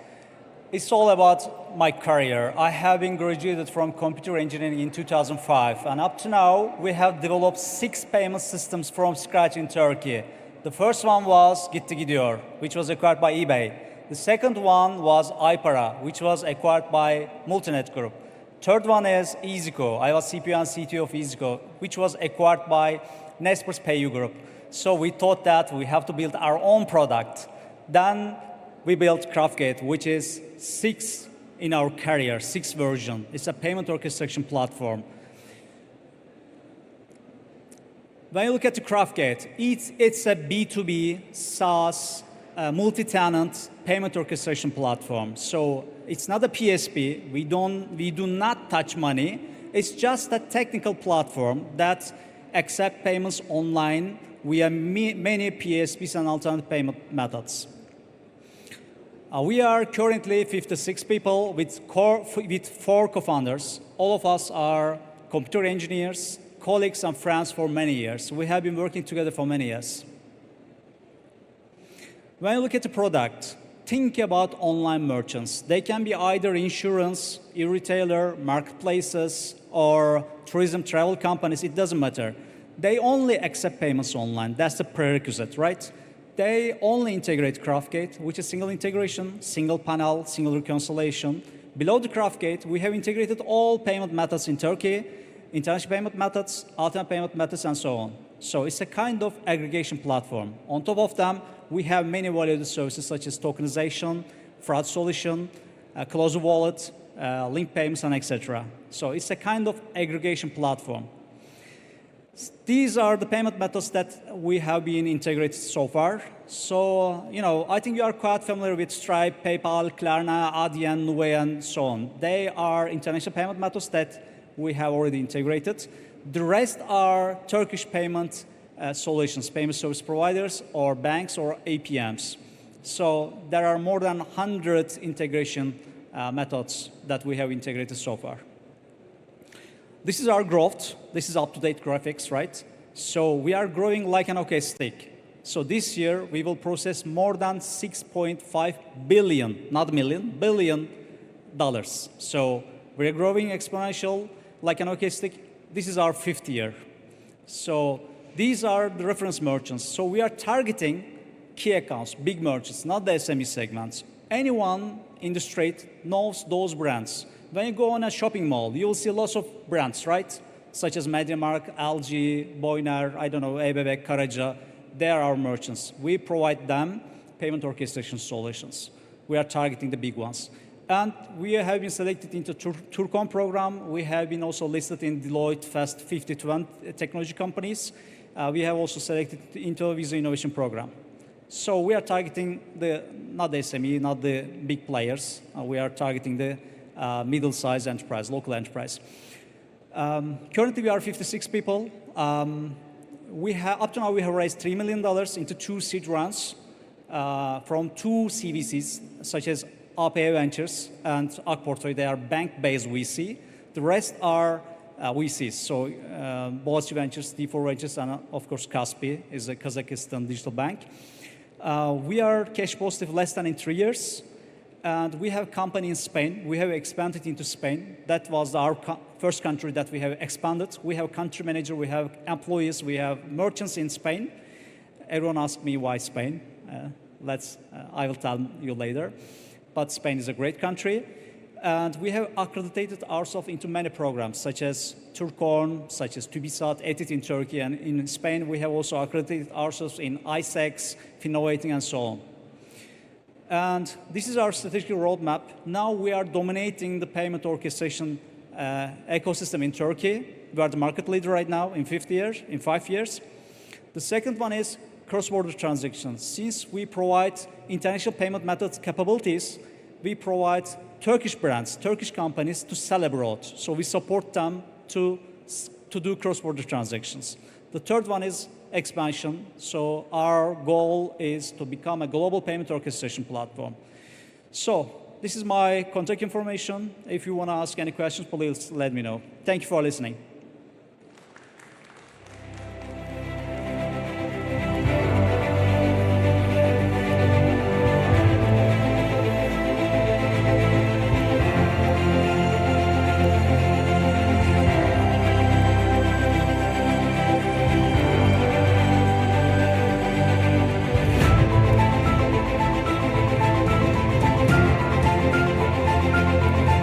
Thank you, Craftgate Technology. The next is YetX.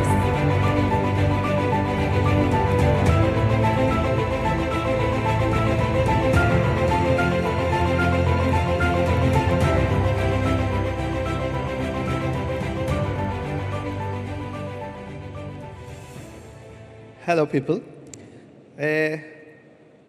We are YetX family. We are coming from Disk Academy. We are in the HR sector for 20 years. And now we create a new brand for YetX for talents. I mean, our business is talents. Who is the talent? and how we find the talents. Our main business, main purposes of the system is to find a talent. So let me ask you, we have here a lot of founders, we have a lot of business people here, how do you find the talents? How do you understand who is the talents? We have a real business problem about finding talents, hiring problem. And there are a lot of people looking for jobs, especially in Turkey and all the world. Now, I was in a UK fair. I found that a lot of companies looking the talents from all the countries, not from their own soil. I mean, they are looking from Turkey, from Poland, Lithuania, and a lot of countries. They are looking for talents, and we saw that to find a talent, it's a real difficult thing. And as our business is to get the people's analytics, we add some AI functions to this platform, and we also use some scientific tests with AI. We really succeed about finding talents. I mean, we have a decision problem for the companies, how we understand the talent. Now, we have real systems that you can ask questions, interpret the questions with AI. You can send some videos, some assessment systems, and we transfer all the business to the systems. And this systems is now working AI functionality, but there is one very important problem. We don't trust AI. Also, our company doesn't trust AI too much. So, using all the systems without human verification, there are some problems on it. That's why we always use our scientific tests with AI and with verification. This is very important. Until we get the real context. So we have English tests. We are speaking tests that AI also interpret the speaking, how much is successfully speak for the talent. I mean, we have a talent card.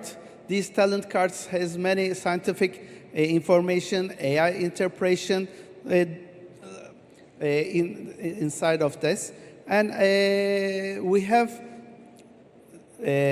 different models for that we are using for HR peoples. We call them HRX, AX.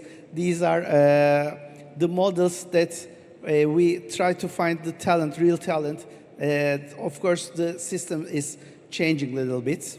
And now our systems is used by 4,000 companies in Turkey, but our main focus is to populate these systems in Europe and other countries, because, as I said before, to find a talent from your own soil or your own country is finished now. You have to find the real talent, the real people from everywhere, from the world, not only your country. Or it's important to find real talent. I have a friend. His company has 5 people on working from Pakistan. All people is very talented people, software people. So this is our future. I mean, we look at the talent, we create the architecture, and our impact is the people analysis. Thank you very much.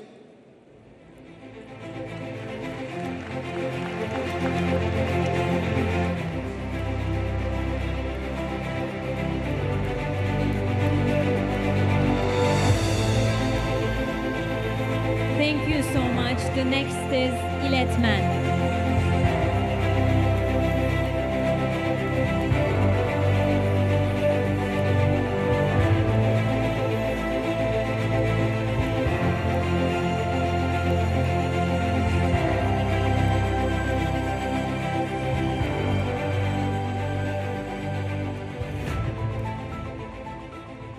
Hello everyone. I'm here on the behalf of İletmen. İletmen is a last mile delivery company which revolutionized the last mile delivery. So it's established in 2019, employs 5 people, and also 2024 revenue was $1.3 million. So we have some supporters and also investors. So our İletmen is the future of local commerce and delivery. So we are trying to unlock the efficiency and sustainability for urban mobility and businesses. So who we are? İletmen is a pioneering startup for restaurants and last mile delivery services. In its system, it has 1,500 restaurants as a partners, 15 delivery companies, and 135K monthly deliveries in its system. So there are some pain points of the local commerce. There are very high commissions, platform printing, inefficient and costly deliveries, urban traffic and emissions, and also data loss is a problem, and also post devices and issues is the problem. So there are, İletmen has one platform which has a digital menu and tek ekran menu and also green delivery menu. So with this way, there's a possibility of commission-free delivery and also a single hub for controlling all your last mile deliveries.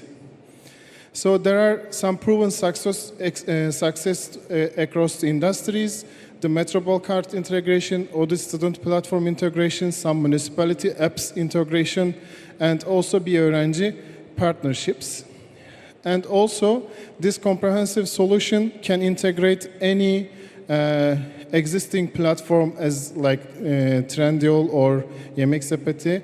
And also, there can be a brand integration, delivery digitization, and also some payment solutions in the system.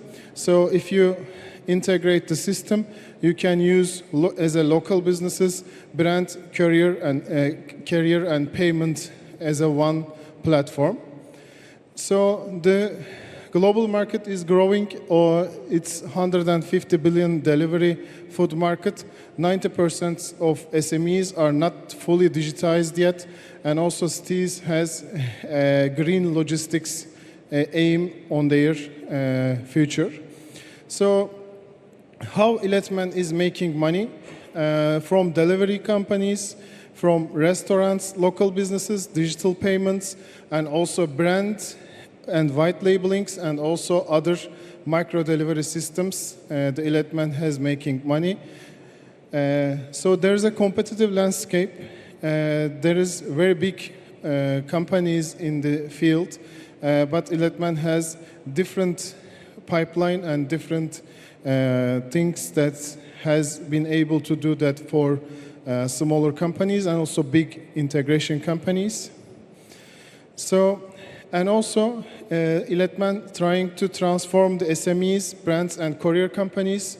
The idea is fair digitization, enhanced customer experience, and also reduced environmental footprint, which is very valuable for İletmen and also cities and VWorks. And thank you for listening.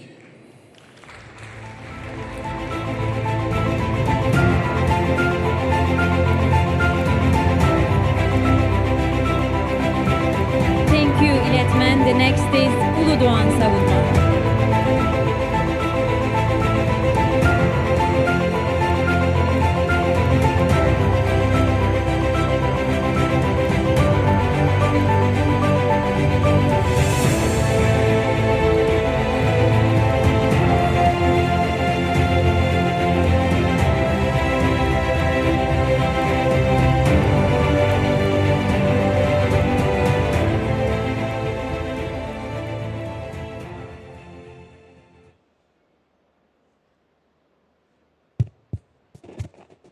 Hello, everyone. Thank you for coming. I am Mustafa Çetinkaya. I work at Uludan Defense, and I'm a mechatronics engineer. The problem we want to solve brought to us by General Gendarmerie Aviation Command. They wanted a nano-class unmanned helicopter that will fly autonomously, very stealthily, and that will conduct in places where GPS doesn't work, such as tunnels, caves, underground, inside buildings. And the solution we have provided to this problem is NanoAlp, as you can see here.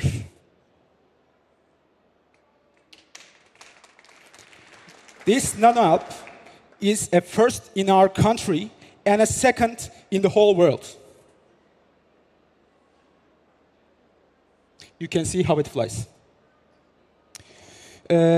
Our product has some advantages, such as a long flight time, a wide communication range, high maneuverability, swarm capability, and day and night mission. And together with our patented silent propeller design, we reduced the sound even furthermore, which is inspired by all wings. You can see our team here, our CEO and our Sümeyye Fatma Uludan and Seyfettin Cevdet Uludan, which are siblings, our co-founders, our academical advisors, and our young and dynamic engineer team. You can see our competitor analysis right here. To be honest, our only serious commercialized competitor is Teledyne FLIR's Black Hornet. But Chinese HQ Innovations Hummingbird is not our serious competitor because they cannot. There are some shortcomings in technical side, and you can see our advantages over our competitors. In 2023, our company is established, and right after the establishment, we were supported by TÜBİTAK programs, and in very short time, like 2 years, we have completed the programs. We completed the R&D processes. We also started the commercialization and mass production. And in this period of time, we also attended to numerous fairs. We have also gained some patent awards and startup awards. As of now, we are starting to increase our localization, and we want to also produce heavy-class unmanned helicopter. The market analysis you are seeing in the figure is only for this nano-class unmanned helicopter. And we have already entered the SOM and SAM markets, but we also aim to enter TAM market too. We have already funded by defense industry presidency, but this is only enough for short-term goals. We also need $1.6 million of fund to achieve our long and medium-term goals. As I've said before, the Secretariat of Defense Industries is our both partner and our customer. But also, we have also making negotiations. We have also signed purchase contracts with Malaysia, Saudi Arabia, UAE, and Indonesia too. We are a technology company that aims to combine technology and biomimicry to deliver high value-added technology products. Thank you very much. This is Uludan.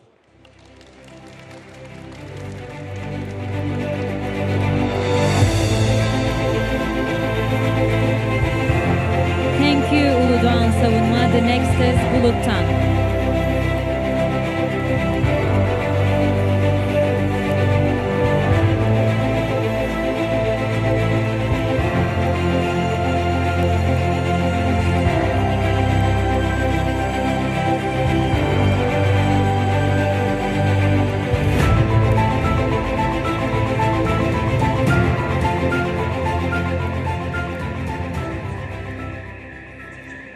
Hello, everyone.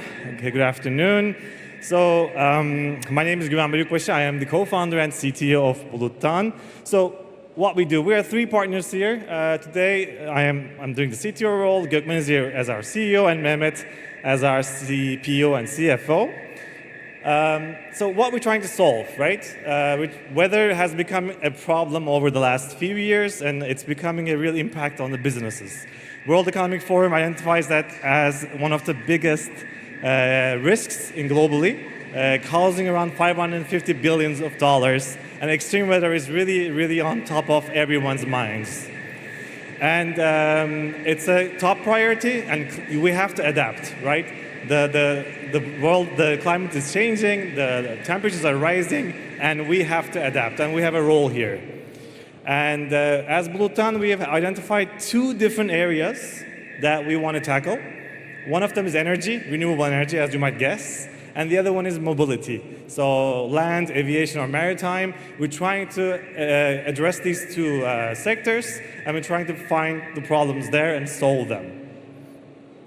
So first is multi-mobility. So as you can see, this is the İGA Turkish airport, Istanbul airport, and when you kind of forecast it with a low resolution, you really miss a lot of stuff, right? So for example, visibility. You really have to be hyper-local and address directly the airport itself, and that's what we do, and that's why we perform better.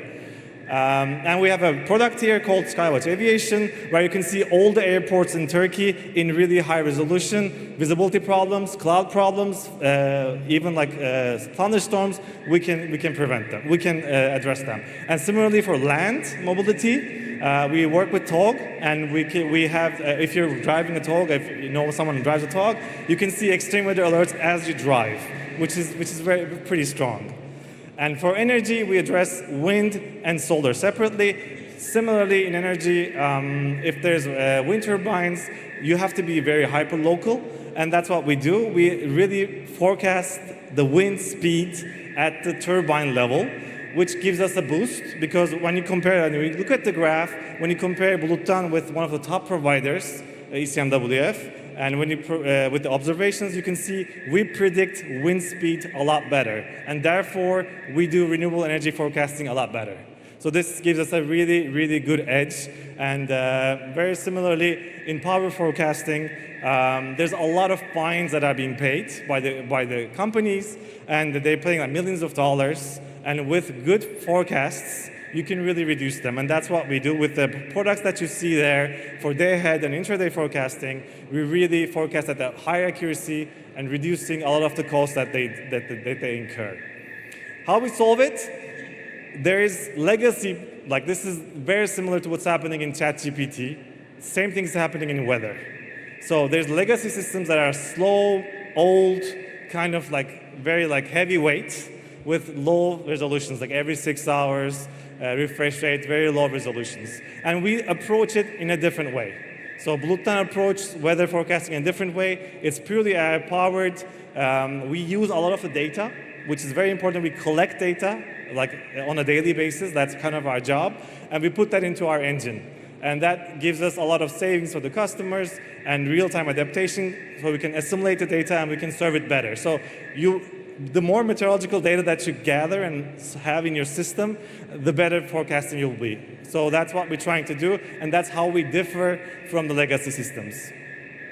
And one thing that I'm really proud to share with you is this shift in weather intelligence, weather forecasting is happening, and we're on the top of it because we're working with EU Horizon with 16 different consortium partners from Europe, and we're trying to forecast weather in a completely different way. All the forecasts that you see on your iPhones, on the web and in TV, they're mostly done by physical systems. But today, in this 4-year project, we're doing it differently. We're doing it purely AI and in generative AI modeling. So as I said, very similar to the ChatGPT change that happened in 2023, this change will happen in weather forecasting. And from now on, all the forecasts that you see on your phones will be done with this generative AI model like ChatGPT. You'll be able to talk to it. You'll be able to ask weather and get data. So this change is happening, and we're right there as Blutan to give you these forecasts. That's all from us. The weather is going to be kind of shaky in the next days in Istanbul. There's no, like, the cold isn't coming anytime soon. Sorry about that. It's still a bit warm for December. And thanks for listening. And yeah, you can contact us anytime. Thank you.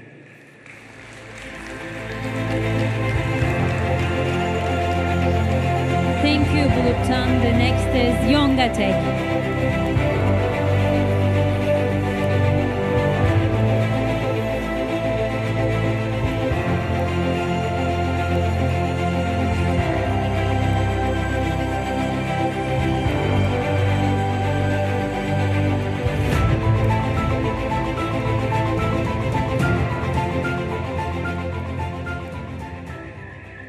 Good afternoon, welcome all. I am Basri Serdaş, Business Development Director in Yongate.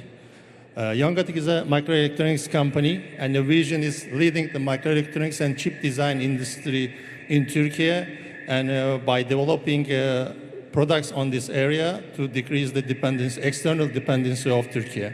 And mission is providing cutting-edge microelectronics products for critical domains like artificial intelligence, IoT, 5G, and satellite communication. This is our management, and our CEO and CTO, also the co-founder of company. And indeed, we have 20 plus microelectronics competence on the top management. And we also have 60 plus engineers, microelectronics engineers and software engineers in the company. This is our brief journey for first 10 years. The story started at 2014 with the 4 people. After the 5 years, we became 20 people, and we added very critical competence to the company by increasing competence on artificial intelligence, IoT, satellite communication, radar, and 5G. So during that journey, we did partnership with the local and global partners, and we did a lot of collaboration by providing products and solutions. So I will be mentioning our 5 products. First one is the Kiva. Kiva is our new generation AI vision SoC that will be produced with the 12 nanometer TSMC technology. So first sample will be end of next year, and year after we are targeting mass production for it. Especially on ASIC business, the volume is very important, and when you increase the volume, somehow you can reduce your cost a lot, and also you can be more competitive. Another product is Chantic. Chantic is our microcontroller we are developing for Beko, that it will be used for home appliance, but it is not the only application area that you can use on many cost-effective solutions. Indeed, the plan is 30 million chip per year for home appliance products of Beko. Another product is Saka. Saka is our own FPGA fabric architecture, and we develop in-house. And by putting RISC-V CPU next to it, it will be SoC, and it will be low-cost programmable hardware for industrial applications. So it will be ready next year, and at the end of and year after, we are planning to mass production. And for this product especially, there is a big demand, especially on Middle East. Another product is that we are developing remote radio unit for 5G telecom and private networks. So next year, after Q1, first sample will be ready, and we will be planning mass production at the end of the year. So it will be used on Turkcell network as a pilot. Another product is Fab IoT. It's AI-driven predictive maintenance system that it will be collecting the data from the edge through the gateway, sending to the cloud, and on the cloud, we are doing AI analytics for automatic decision-making and real-time performance optimization. So we are part of Turkon, and you know, Turkon program is candidate companies to become unicorn. So we are one of them. We are also active on the sector. We are in the board member of Saha İstanbul and HTK, which is communication technology cluster. And our projects are supported by ministries. And we have 3 European Union projects as of now. This is our roadmap and mass production plan for our 5 products. This is our growth rate, and last 5 years, we grew 35%. And with the new products, with the product sales, we are targeting to increase our revenue drastically compared to project and services business. This is our revenue target for coming 5 years, from 7 million to more than 100 million. So we are looking for serial A investment for the production cost, sales and marketing, and new R&D programs. So thank you for your time.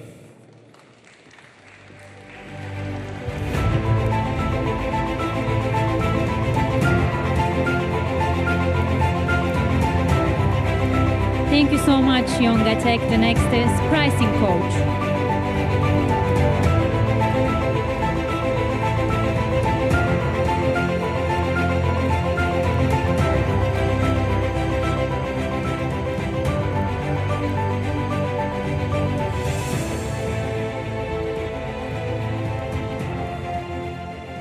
Hello everyone.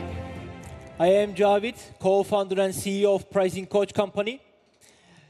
Before we start, it is really perfect to be here. Thank you for coming.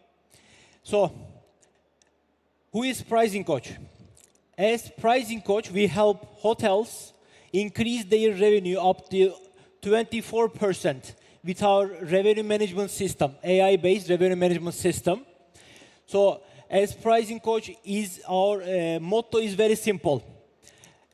Maximize revenue and minimize effort for the hotels. So what is the problem in hotel accommodation sector? Let's imagine one hotel with 5 room types, and they have 10 competitors, and they need to define room prices for 365 days. It means that a revenue manager who decides prices for the hotels, they need to define 18 different prices every minute, and it is impossible. So it means that they lost 24% revenue. So the money is on the table, we can say. So another result, there are 1.1 million hotels all around the world, and only good for us, only 8% of them use revenue management systems while deciding their room prices. So let's imagine airline companies, okay? While we checking the prices of airline companies, it changes every second, right? So in airline companies, revenue management system does this. So the good thing is, we are also, me and the co-founder of Pricing Coach Company, we are coming from airline companies' revenue management departments. For 14 years, we work on this field. And then we said that there are millions of hotels. They need revenue management system, but they decide their prices manually. Every day, they spend 4 or 5 hours just to check their competitor prices, just to check their occupancy levels, and by the end of it, so they just define the prices. But the sector, hospitality sector, is very dynamic. The prices change like dramatically, very fast. That is why with our revenue management system, we define prices for them every second. And we update their prices in every sales channels. So this is what we do. We define prices for them, and thanks to our revenue management system, they increase their revenue up to 24%. and they increase their occupancy levels up to 5%, and they saved 30 plus hours monthly. So this is the system. It is cloud-based system, and they use our system only like 1-2 minutes every day, and that's it. All their prices, room prices, are updated automatically with the system. So the market, as I said, there are 1.1 million hotels, and only 8% of them use revenue management system. But in Turkey, MENA region, East Europe, and Africa, the revenue management system usage from the hotel side is lower than 1%. It means that market is massive for us. So we just developed our revenue management system, and we are on the market almost like 1 year, I can say, and we reach 40K USD within 7 months. And thanks to our investor, we raised $1.1 million from 3 CVCs, such as APY, İş Bankası, and Kuwait Türk, and we have another 3 VCs, and we are expanding. So this is our roadmap.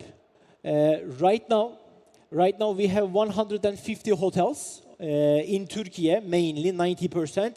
But we have some hotels all around the world in 7 different countries. For example, in Latin America, England, Hungary, and Indonesia, we have some hotels working. And within 3 years, we are planning to reach 500K MRR by the end of 2028, with the number of hotels 1,600. So, competitive landscape. Let's check the competitors. Competitors is not very important for us because they focus on the US and Europe side, I can say. But what we are doing differently than them, our system is AI-based, and they have rule-based dynamic pricing, and hotels increase revenue up to 5% with them, but 24% with our system. So we are planning to reach 100 million valuation within 3 years, I hope. And as I said, we raised already 1.1 million, and we are looking for new investors just to let us, our dream came true. Thank you for listening. Have a good time. Bye.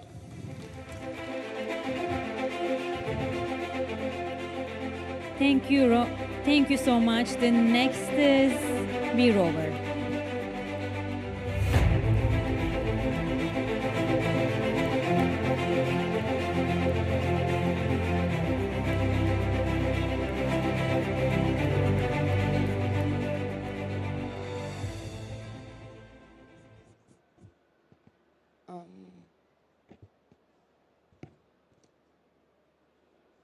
Galiba slaytta bir sorun oldu şu an ama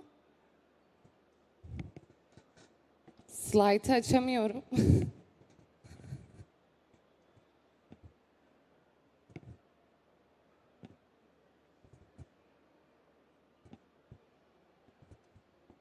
Slaytı görüntüleyemiyorum. Ekranda slayt yok. Ekranda slayt yok.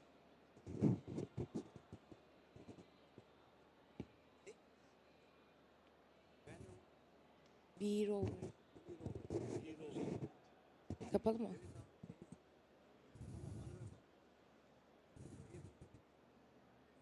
Açılacak değil mi? Tamam.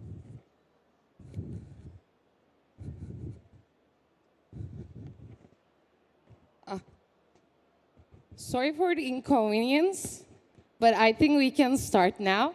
I'm Vigan from VWork, and at VWork we are delivering AI-based health monitoring system for wind turbine blades.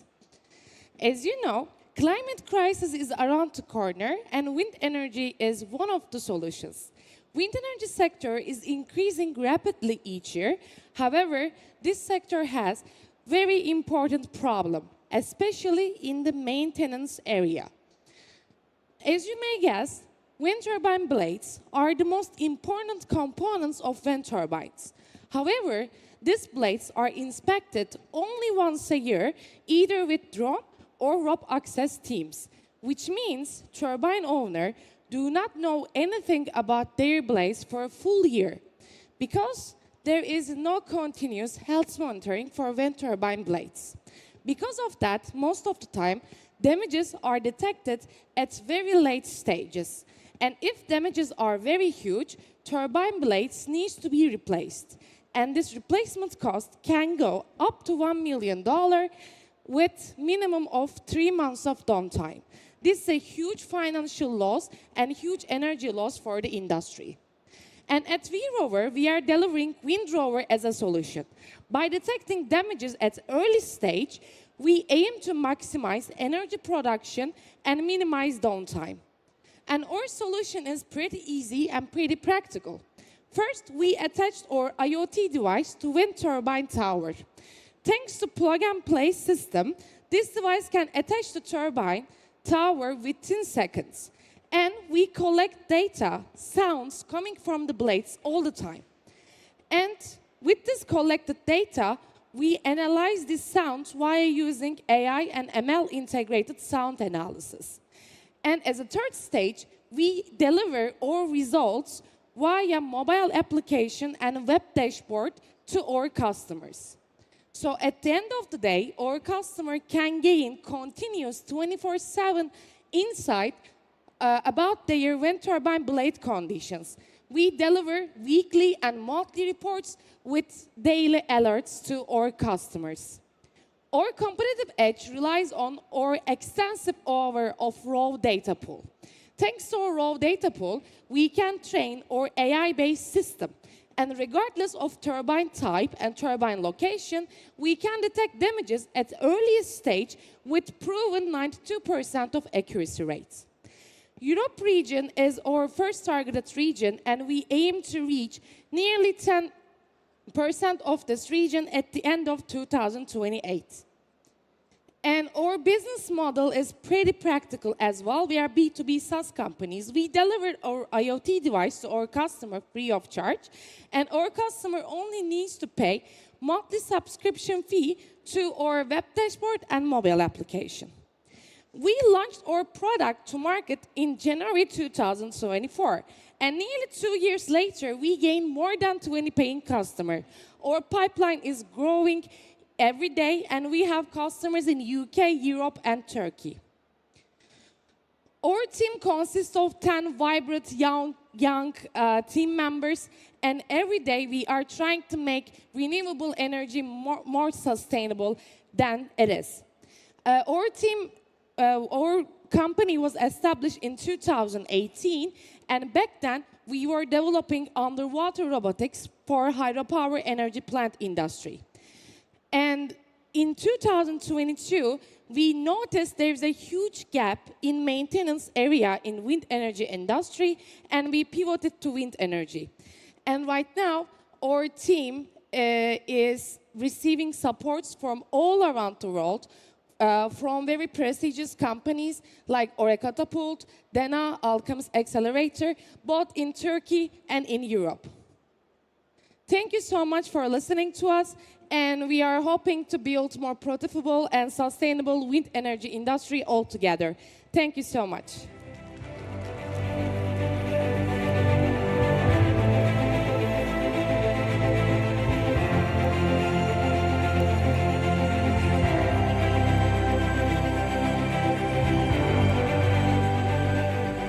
Teşekkür ediyoruz bütün sunumlar için değerli konuklarımız. Şimdi sırada konuşmalar var tekrar. Sahneye SB Girişim Yatırımları Yönetici Direktörü Banu Korgül'ü davet ediyoruz. Kendisi bize strateji olarak etik, modern inovasyonun görünmeyen maliyetleri başlıklı konuşmasını yapacak. Our next session is called Ethics as Strategy, the Invisible Costs of Modern Innovation. It's my pleasure to invite to the stage Banu Korgül, Managing Director at SP Startup Investments. Please welcome her to the stage.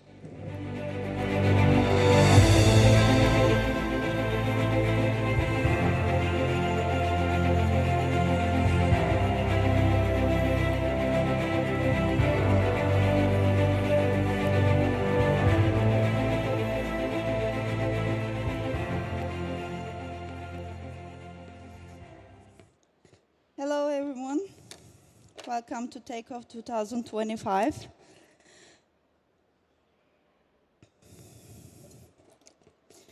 Modern innovation bears invisible costs. Human progress has outpaced human advancement in judgment. For the first time in history, our tools are advancing rapidly, faster than our ability to understand the consequences of using them. We have machines that learn, networks that persuade, algorithms that decide, and systems that scale faster than the societies they reshape. But our ethics, our responsibility, our maturity as decision makers, these evolve slowly, even reluctantly. And so here we live in a world where babies starving from poverty in one region of the world, babies starving from war in another. Bullying in classroom is the new normal. Mobbing at the office is the new management style. This mismatch between underrepresented power and underdevelopment judgment is defining our era in a very gruesome way. This is why in this era, founders, as well as entrepreneurs, investors, are not just building companies, they are shaping civilization. So the question is no longer how fast can we innovate. The question is, can we innovate with integrity? Because innovation without integrity becomes a liability disguised as progress or even corrosion. So what is innovation really? We love the myth of innovation, the genius founder, the sudden breakthrough, dramatic pitch, the disruption story. But in real, innovation is more about disciplined observation and precision. Innovation is not invention, but rather, as Jean-Pierre described, is new combinations. And how can you form new combinations? With observation, with perspective. Elrise and Jack Trout, the gurus of marketing, taught us that strategy is simply positioning, the ability to see differently. Malcolm Gladwell reminded us that breakthroughs happen when someone sees a different perspective from the others. So innovation is an act of paying attention, and perspective is the rarest currency in innovation. So here comes another tipping point. In a world full of data, you will have to choose precisely which one to take into consideration. You have to see which ones are relevant and valuable insights. Albert Simmons says, "A wealth of information creates a poverty of attention." This is the same true with the teams we built. A team of identical minds creates a poverty of capability.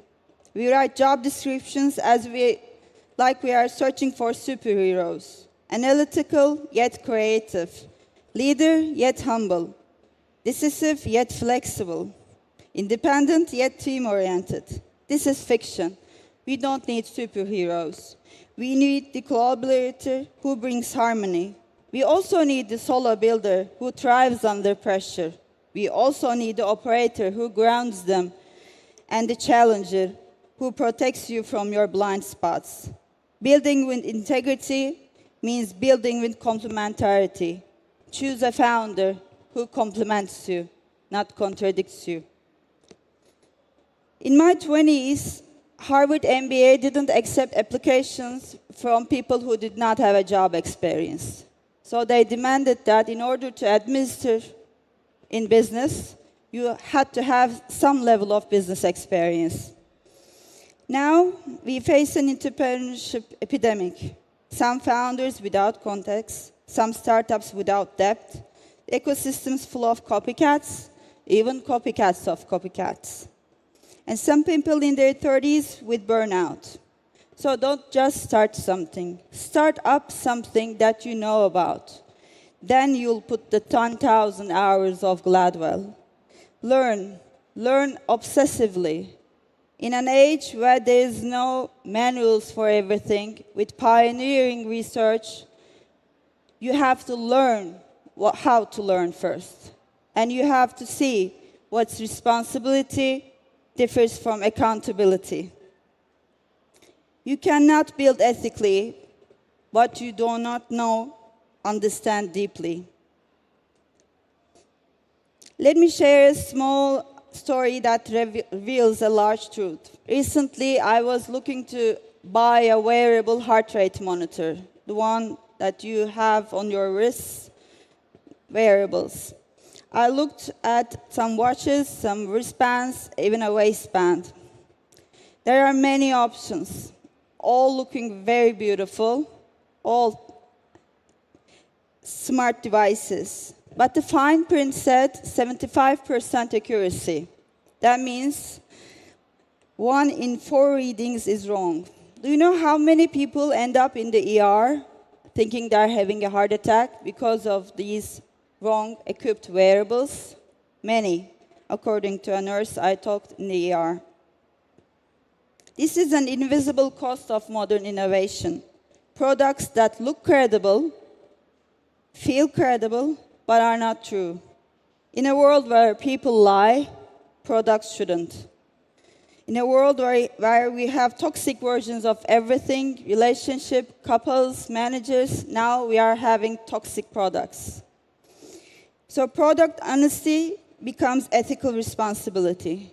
Remember, first rule of medicine was to do no harm. Innovation should be similar. Every major technological disaster began with an ethical failure first, before it became a technical one. GE, the largest company used to be, died because of truth becoming inconvenient. A major airline, profit shouted louder in the boardroom, 346 people died. Mars climate orbiter, metric versus imperial. A group was using metric, the other one uses imperial units. A very small mistake. $327 million lost, just evaporated into air.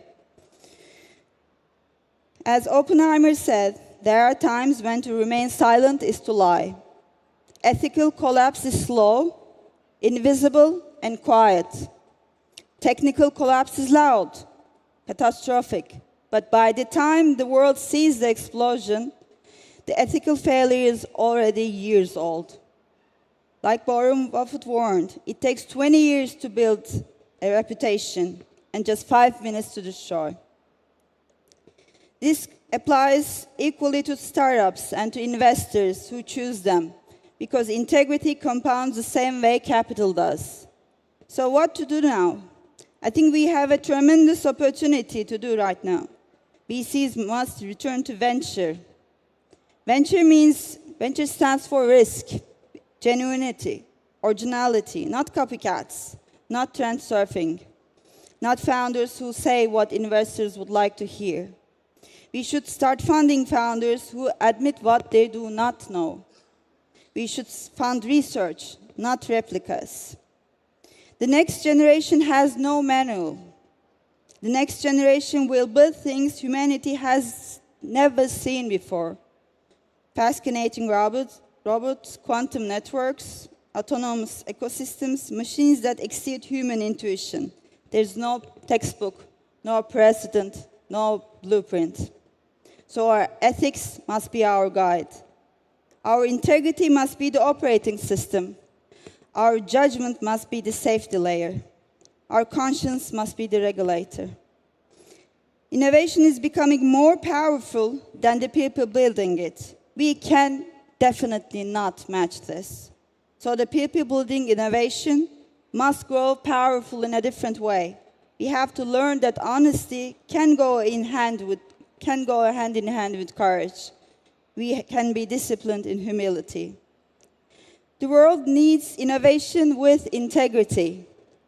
There is absolutely nothing in this world more important than the legacy we leave behind. There is illuminating innovation around. May we be among the ones. May we be among the legendary ones. Thank you.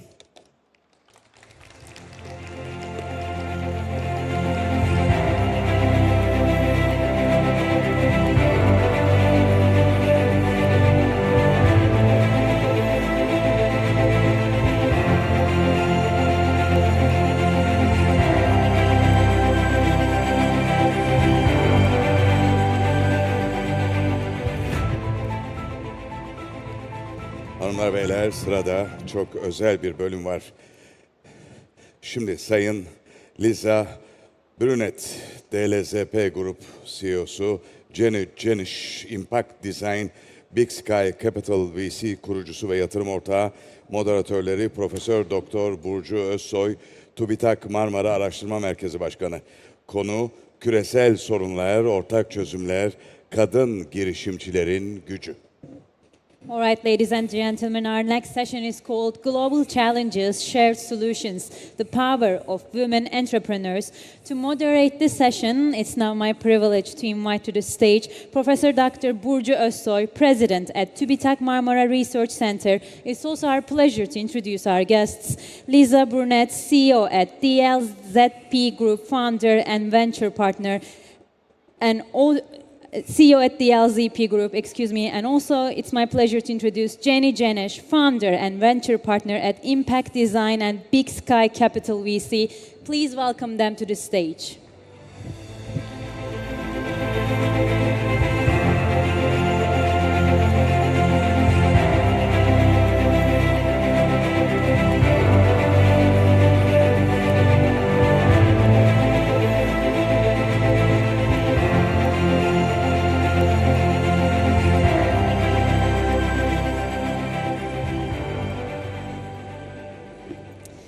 Herkese merhabalar. Bildiğiniz gibi formatımız ve misafirlerimiz gereği ben müsaadelerinizle session'ımızı, oturumumuzu İngilizce olarak devam ettirmek istiyorum. Öncelikle herkese hoş geldiniz diyorum. Good afternoon everyone and welcome to our special session under the Codam Women in Innovation program. It's truly a pleasure to be here at Takeoff 2025. Program, it is quite special, but at the same time, as we see, there are the entrepreneurs, innovators, and leaders are all here to shape the future of technology. Today's panel, Global Challenges, Shared Solutions, the Power of Women Entrepreneurs, brings together two remarkable speakers whose work spans femtech, emerging markets, and global innovation ecosystems.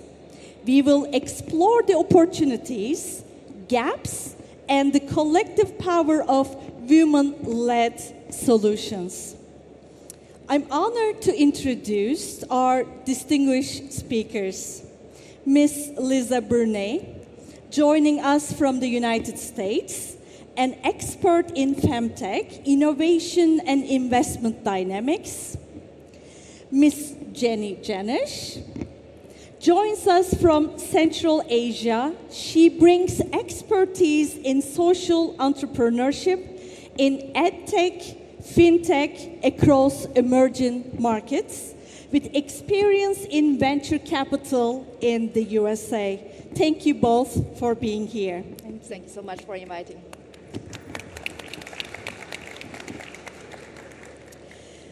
I would like to start with both speakers. To begin, I would like to ask each of you, from your perspective, what is the most significant opportunity emerging today for women entrepreneurs on the global stage? Floor is yours, please. Well, thank you for having me today. I appreciate the invitation, and I look forward to sharing more insight. For me, I feel with the evolution of low-code, no-code with AI on platforms, it makes creating AI solutions and technical solutions so much easier. So nowadays, you don't even need to have a computer science degree to create a technical solution. So with this, it's making it easier for women to create solutions to help other women. And that's kind of what we're looking to evaluate and see how we can make it better, because I'm sure all of you have experienced issues and you're like, I wish there was an app, I wish there was a device that could make my life easier. And that's the goal of using low code, no code. And also we see today more and more women getting higher education, building their career, they're stepping into the leadership role and generating the serious income. So I believe like right now women own about 1/3 of the world's personal financial wealth. It estimated like within 5 to 10 years, half of the global wealth will be in women's hand. So we call this is going to be like era of economy. So with the education and the income generating, there's something very powerful happen, choice. So women start to have a choice how they want to live, with whom they live or they don't live with, or how they spend and invest the money.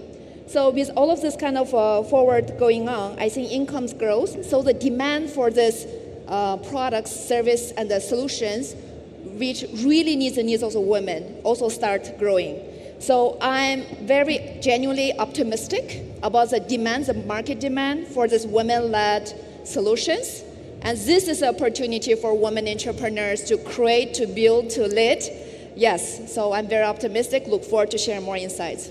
Thank you so much for both, because Lisa mentioned that technical solutions are here already, and Jenny, you mentioned that women in high education also brings a lot of opportunities and personal financial opportunities involved. It gives us a choice. Thank you for saying that.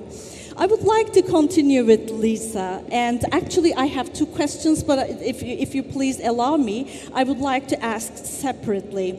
Lisa, you focus on femtech as a rapidly growing billion-dollar market, yet investor hesitation still continues. In your experience, what are the key reasons behind this funding gap? Well, are you aware that currently every 1 in 5, it's a 1 to 5 ratio. So for every woman funded, 5 men are funded. And typically men are funded at a higher amount and a lower interest rate than women, which is causing a huge disparity across the board. But a big part of it is there's less female investors out there. There's only 15% of female investors, while there's 85% men investors in the decision-making role. And that's part of it. We need to change that. We need to make it more equal so women are able to get the funds, because women, they're looking for a solution. When a female investor looks at a solution, they want something that they will use themselves. While a male, they're not going to be interested about female issues if we're going through menopause. They want something maybe about sports, or maybe how to analyze the track, or whatever it is. And that's where the big difference lies. And because there's an unconscious bias with how funding happens currently. Just like in traditional banking, women are funded less that way as well, because we might have the key data, we might have a phenomenal business plan, but it's all about the network. And it's unfortunately a male-dominated network, and women need to create their own network in order for us to get funded more. Absolutely, thank you. And I would like to take it from there and ask you, looking ahead, which emerging femtech trends do you believe it will reshape women's health and wellness over the next few years? Oh, femtech is changing at such a drastic rate. Even things from 5 years ago are now obsolete. If you can think about it, because there's so many more wearables. I'm sure over half the audience is wearing a smartwatch today. I'm sure all of you have a smart device. If it's a watch or your cell phone, and women can take advantage of these. There's solutions that we could develop to track your sleeping patterns, your ovulation for when you want to get pregnant, when you're going through perimenopause. And I'm sure a lot of you females have been to a gynecologist. How many of you have enjoyed the visit? Do you find it, are you excited to go? I know I'm not. And with women developing solutions that are using technology, they're making it so it's more comfortable. So giving birth, going to the doctors, these won't be a challenge anymore. It won't be a joy to go to, but you won't dread going there. Yeah, absolutely. And Jenny, back to you. You have worked extensively across developing ecosystems. What role do access to finance and public support mechanisms play in unlocking innovation for women founders in emerging markets? I spent years in emerging markets like Central Asia, Kyrgyzstan, Kazakhstan. I also live and work in China, Singapore, and the United States. I founded my own business when I was 27. Later, I invested in women startups. So I have seen this very version of the whole entrepreneurship ecosystem. I was on the side of giving money to women entrepreneurs while I was working for United Nations. And now I work in the banking industry and the VC side, so to support the women. So by what I'm saying, like across all this kind of different part of the ecosystem, there are so many challenges, but there are two challenging constantly show up in the markets I work in. Number one, lack of scalability, okay? So I remember when I organized a pitch for Central Asian founders, women founders, investors said, this startup not investable. So this got stuck in my mind. Why women's-led startup not investable? If you look at the statistic, even in the United States, more than 90% of the businesses owned by women, women are solo entrepreneurs. What does it mean? So it's owned by one woman. So they don't hire more women, they don't hire the team. So when the businesses cannot scale, investors hesitate to invest. And also now we look at, even though when women startup have the team, have the product to pitch for the investor, less than 2% of venture capital back up women-led startup. So what they said to me is, it's like a chicken and egg question, because women cannot scale, that's why they don't get investment, or because they don't have the access to investment, that's why they cannot scale well. And second challenge is about lack of care support. If you look at this whole journey of a woman, starting from the schooling, early school, high school education, you go to Korea, you become your leadership, become investing and so on. There are 2 times, according to the McKinsey research, there's a drop of women in science and technology. Number one is when in early schooling, girls outperform boys actually. Right. But when they go to higher school education, they drop one. And second time they drop is when they married and enter the motherhood time. So once this care responsibility kicked in, it kicks hard in women's career. So that's why I have a feeling like whole startup ecosystem is not designed for women. It's so hard for me to imagine in those Silicon Valley, those accelerator programs, that mothers with kids, they can go there. No, it's not possible. They cannot compete with those guys who get used to hustle 24/7. So I would like to say, like, care infrastructure is not a social issue. It is an economic issue for entrepreneurship. We need to take it very seriously. So we hope, I believe talent is here, capital is here, but we need the access to capital to help those women to scale the businesses. Exactly. And we need a care public infrastructure to help them to keep the women remain in this race. Exactly. Apparently, you started very early ages, and you've been to many countries, many districts, and you have a lot of experiences. And among the Turkic republics, actually, in particular, where do you see the strongest potential for women entrepreneurs to grow, and what barriers? The barriers are going to be there for sure, right? Where does it remain? Because I'm from Kyrgyzstan myself, it's also part of the broader Turk community, right? So look across those Turk states, Kyrgyzstan, Kazakhstan, Uzbekistan, Azerbaijan, and Turkey. We share some kind of common characters. For example, we are very young nations. More than half of our population is under the 30. The digital adaptation is very fast. In the past 5 years in Central Asia, internet penetration increased by 25%. And by saying this, we see like there's a lot of opportunities is possible for women, not in the traditional, but in the norm kind of digital economy.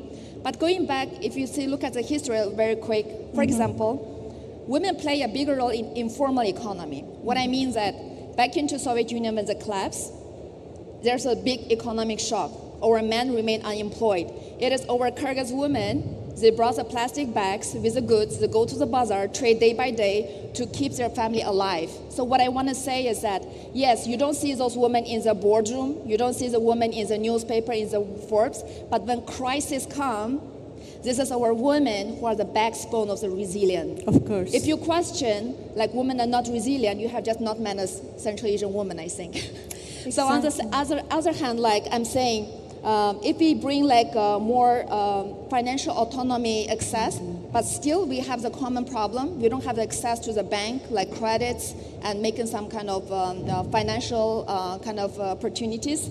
So this also limits us a lot of opportunity to scale. Where I see the potential, I see potential in everywhere. But right now, our women in a more this kind of food, fashion, the social education sector, but not much in a scalable businesses, which is like technologies, infrastructure, logistics, or finance. So I do believe potential is everywhere. We just need a good financial tools to help them. And we need this flexible workplace policies. If we can have a government incentives, the tax incentives, and accessible care support, I believe we will not only be leading in the informal sector, we will be leading in the traditional and in the modern economy as well. Exactly, Jenny, you're really underlining this lack of scalability. It's really something. And therefore, I'm going to go back to both of you because you mentioned and highlight the common challenges. So therefore, across your work, highlighting the common challenges that women-led ventures face globally. This is not really locally, but it is mainly globally. Looking beyond challenges, how can international collaboration between governments, investors, and innovation program best support women entrepreneurs, and what are the practical steps should we prioritize? I really like this question. Absolutely. I think big change happens when collaborations come together, right? Exactly. If a woman entrepreneur succeeds, it's not because of one factor, it's because the ecosystem work together. Let's keep it practical, as you said, not in the series. Number one, I would recommend government and the investors speak the same language. Because right now the women startup and entrepreneurs, they don't look sexy for VC, okay, let's admit. They don't fit into the traditional VC, not investable, they said it. Right. So what if like government can come in to make this co-investment scheme, to make a grant making or make like a credit guarantee. So make women's businesses look less risky for VC or investors. Maybe this is a place we can go. And second, I would like to mention those, we see this development institutions, UN agencies, we have a DFI, right. We have big corporates, we have VC, we have angels. They all have their own program. They work in a silo. Let's stop working in silo, let's stop working in isolation. What I'm seeing, for example, if in the early stage, we can provide a training for those women by the development institution and the universities. In the seed stage, we can have a government and DFIs to invest, to give them the seed money. In the growth stage, this is where private VC comes in to support them accelerate. And when it comes into the international market access, we can leverage our diaspora. This is our very strong side of the Turkic states, right? That's true. So this is a whole beautiful, if you just put all of them into one like kind of ecosystem, I think we will help solve the problem of that all women founders are saying. What do you say, Lisa? Yes, I agree. And I feel that we could actually collaborate together, you know, the government, private sector, and incubators and investors by creating grants from the government, but also connecting more experienced women business owners with the startups by giving that mentorship opportunity, because there's so many women out there that want to share their knowledge and help the startups because they know what it's like, because a lot of them started maybe 5-10 years ago and they felt isolated and alone.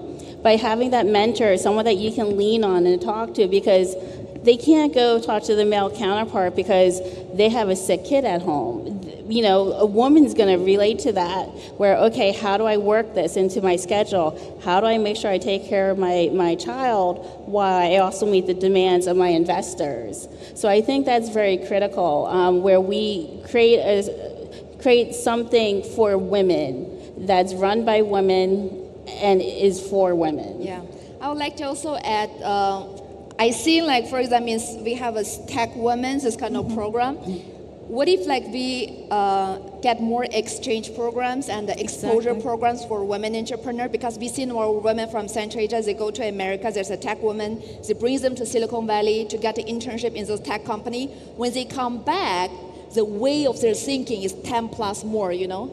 So we cannot encourage women to scale their business if you don't see it. Yes. They need to see it until you believe it. So this is one of the things I can think of. Any other programs you can think of for women mentorship? So one program that I'm part of is called SITE. In the US, it stands for Center for International Private Enterprise. And they're an NGO that connects private enterprises together to help small businesses in rural areas around the globe. They actually bring different startups from around the world, different NGOs, to the US. They do a tour of the US for a month where they get to talk to startups, take courses maybe at Harvard University, but they also, this is all covered of course, but then they also have grant money to go back to their country to start a foundation. But they also have the tools and the teaching, and they also have that network because they now have met women from around the US that they've connected to on LinkedIn. They share their contact info. Some of them even set up meetings where they can rely on them. Like I could say, Jenny, I'm struggling with social media. I really need your help. And you know, because we've met, you'll say, yes, Lisa, I will gladly help you.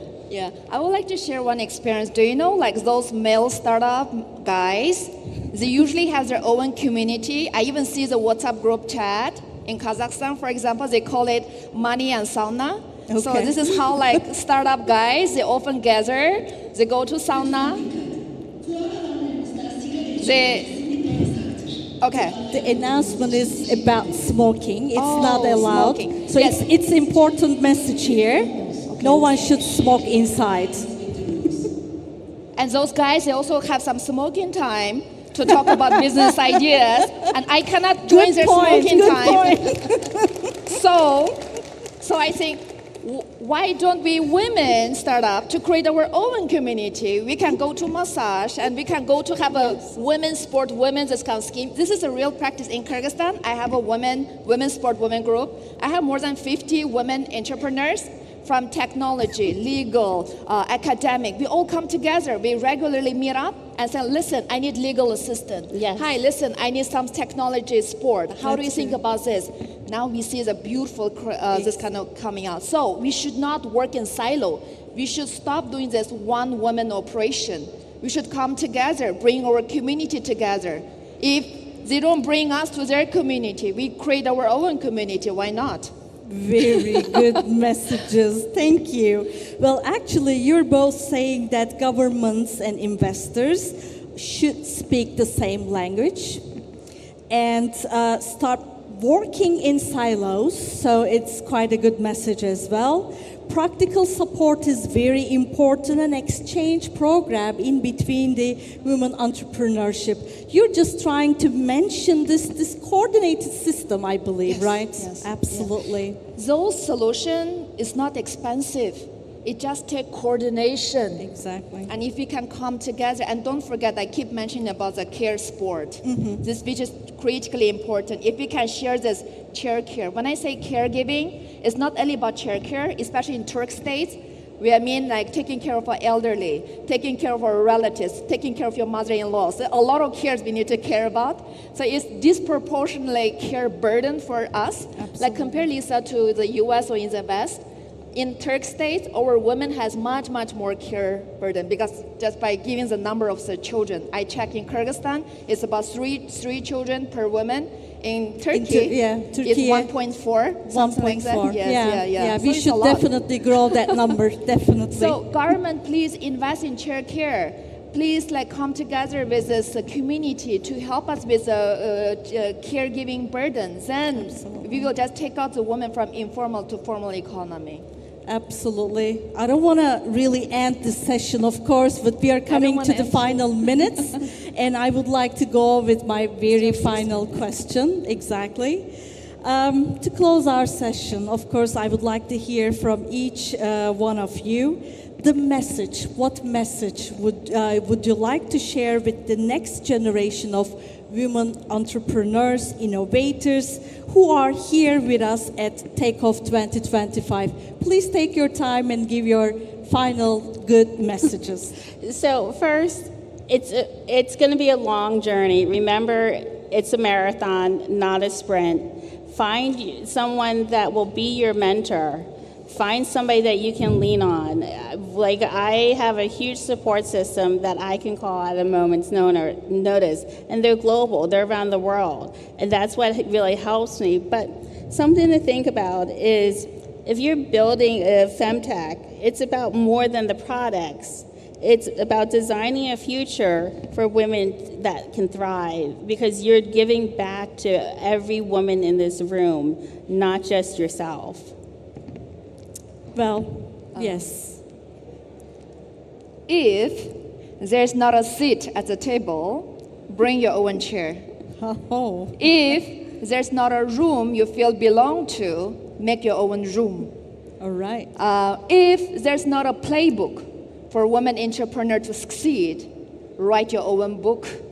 So my sisters, I would like to say to you, don't wait for other people to make the change happen. Change always starts within us. And we know we can do it, right? We've been always such resilient. We conquer all the kind of challenge and difficulties. And to our brothers, we have a message to you as well, gentlemen. We need you. You are part of our solutions. And you believe there's a saying like, happy wife, happy family? You all agree? So, if you have a happy, successful women entrepreneurs in the country, our country will be thriving and also become a very happy nation. Thank you. You both made a very good call for brothers and sisters. Thank you, Lisa and Jenny, for your valuable insights and for sharing your experiences with us today. If you please allow me, I will say something in Turkish in a minute at least to give a little final wrap up.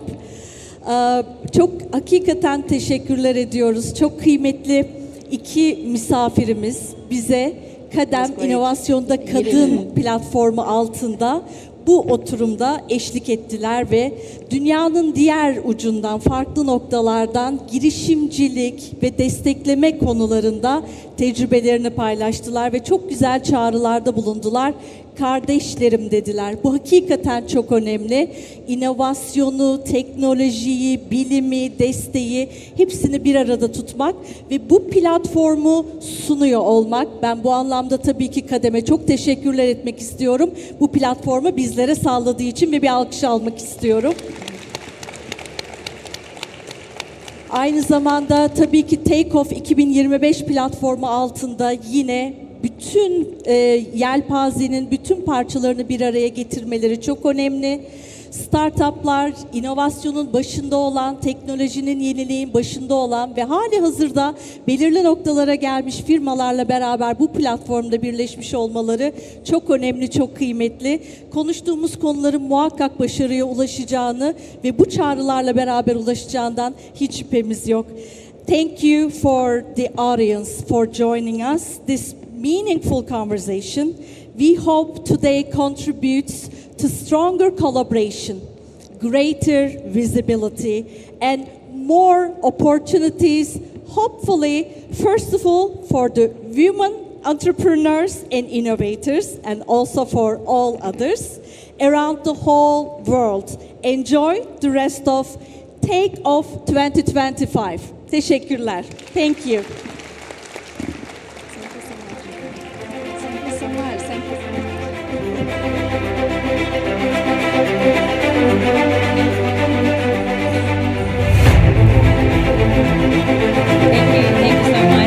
Hanımefendilere çok teşekkür ediyoruz. Hanımlar beyler, şimdi tekrar bir hanımefendi gelecek. Diana Virgovichova, Exatom kurucu ve CEO'su. Konusu çok ilginç. Derin teknolojide yapay zeka ve kuantum kimya. We would like to thank our panelists. So, ladies and gentlemen, our next session is called AI and Quantum Chemistry in Deep Tech Innovation. It's our pleasure to invite to the stage Diana Virgovichova, CEO and founder at Exatoms. Please welcome her to the stage.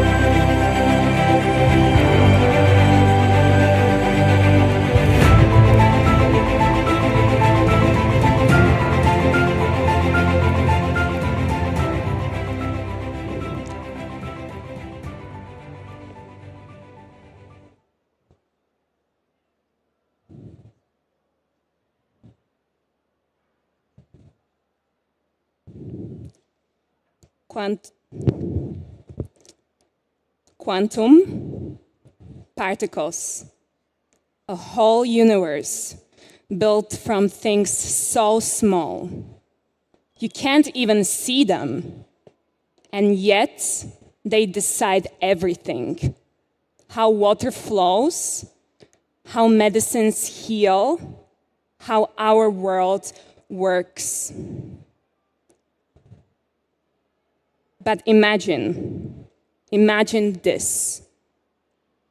What if we could understand these particles, predict them, design them? What if humanity could shape matter itself? That is the promise of quantum computing. Understanding the smallest things and changing the world.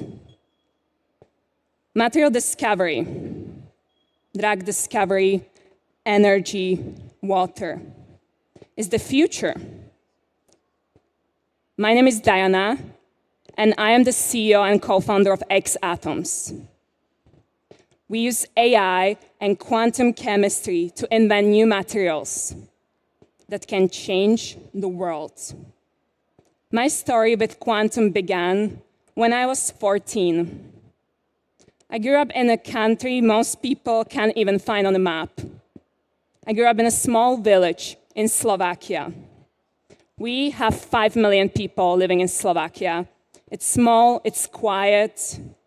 When my Turkish co-founder Kerem heard where I was from, he said, Slovakia might actually be smaller than Istanbul airport. And honestly, he wasn't completely wrong. But here's the thing. Small is where revolutions begin. Small teams, small particles. Those are the sparks that start everything. When I was 14, my mom and I found a cheap flight to India. And there I saw black rivers, polluted lakes, children playing next to toxic water. And that's when I realized that this is a problem that affects 2 billion people. It's 2 billion stories, 2 billion reasons to act. Standing by that river, by that black river in India, I realized that maybe I could try anyway to change this. So I went home to Slovakia, opened my laptop, and found quantum chemistry. It's a universe inside the screen. I emailed a professor at the local university in Slovakia, and I said, "Hi, I'm 14. I want to fix water pollution. Can you teach me?" And he didn't laugh. He told me, "Okay, let's see what you can learn." And then, suddenly reality opened to me. If you can design the right particle, if you can invent the right material, that material can change everything. That was the moment quantum became my life. At 17 years old, after 3 years of learning about quantum, I made my first discovery, a new molecule, a new material that could purify water, that changed everything. The Swedish royal family awarded me the Stockholm Junior Water Prize. Princess Victoria of Sweden handed me this award in the same hall in Stockholm where Nobel Prize winners received their awards. For a kid from a tiny country at 17 years old, it felt impossible. But the message was clear. Quantum chemistry isn't just science. It is hope, it is possibility, it is a way to solve the world's hardest problems. Quantum and my discovery at 17 opened the door I never expected. It allowed me to leave my small village in Slovakia on a full scholarship to study in Canada. And so I studied in Canada at the University of Toronto, and I chose computer engineering. And yes, Canada is just as cold as you imagine. The type of cold that makes you rethink your life choices every winter. But inside the University of Toronto, something warmer was happening. The home of Geoffrey Hinton, the godfather of AI, who last year won Nobel Prize for Physics because he set the basis of AI. In 2020, AI was a whisper. In 2021, it was a conversation. In 2022, a movement. And in 2023, the whole world accelerated. AI was rising, quantum was evolving. And I kept asking myself, what happens if we combine them? And that's the birth of my company, Exatoms. I realized something troubling. Traditional water purification methods can turn dirty water into clear water. But this clear water may still contain invisible contaminants such as E. coli, heavy metals, biological pathogens that are still killing millions of people every single year. And so in January 2023, I made a decision. Let's build a platform that uses AI and quantum chemistry to discover new materials that can solve world environmental problems. I named it Exatoms. X, exploration, atoms, the building blocks of everything. Exploration of atoms, exploration of the future. When we launched, it was just an idea. But even ideas can attract greatness.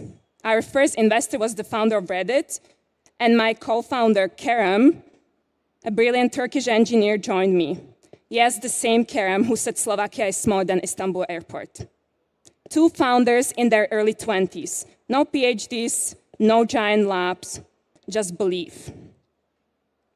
Here is what we do at Exatoms. We discover new materials called photocatalysts. Photocatalysts, when added to contaminated water and exposed to any visible light sources such as sunlight or LED, can turn this dirty water into clean and safe drinking water within minutes. We patented this platform. We've already have discovered 8 new materials, so we have 8 patents. quantums makes discovery faster, and so that's why we are using it. It means that it's more efficient. We don't need to spend long hours in the lab, while we can actually discover these new materials within weeks, not within years. We can actually also customize these materials for specific contaminants, whether it's E. coli, whether it's heavy metal. We can discover such material that can tailor these specific contaminants. It starts as a molecule structure, this powder that you see, and becomes a real material. Materials that we are now using in agriculture for pesticides removal, mining for heavy metal reduction, textile factories for textile dye degradation, and we are also working with water-scarce regions, and even with communities that don't have electricity, because we can actually use the power of sunlight to purify their water. This morning, I landed in Istanbul from Saudi Arabia, where I spoke yesterday at the water conference. In fact, the problem in Saudi Arabia is that demand for water is 10 times higher than its nature can offer. And so you see, countries face different problems, and therefore it becomes a global water issue. So AI is the revolution of today, and quantum is the revolution of tomorrow. AI reveals patterns, quantum designs matter. Together, they allow us to redesign the world. Now, I would like to call on stage Beyza, who is going to show a quick experiment of how our technology works.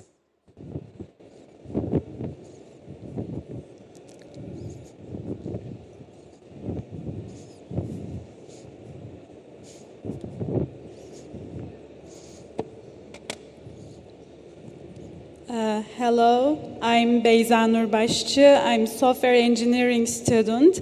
Today I'll helping Diana's experiment now.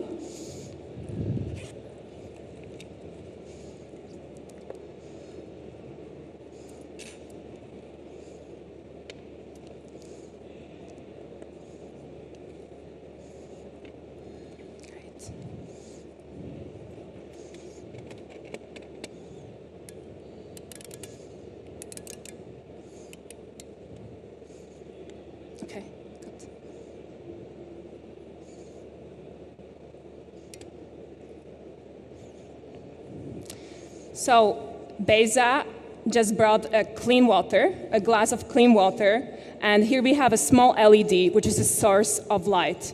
So she's going to put this clean water under the light. This is a small LED lamp, and she is going to show an experiment of my technology. So here we have a toxic chemical called methylene blue.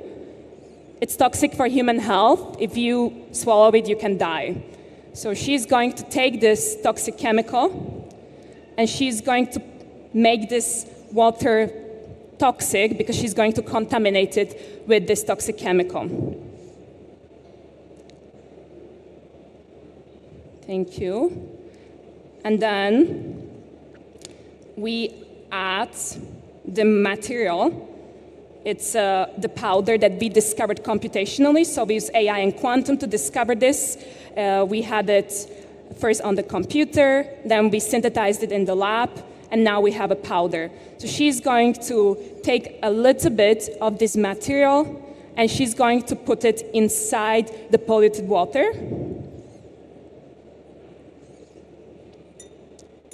She will mix it. Now we mix the material with the toxic chemical inside the water. We expose it to light.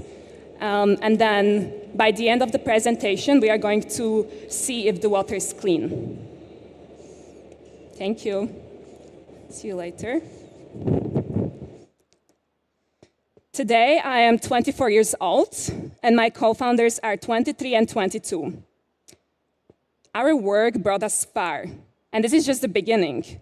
We started collaborating with the famous actor many of you may know and like. His name is Matt Damon. He started a company, water.org, reaching communities with clean water worldwide. The World Economic Forum just named us last week as the most innovative water technology. And we will be the only startup speaking at the World Economic Forum in Davos in January next year. At Exatoms, we are preparing a quantum leap to clean the world's water. Last year, our team made the Forbes 30 Under 30 North America list as the youngest team. Even Forbes Turkey wrote about us. Karen, my co-founder, demanded I include a slide, so here you go. And we grew our team to 12 world experts. Some of them are older than our parents, and I'm their boss. Proof that age never decides impact, purpose does. We raised $5 million up to date in just 2 years of having this company. We are a female-led team, and we are doing pretty well. We have deployed our technology in Kenya, South Africa, Canada, the US, soon in Saudi Arabia, and we are preparing to build here in Turkey as well. Just started collaborating with textile manufacturers. And honestly, Istanbul feels like the perfect place to build something world-changing. My message to young founders, students, and dreamers: the world does not change because we do what is easy. It changes because someone decides that the impossible is worth trying. You don't need Silicon Valley. You don't need perfect credentials. You don't need permission. You can come from Slovakia. You can come from Turkey, from anywhere on earth. All you need is this: a problem that breaks your heart and the courage to solve it. Small teams, small ideas, small particles. They shape the future, and so can you. Because the future belongs to those who learn to work with the smallest pieces of the universe and use them to build something bigger than themselves. Thank you, Istanbul. Let's build the future together. If you are interested in learning more about Exatoms and our journey, please reach out to me or my email. We are looking for more opportunities to expand our water purification technology here in Turkey, and we will also be raising another round of investment in 2026. And I would like to invite Beyza back to stage. I'll drink. So what does it taste like? Tasty. Çok güzel. Thank you. Good job. Thank you.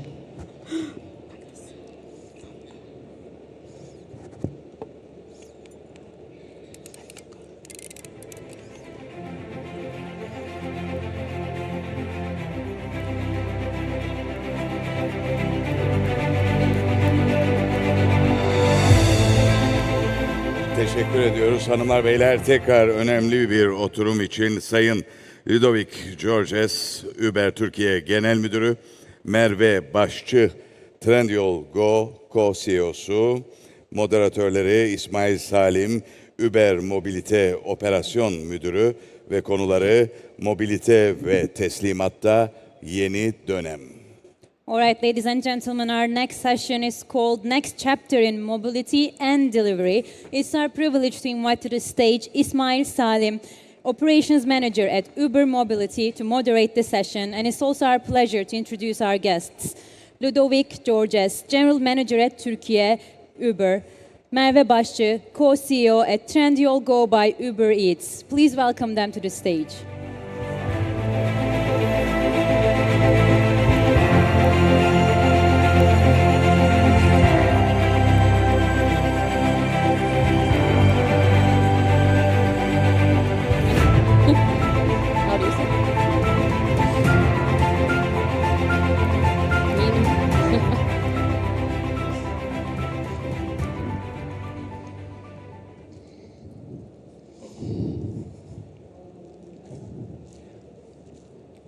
Dear guests, welcome.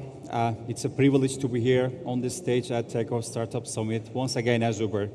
I am İsmail Salim. I am driver operation manager in Turkey for Uber Mobility. This year's event marks an important development, as this year Uber has now both delivery and mobility business running in Turkey.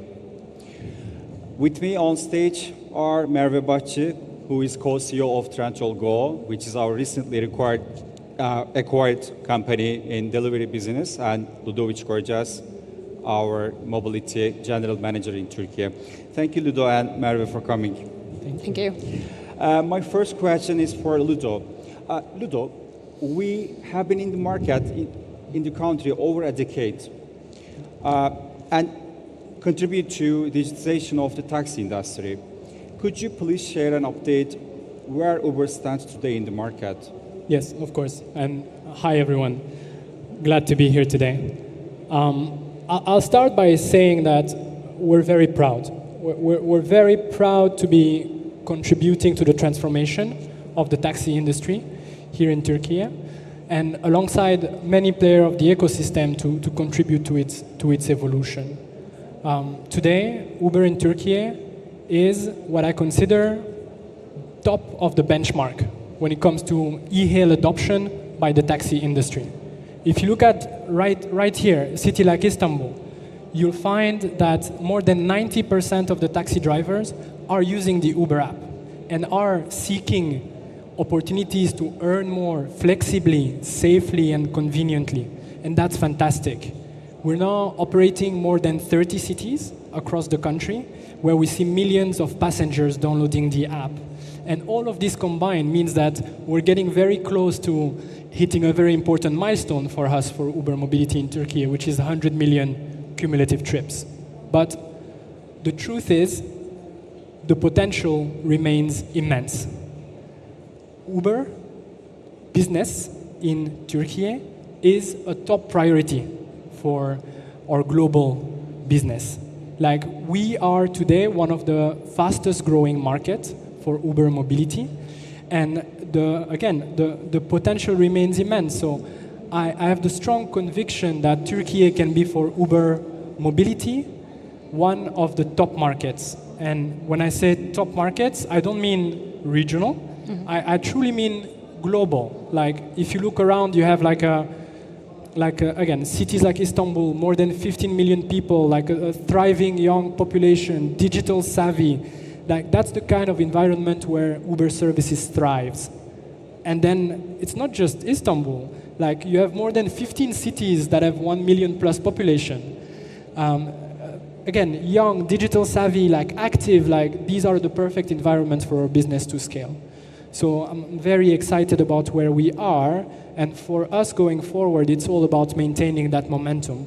As I said, we're amongst the fastest growing markets for Uber Mobility, and we want to maintain that pace. And to do so, we will, one, try and bring as many of our services as possible to as many of our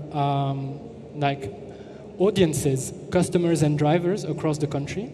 Two, we'll aim at continuously improving the service level we're delivering. And three, we'll try and bring to market the most relevant offerings for our consumers and drivers alike. And if I look at specific example, like one that I'm very excited about that has just recently launched is Uber One program, or membership program, by which consumers who decide to opt in are able to benefit from economic value, 10% credit back on every ride, as well as more experiential benefits. So I'm very excited about the journey so far and the opportunities going forward. Thank you for your answer. I am also a big fan of Uber One membership program. My second question is for Merve. Merve, how would you explain Uber's motivation to kick off their delivery business in Turkey, with Uber now having invested in Takeoff? What will it mean for consumers, sellers, and couriers? Okay. We're very excited to bring together Uber's global marketplace expertise with Trendyol Go's nationwide reach and strong partnerships with the brands you love. Together we'll work on building innovation, building scale, building speed. And there's no better place to do this now than in Turkey, because e-commerce is thriving, and Turkey is a global standout. We see that everywhere. The e-commerce has been growing massively, and it's keeping its momentum. It's already contributes to around like 6.5% of the national GDP. And the reason this is growing so much is because of you, because of a young population, digitally enhanced, digitally engaged, high smartphone adoption, good and strong logistics, and we have a culture that enables or embraces this new technology faster than anywhere else in the world. And e-commerce, if you look at e-commerce or delivery, this is the next big wave. So as Trendyol Go, we're already supporting more than 100,000 restaurants and retailers. We're collaborating with more than 20,000 couriers in every city of Turkey. So this is already a big presence in the local markets with like strong commitment and expertise. So if you ask me like why Uber decided to invest here in Turkey, I'm sure Ludo will also agree. First is Turkey's big potential and Uber's long-standing belief in this country. Second is this young population, digital savvy, looking forward to new technologies. And third is Trendyol Go's agile and strong team. We still have a startup spirit that we're trying to keep alive. And in the end, we're trying to make the everyday lives easier for people and increase the earnings of our stakeholders and also grow the businesses. So let's say what we do is you come home, you're hungry, you don't want to cook, you open the app, you don't know what to eat, you open the Go app. What happens in the background is we show you the most relevant restaurants so you can find the food you crave. At the same time, as soon as you choose, we send it to the restaurant. They start preparing right away. We dispatch the nearest best available courier so it gets there right on time.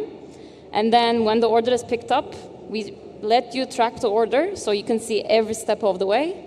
And then you can reach out to the live chat whenever you want and then deliver in 30 minutes. So this all happens within 30 minutes and it's a fast, multi-stakeholder business and it needs a pace. And to do that, we need like young, talented, ambitious people who really likes contributing to their community and create an impact. And we're looking forward to creating the future of delivery here in Turkey. Thank you, Merve. Indeed, young and digitally engaged population play a key role. I'm moving back to Ludo again.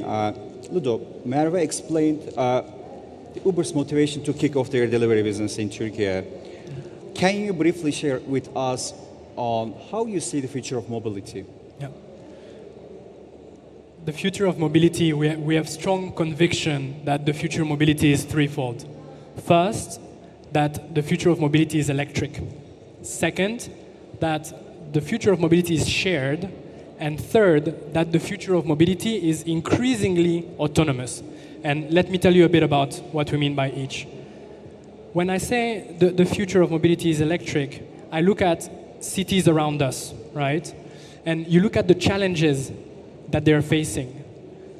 Congestion, pollution, like these challenges, we believe Uber has a role to play in contributing to solving them. Obviously by replacing some private car journeys in very specific instances, but also by contributing to the renovation, the renewal of the vehicle fleet. In many of our global cities, we've started accelerating that journey to try and convert as many vehicles as possible driving on the Uber app from current technology, often high emission, higher pollution, to electric vehicles. And the feedback has been tremendously positive. So riders love it, the consumers, the passengers. It's a technology advanced ride. It is quiet. It is also newer vehicles, right? Drivers love it too. In the cities where these efforts are in full play, we see them convert 4 times faster on these electric vehicles than the average driver. So for us, we have strong conviction that the future of mobility is electric. Secondly, we believe that the future of mobility is shared. Yeah. any high-performing urban transportation system has at the core of it a public transport system, a shared transport system that is the backbone of that whole system. And then offerings like Uber's, service like Uber's, come into play to complement it. And it takes different shapes depending on the market. In Saudi, we've partnered with the National Railway Authority to offer consumers who purchase a train ticket the possibility to buy an Uber ride from their home to the train station, from the train station to their home, door journey. In the UK, we're selling train tickets on the Uber app.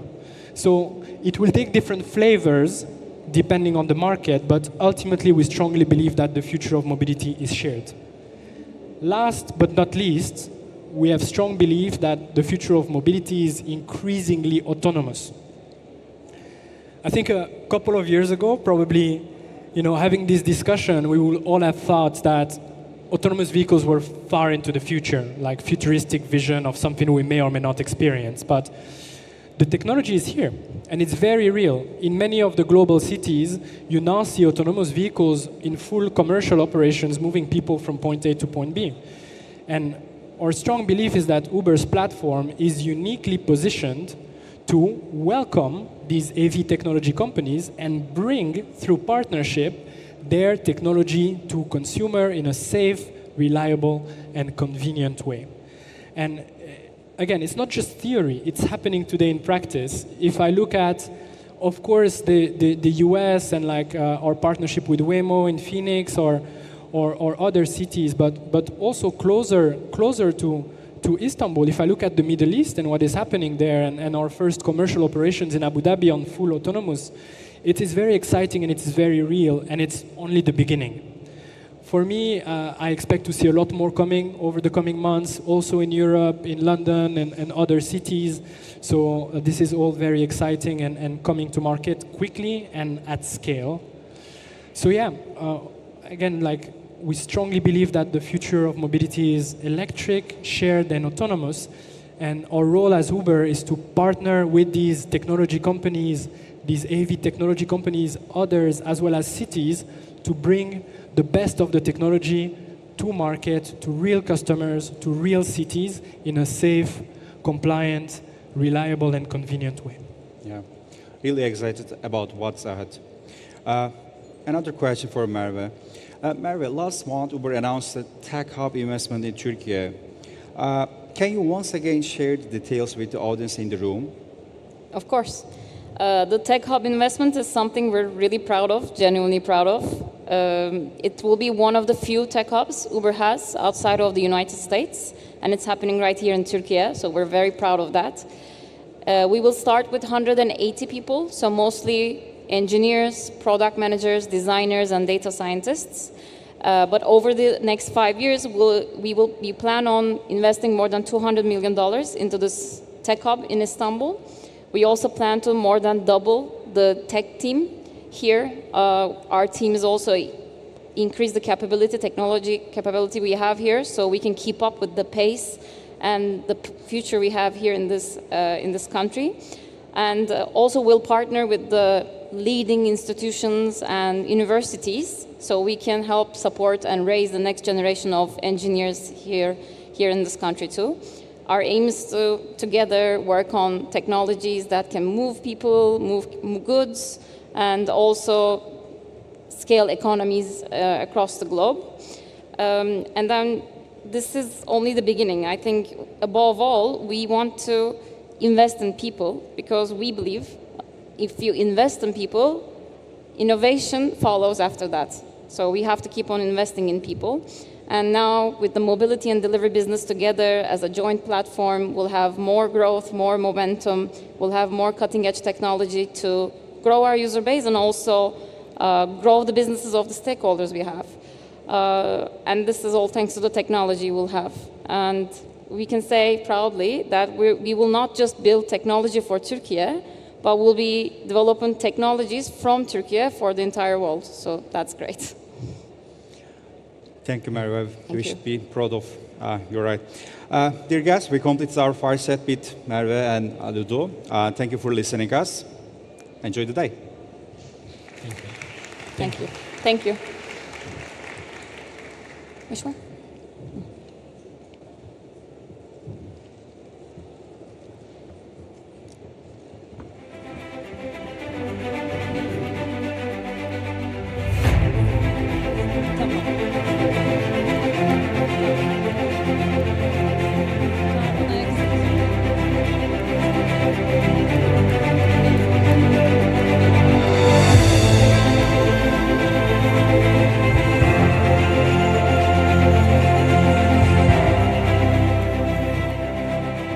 Like to thank our panelists for this delightful remarks. All right, ladies and gentlemen, we would like to remind you something about the CO2 emissions project that Takeoff has been using to actually detect our CO2 carbon footprint, and it's going to be an informative speech right now. We are going to show you a QR code where you can scan that.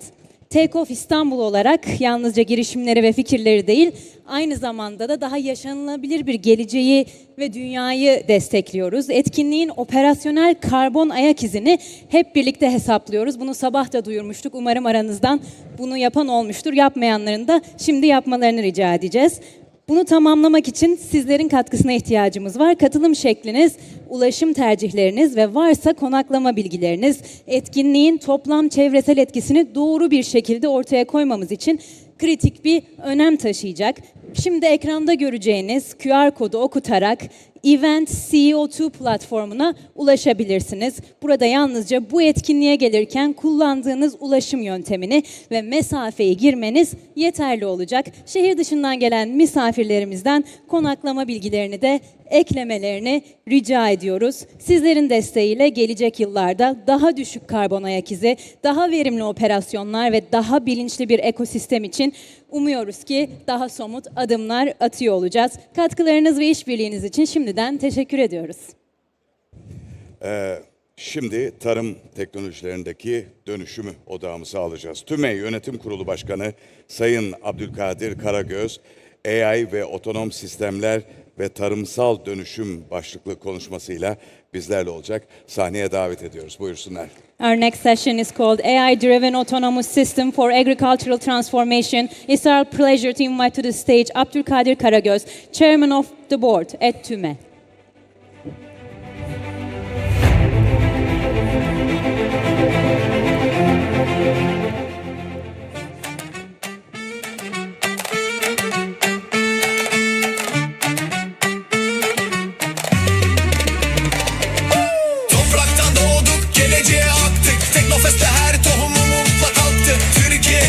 Hedef büyük yarın. Yolumuz ne güçlü yarınlara militarım. Toprak anaysa biz onun sesi. Verim alın